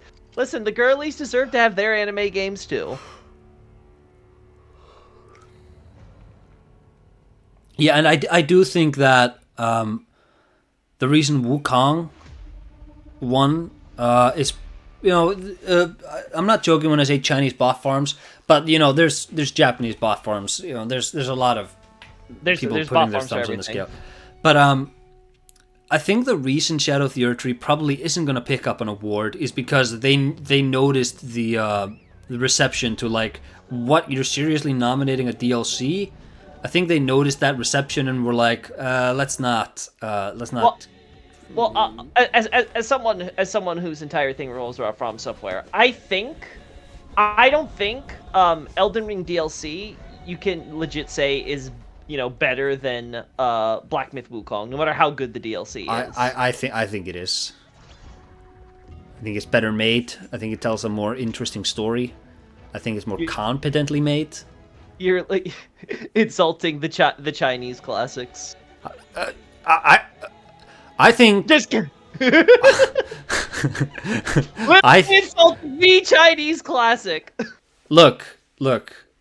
I think Black Myth Wukong was insulting the Chinese classic. Okay. I feel like it actively makes the base game worse. No. Maybe in terms of just how much it stretches it, but I don't think it makes the base game worse. Well, make the narrative. Maybe the narrative. Like I'll be honest. I think the DLC is pretty great up until the blemish that is like the literal final boss. It's just like this is a lame story to end it off on. Have you gone back to it after they patched it? No, I have not. I'm sure gameplay wise it's better. I know Xavier's definitely shown some improved gameplay with it. There he is. Is he gonna say it's the bomb? Look, your thoughts on Arc Knights? Don't know enough about it. Spider-Man, Critical Role. I'm honored to say that I got to work with you on Dispatch, the game that we're actually announcing tonight. Yeah, but I haven't actually worked with you. It's very gameplay-wise for sure, but lore-wise it's still a massive stinker. No, I know. I feel like there's still a lot of good lore in there, but yeah, I think the main story I think takes a massive hit by, you know, just having Radon in it. Specimen Storehouse, yeah, it has the same problem the Grand Archive, Grand Library does. Same problem that the Grand Archive has. It's like Research Hall perfected the idea of this giant ladder room, and they've never done it as well. No, this is just a flat no. It's just boring to look at. I do like that you have to sort of nimble your way on top of these. No, but I just mean bodies. like aesthetically. Aesthetically, I just think when you look at it, it just looks kind of boring. Yeah. I think Grand Archives and Research Hall look infinitely better than Specimen Storehouse. Right. Like, I just look at that and, like, it fills me with wonder. Like, Duke's Archives, too, but Duke Archives, it was always the most dated-looking of all the Souls areas, in my opinion. Yeah. Like, it feels like it's the one that has aged the worst over time as far as Dark Souls 1's graphics is concerned.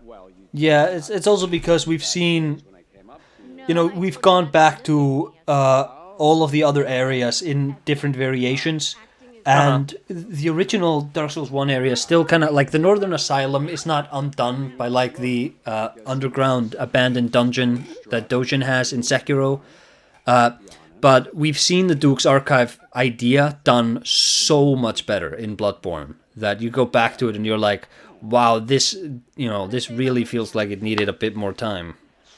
Duke Archives is books, lots of books. Well, I think the problem is really the architectural geometry is just very simple when you look at it compared to a lot of the later games. Like, you look at Research Hall, and that thing looks like a Lovecraftian labyrinth. It's beautiful. Same thing with Duke Archives. It's got that really nice, gothic look. It's like it's just, there's lots of little curves and details and things. And Duke's Archives, like, you look at it and those details are a lot simpler. And it's not saying that that's bad per se, but in terms of, like, again, when we're making the comparison or whatever, it doesn't look as good. But I think Specimen Storehouse is the most boring of the lot. I think it doesn't help though that they have that really like brown and yellow, like very bland, kind of boring color scheme. Like, this isn't Demon Souls. You don't got the atmosphere to make that work.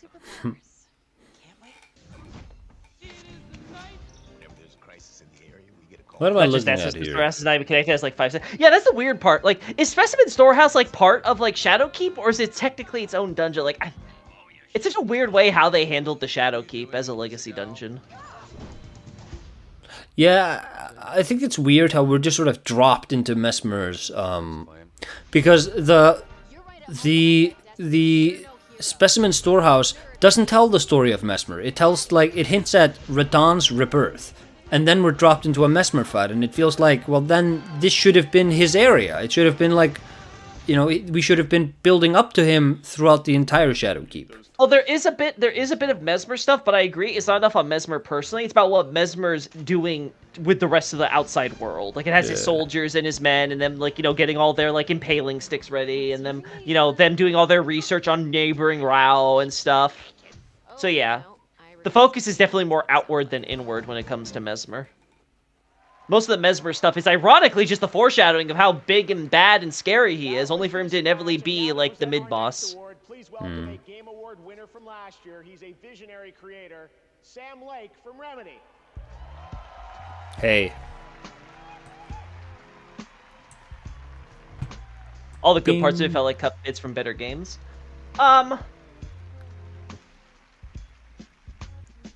I feel like that's going to become more true the more From Software goes through their reiterative process on more of their games. It felt like a loop.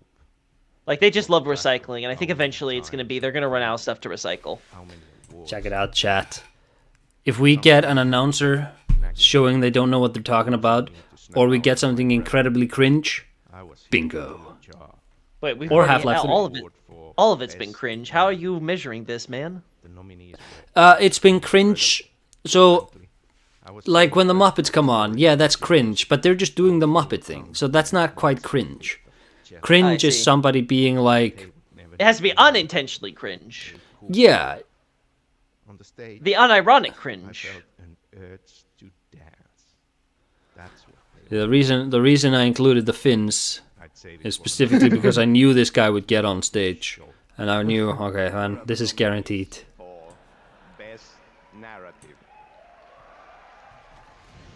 Best narrative, okay. This could be Silent Hill 2? Well, let's see, which one? But I don't know, I don't... I could see, like, a Dragon winning. I could see Metaphor winning. Oh, no, you know what? I can see this thing winning. Maybe. Senua is something they love to give awards to.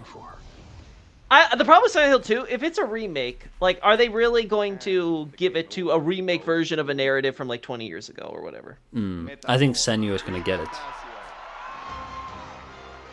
I just talked over it. Who the hell won? Senua, I think? No. No. Oh, that's Silent Hill 2, I think. No, it's Metaphor. Okay, yeah. You just assumed Silent Hill 2's award would be accepted by Japanese guys? That game was developed by what I believe is a Polish company.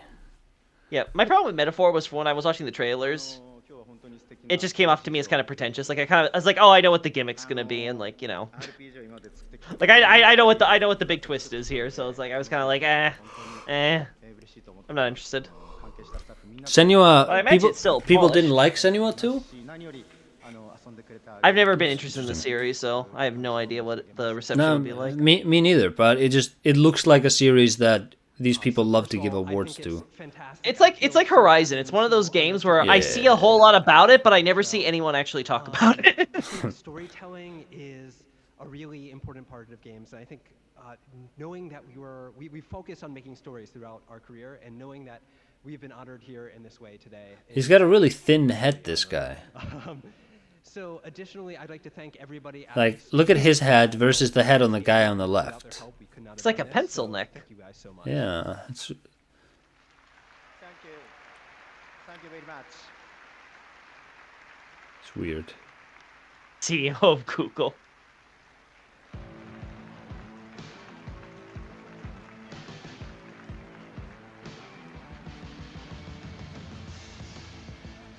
Congratulations, Hoshino Sojima. That's really amazing. Metaphor Refantasio.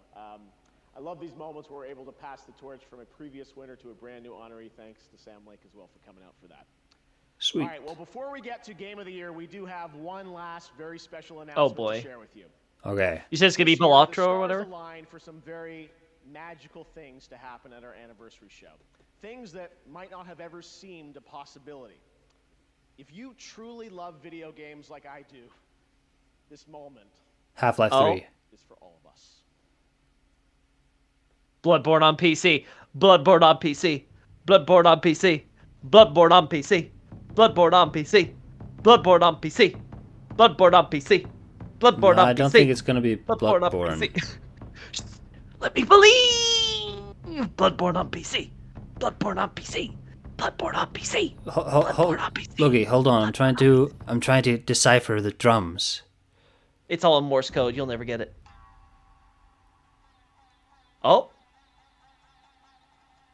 Oh, it's just the new Ghost game? Ghost of Himeko or whatever? Yotai. Oh, okay. But no, I don't think it's that. There's gonna be another Bill Clinton joke at the end. No, I think they tie up security to prevent something like that happening. Okami at least I hope 2. so. Oh crap! Okami!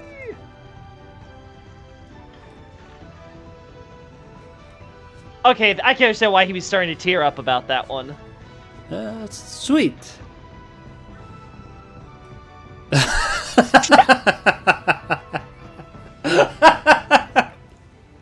Okami sequel. Hey! They got the man back. Man! Do you have unintentional comedy in there? Moment together again, Takeuchi-san and Kamiya-san and his new studio that we're also announcing, Clovers. Production is just about to begin on the Okami sequel. Beautiful. I am beyond honored we could share this very special announcement. God, I can't imagine what Okami's gonna look like in next gen. I'm actually curious how. Game of the year, but right now, here's some much-awaited news on the release timing for Crimson Desert from Pearl Abyss. What? From who? What? The continent of Pywell. Huh? A land soaked in blood. Oh, one sec. By the battles of those who seek peace and those who seek to shatter it. Here. Pearl Abyss.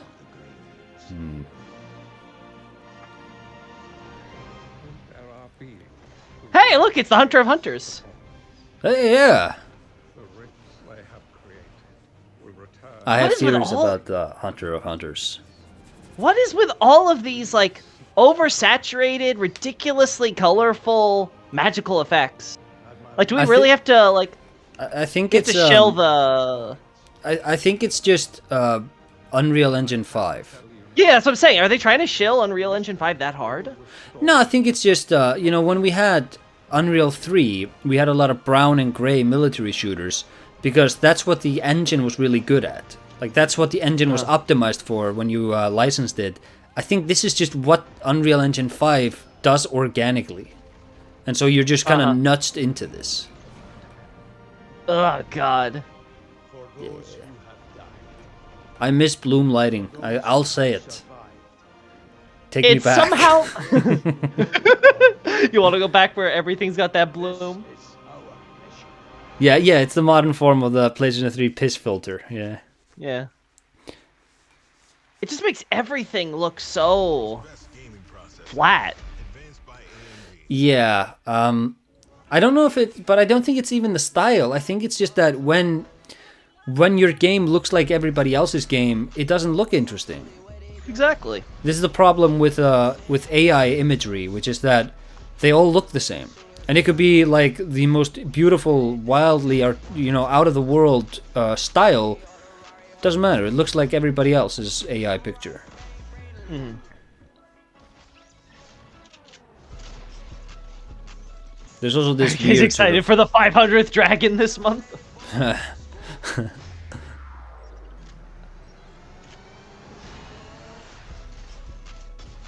This is like Fortnite or whatever, right? Yeah, this is Fortnite. Yeah. Otherwise, whatever. I can't rationalize seeing John Wick in a cartoon style. I don't like John Wick. How can you not like a man who just wants to get back for his dog? I think it's a fine movie. I think it's about as good as Taken. I think people made a lot of noise about this, even though the movie wasn't that good. Here's the thing: you don't go to see John Wick for the plot. You go there to see some high thrilling testosterone-filled action. I don't think the action was that good. I think it was too clean. I see. I also think Keanu, I don't think he has the physicality for it. I think he is visibly a man in his 50s. I can see that for sure. He doesn't look like the type of guy that would be like elite. But isn't that the point in the original film, at least? That he's like past his prime, but he goes back? Like, isn't that the whole idea? Like, he put that stuff behind him, but he's trying to show how he still got it, and you awoke the sleeping beast, or whatever? I guess. The Muppets. All right, welcome back the to Muppets. the Game Awards, He says as if he didn't invite them. I just wanted to come out here and reflect. He's like, these are my sponsors, huh? Did they have Muppets last time, too? Yes. I think this is the third or fourth time. I mean, the Muppets have to somehow maintain their relevance, right? Before Disney completely destroys their little theater. And thank you to the fans around the world for taking your time to watch this show. All right, Astrobot. Greatest days are ahead, and I can't even begin to imagine where this industry will be for our. We still need the Game of the Year or whatever, right? Yeah, I'm saying I think Astrobot's gonna win. Not the Balatro game you were talking about? No. You were glazing so hard? No, that only won in indie categories. Such a special show. We do. I heard them joke about the DLC being Game of the Year. Oh. One more. One of our industry's most celebrated developers has This been is Naughty hard Dog. at work in complete secrecy, building a brand new original world unlike anything they've done before. What you're about to see is Well, it can't be Naughty Dog then. We're happy to share with you tonight's final world premiere at the 10th anniversary of the Game Awards. Well, let's see what this is all about.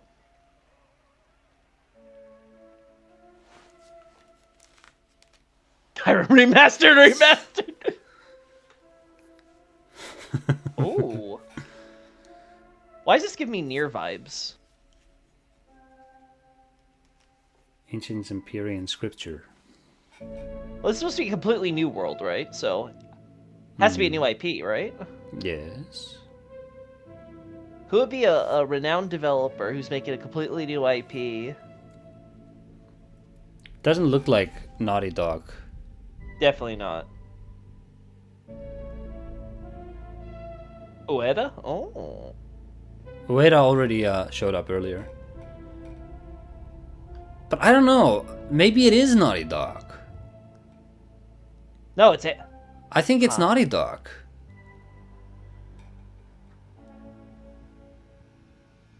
Yeah, it could be Naughty Dog. It's probably Naughty Dog.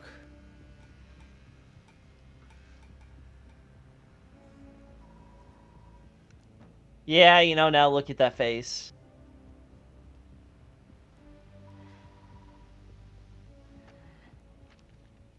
You know, this could be Mass Effect. No, it's a new IP. I think this is a Star... Oh, no. What's it called? You're right. Starlight Sapphire or whatever, that joke space IP in The Last of Us was.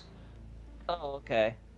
Because I was thinking that maybe it could be BioWare because we haven't seen them here, but you're right, it's probably Naughty Dog. Excellent. How is that excellent? It's next to fucking Superior. No one has left that planet. Hey, she swore. See? I'm safe. No, it's not you get one, they get one. Hey! Give me this! Give me this! Ask for just one thing from you, Acer. One thing! My freedom of speech! I hate this guy too, Kumail Nanjiani. Don't think I didn't snipe him from the top here. I hate this guy. He's so devoid of charisma. Who is swooping? No one is crazy enough to go there. He clearly is. He is clearly desperate. And so am I, so claim him, or I will find My enemy list My enemies list is not grown. I'm just revealing more and more members. It's already all been set. You went through them all. Thank you. Can we go back to the anime games? I'll see you on the other side. This Sigourney Weaver looking ass.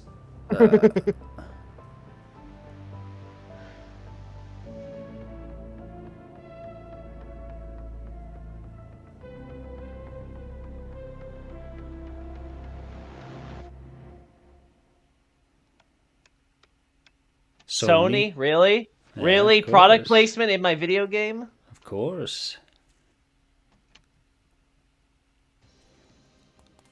Boomer rock music. Could this be some Gen Xer like Neil Druckmann developing a game?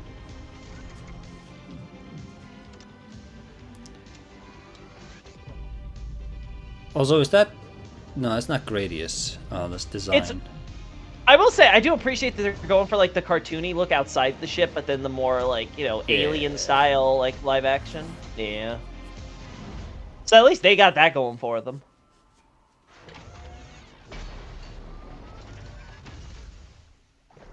Godric?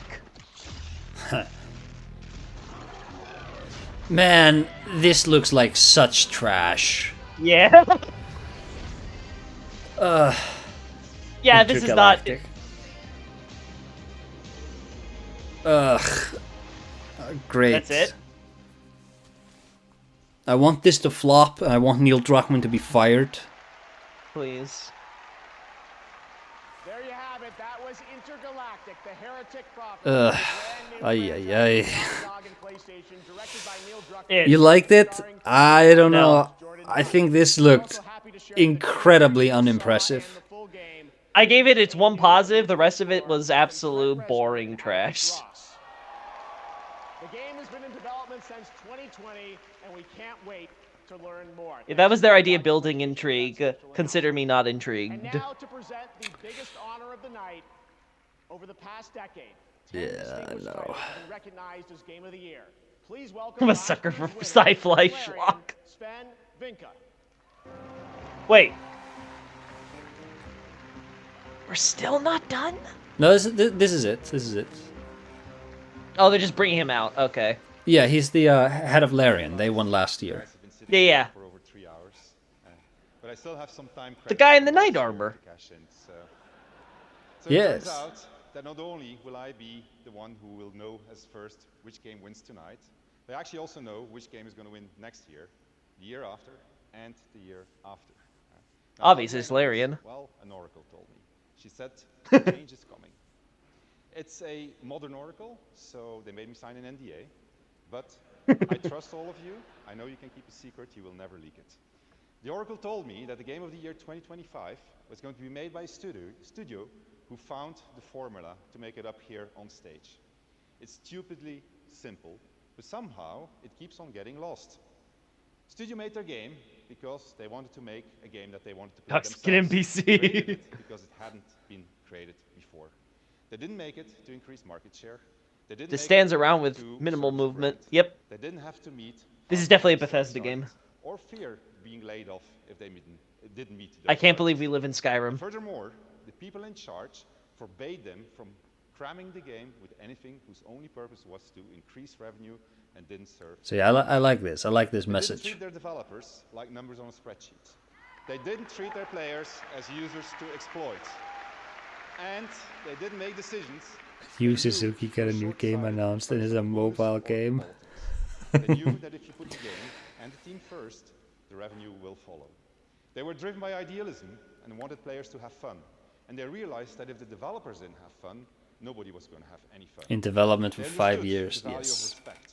That if they treated their developers and Who players keeps well, giving you the same Suzuki developers and money? players would forgive them when things didn't go as planned. But above all, they cared about their game because they loved games. It's really that simple, said the Oracle. Winning Game of the Year turned out to be a life-changing event for us. It was an amazing thing. To those who will Good, win they deserved Game it. of the Year 2024, Yeah. you have no idea what's waiting for you. It's an incredible honor, and you're in forever. Man, it would have been great if that was BioWare, though, wouldn't it? Should you be told? What? No, BioWare sucks ass. You can always I know, that's the problem. For 3 minutes. Okay. So now to pay tribute to the nominees for Game of the Year once again, Lorna Balf and the TGA Orchestra.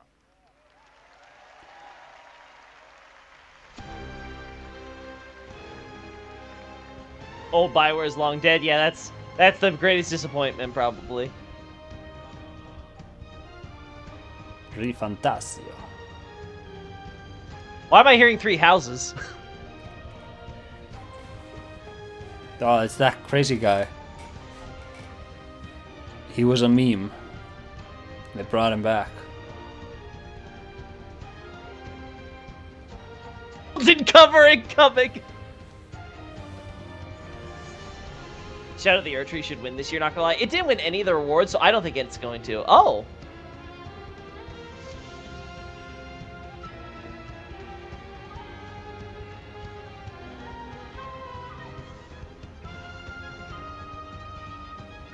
Let's do Mesmer's theme? And we get the most screen time, obviously. And yet we didn't win Best Original Soundtrack. I'm telling you, they should have had a separate category just for DLC. Put this all to bed. Your DLC just horse armor, then you know what, sucks to be you.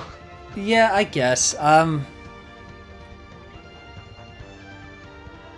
Yeah, like brand expansion, DLC, like it should be its own thing. The problem is too many DLCs nowadays are basically like, you know, they're either expansions or they're essentially like, you know, mini games, right? So it's like you may as well make them their own separate thing, because this is just going to keep happening where you're going to get super extremely large, either narrative heavy or narrative and gameplay heavy DLCs that just kind of deserve to be, like, you know, recognized for the effort put in to build upon an original, the original base game. Yeah, but Xavier's pointing out, like, are there enough amazing DLCs to justify like that being its own category? It's like, well, no. At least in years like this, I would say yes.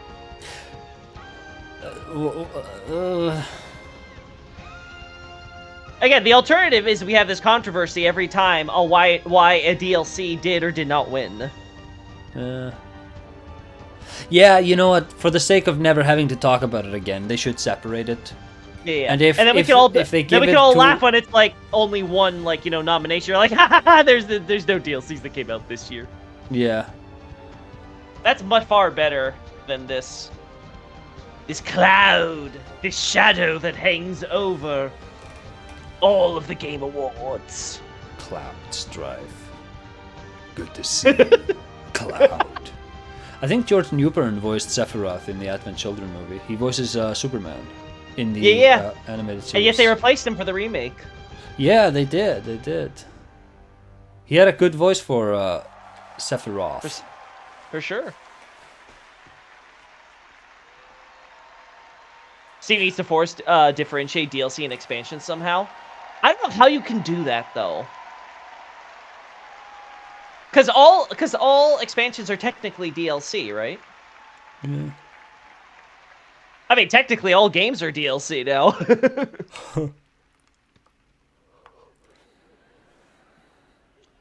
And the game of the year is Astrobot. Astrobot. Well, you had it. Yeah. That's another game where I absolutely hear no one ever talk about it. Hey, Mark Cerny is there. It's him. Shadow of the Nameless King. Yeah, guys, sorry. Shadow of the Erdtree was not going to win this. Nah. Institutional biases. For sure. Though separate from that, I still think it was overall pretty fair. Yeah, and look, hey, my rate, what did I get, like half of these guesses right? That's pretty good. Right. Yeah, sure. For me, I don't know enough about any of these games to be able to say with any like firm certainty like who actually deserves to win or not here. Reminder that Astrobot has given Bloodborne more recognition than Sony has in years, but Astrobot is Sony.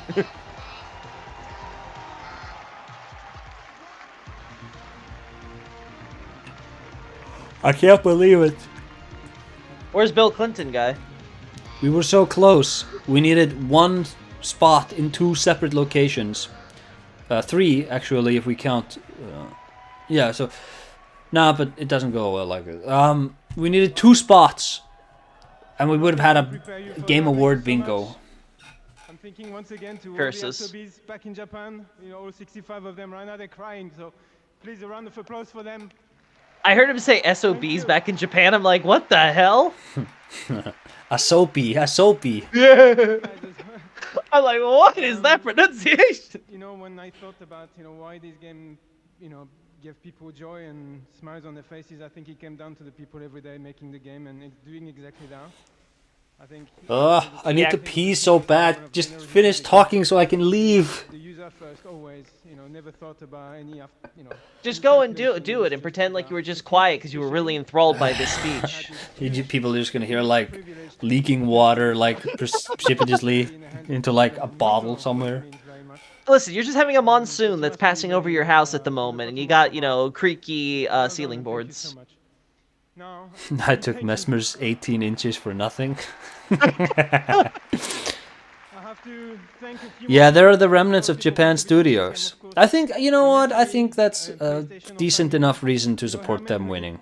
So glad we have a woman on stage who wear literally anything else besides a jacket over a t-shirt.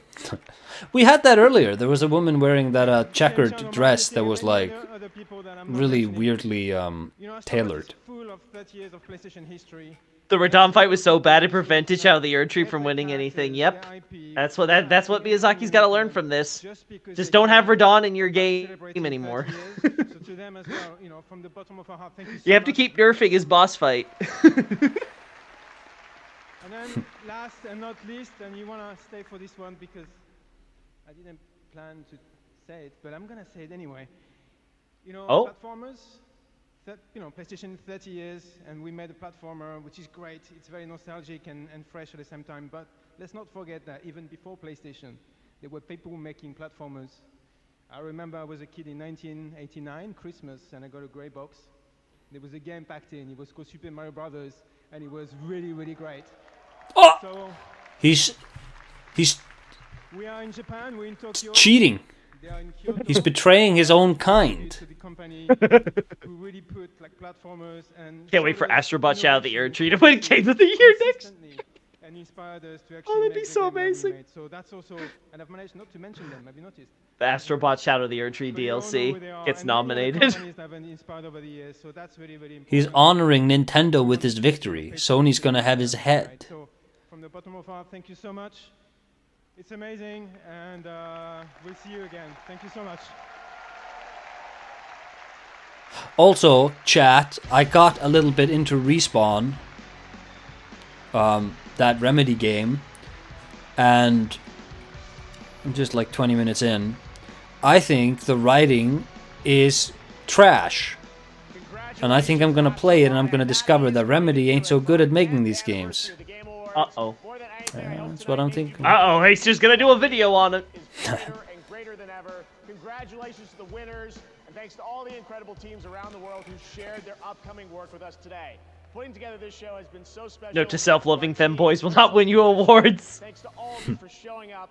Damn you, Mr. Martin. Is the writing more trash than Life is Strange? It's equal quality. It's not as like gut-wrenchingly awful, but it's like it's not like substantially better. Did the Life is Strange studio close or something? But Loki. Jeff, the Bloodborns. Where's my Bloodborne, Acer? Yeah, look, they must have forgotten to show it. Uh-huh. Yeah, you know, I'm starting to feel like there's a pattern here. They must have just forgotten. You promised me Bloodborne, and then they don't announce Bloodborne. That you have to take that up with Jeff Keighley. That's not on me. I don't know. You're closer in reach. I don't think I am. No, you're not. Listen, I'm gonna reach for you right over this call and slap you silly. Chat, I'm gonna close this down real quick because I want to go to sleep. Once again, the Game Awards has ruined my night. This was actually a pretty decent show, though. I really liked it. I'm gonna do some videos. I'm gonna do a video discussing what we saw from Gen Design. Anybody who wants to have opinions on this showcase, I have a Discord link in the description. Loki, thank you for coming on last minute. It was the greatest mistake of my life. Love it. Yes. So everybody, thanks for being here. Don't forget to pee. I'm not gonna forget to pee. And I'll be waking up in 3 hours to go to work. This was a mistake. But yeah, everybody, thank you so much for watching. Remember, like and subscribe and whatever. Bye-bye. Bye.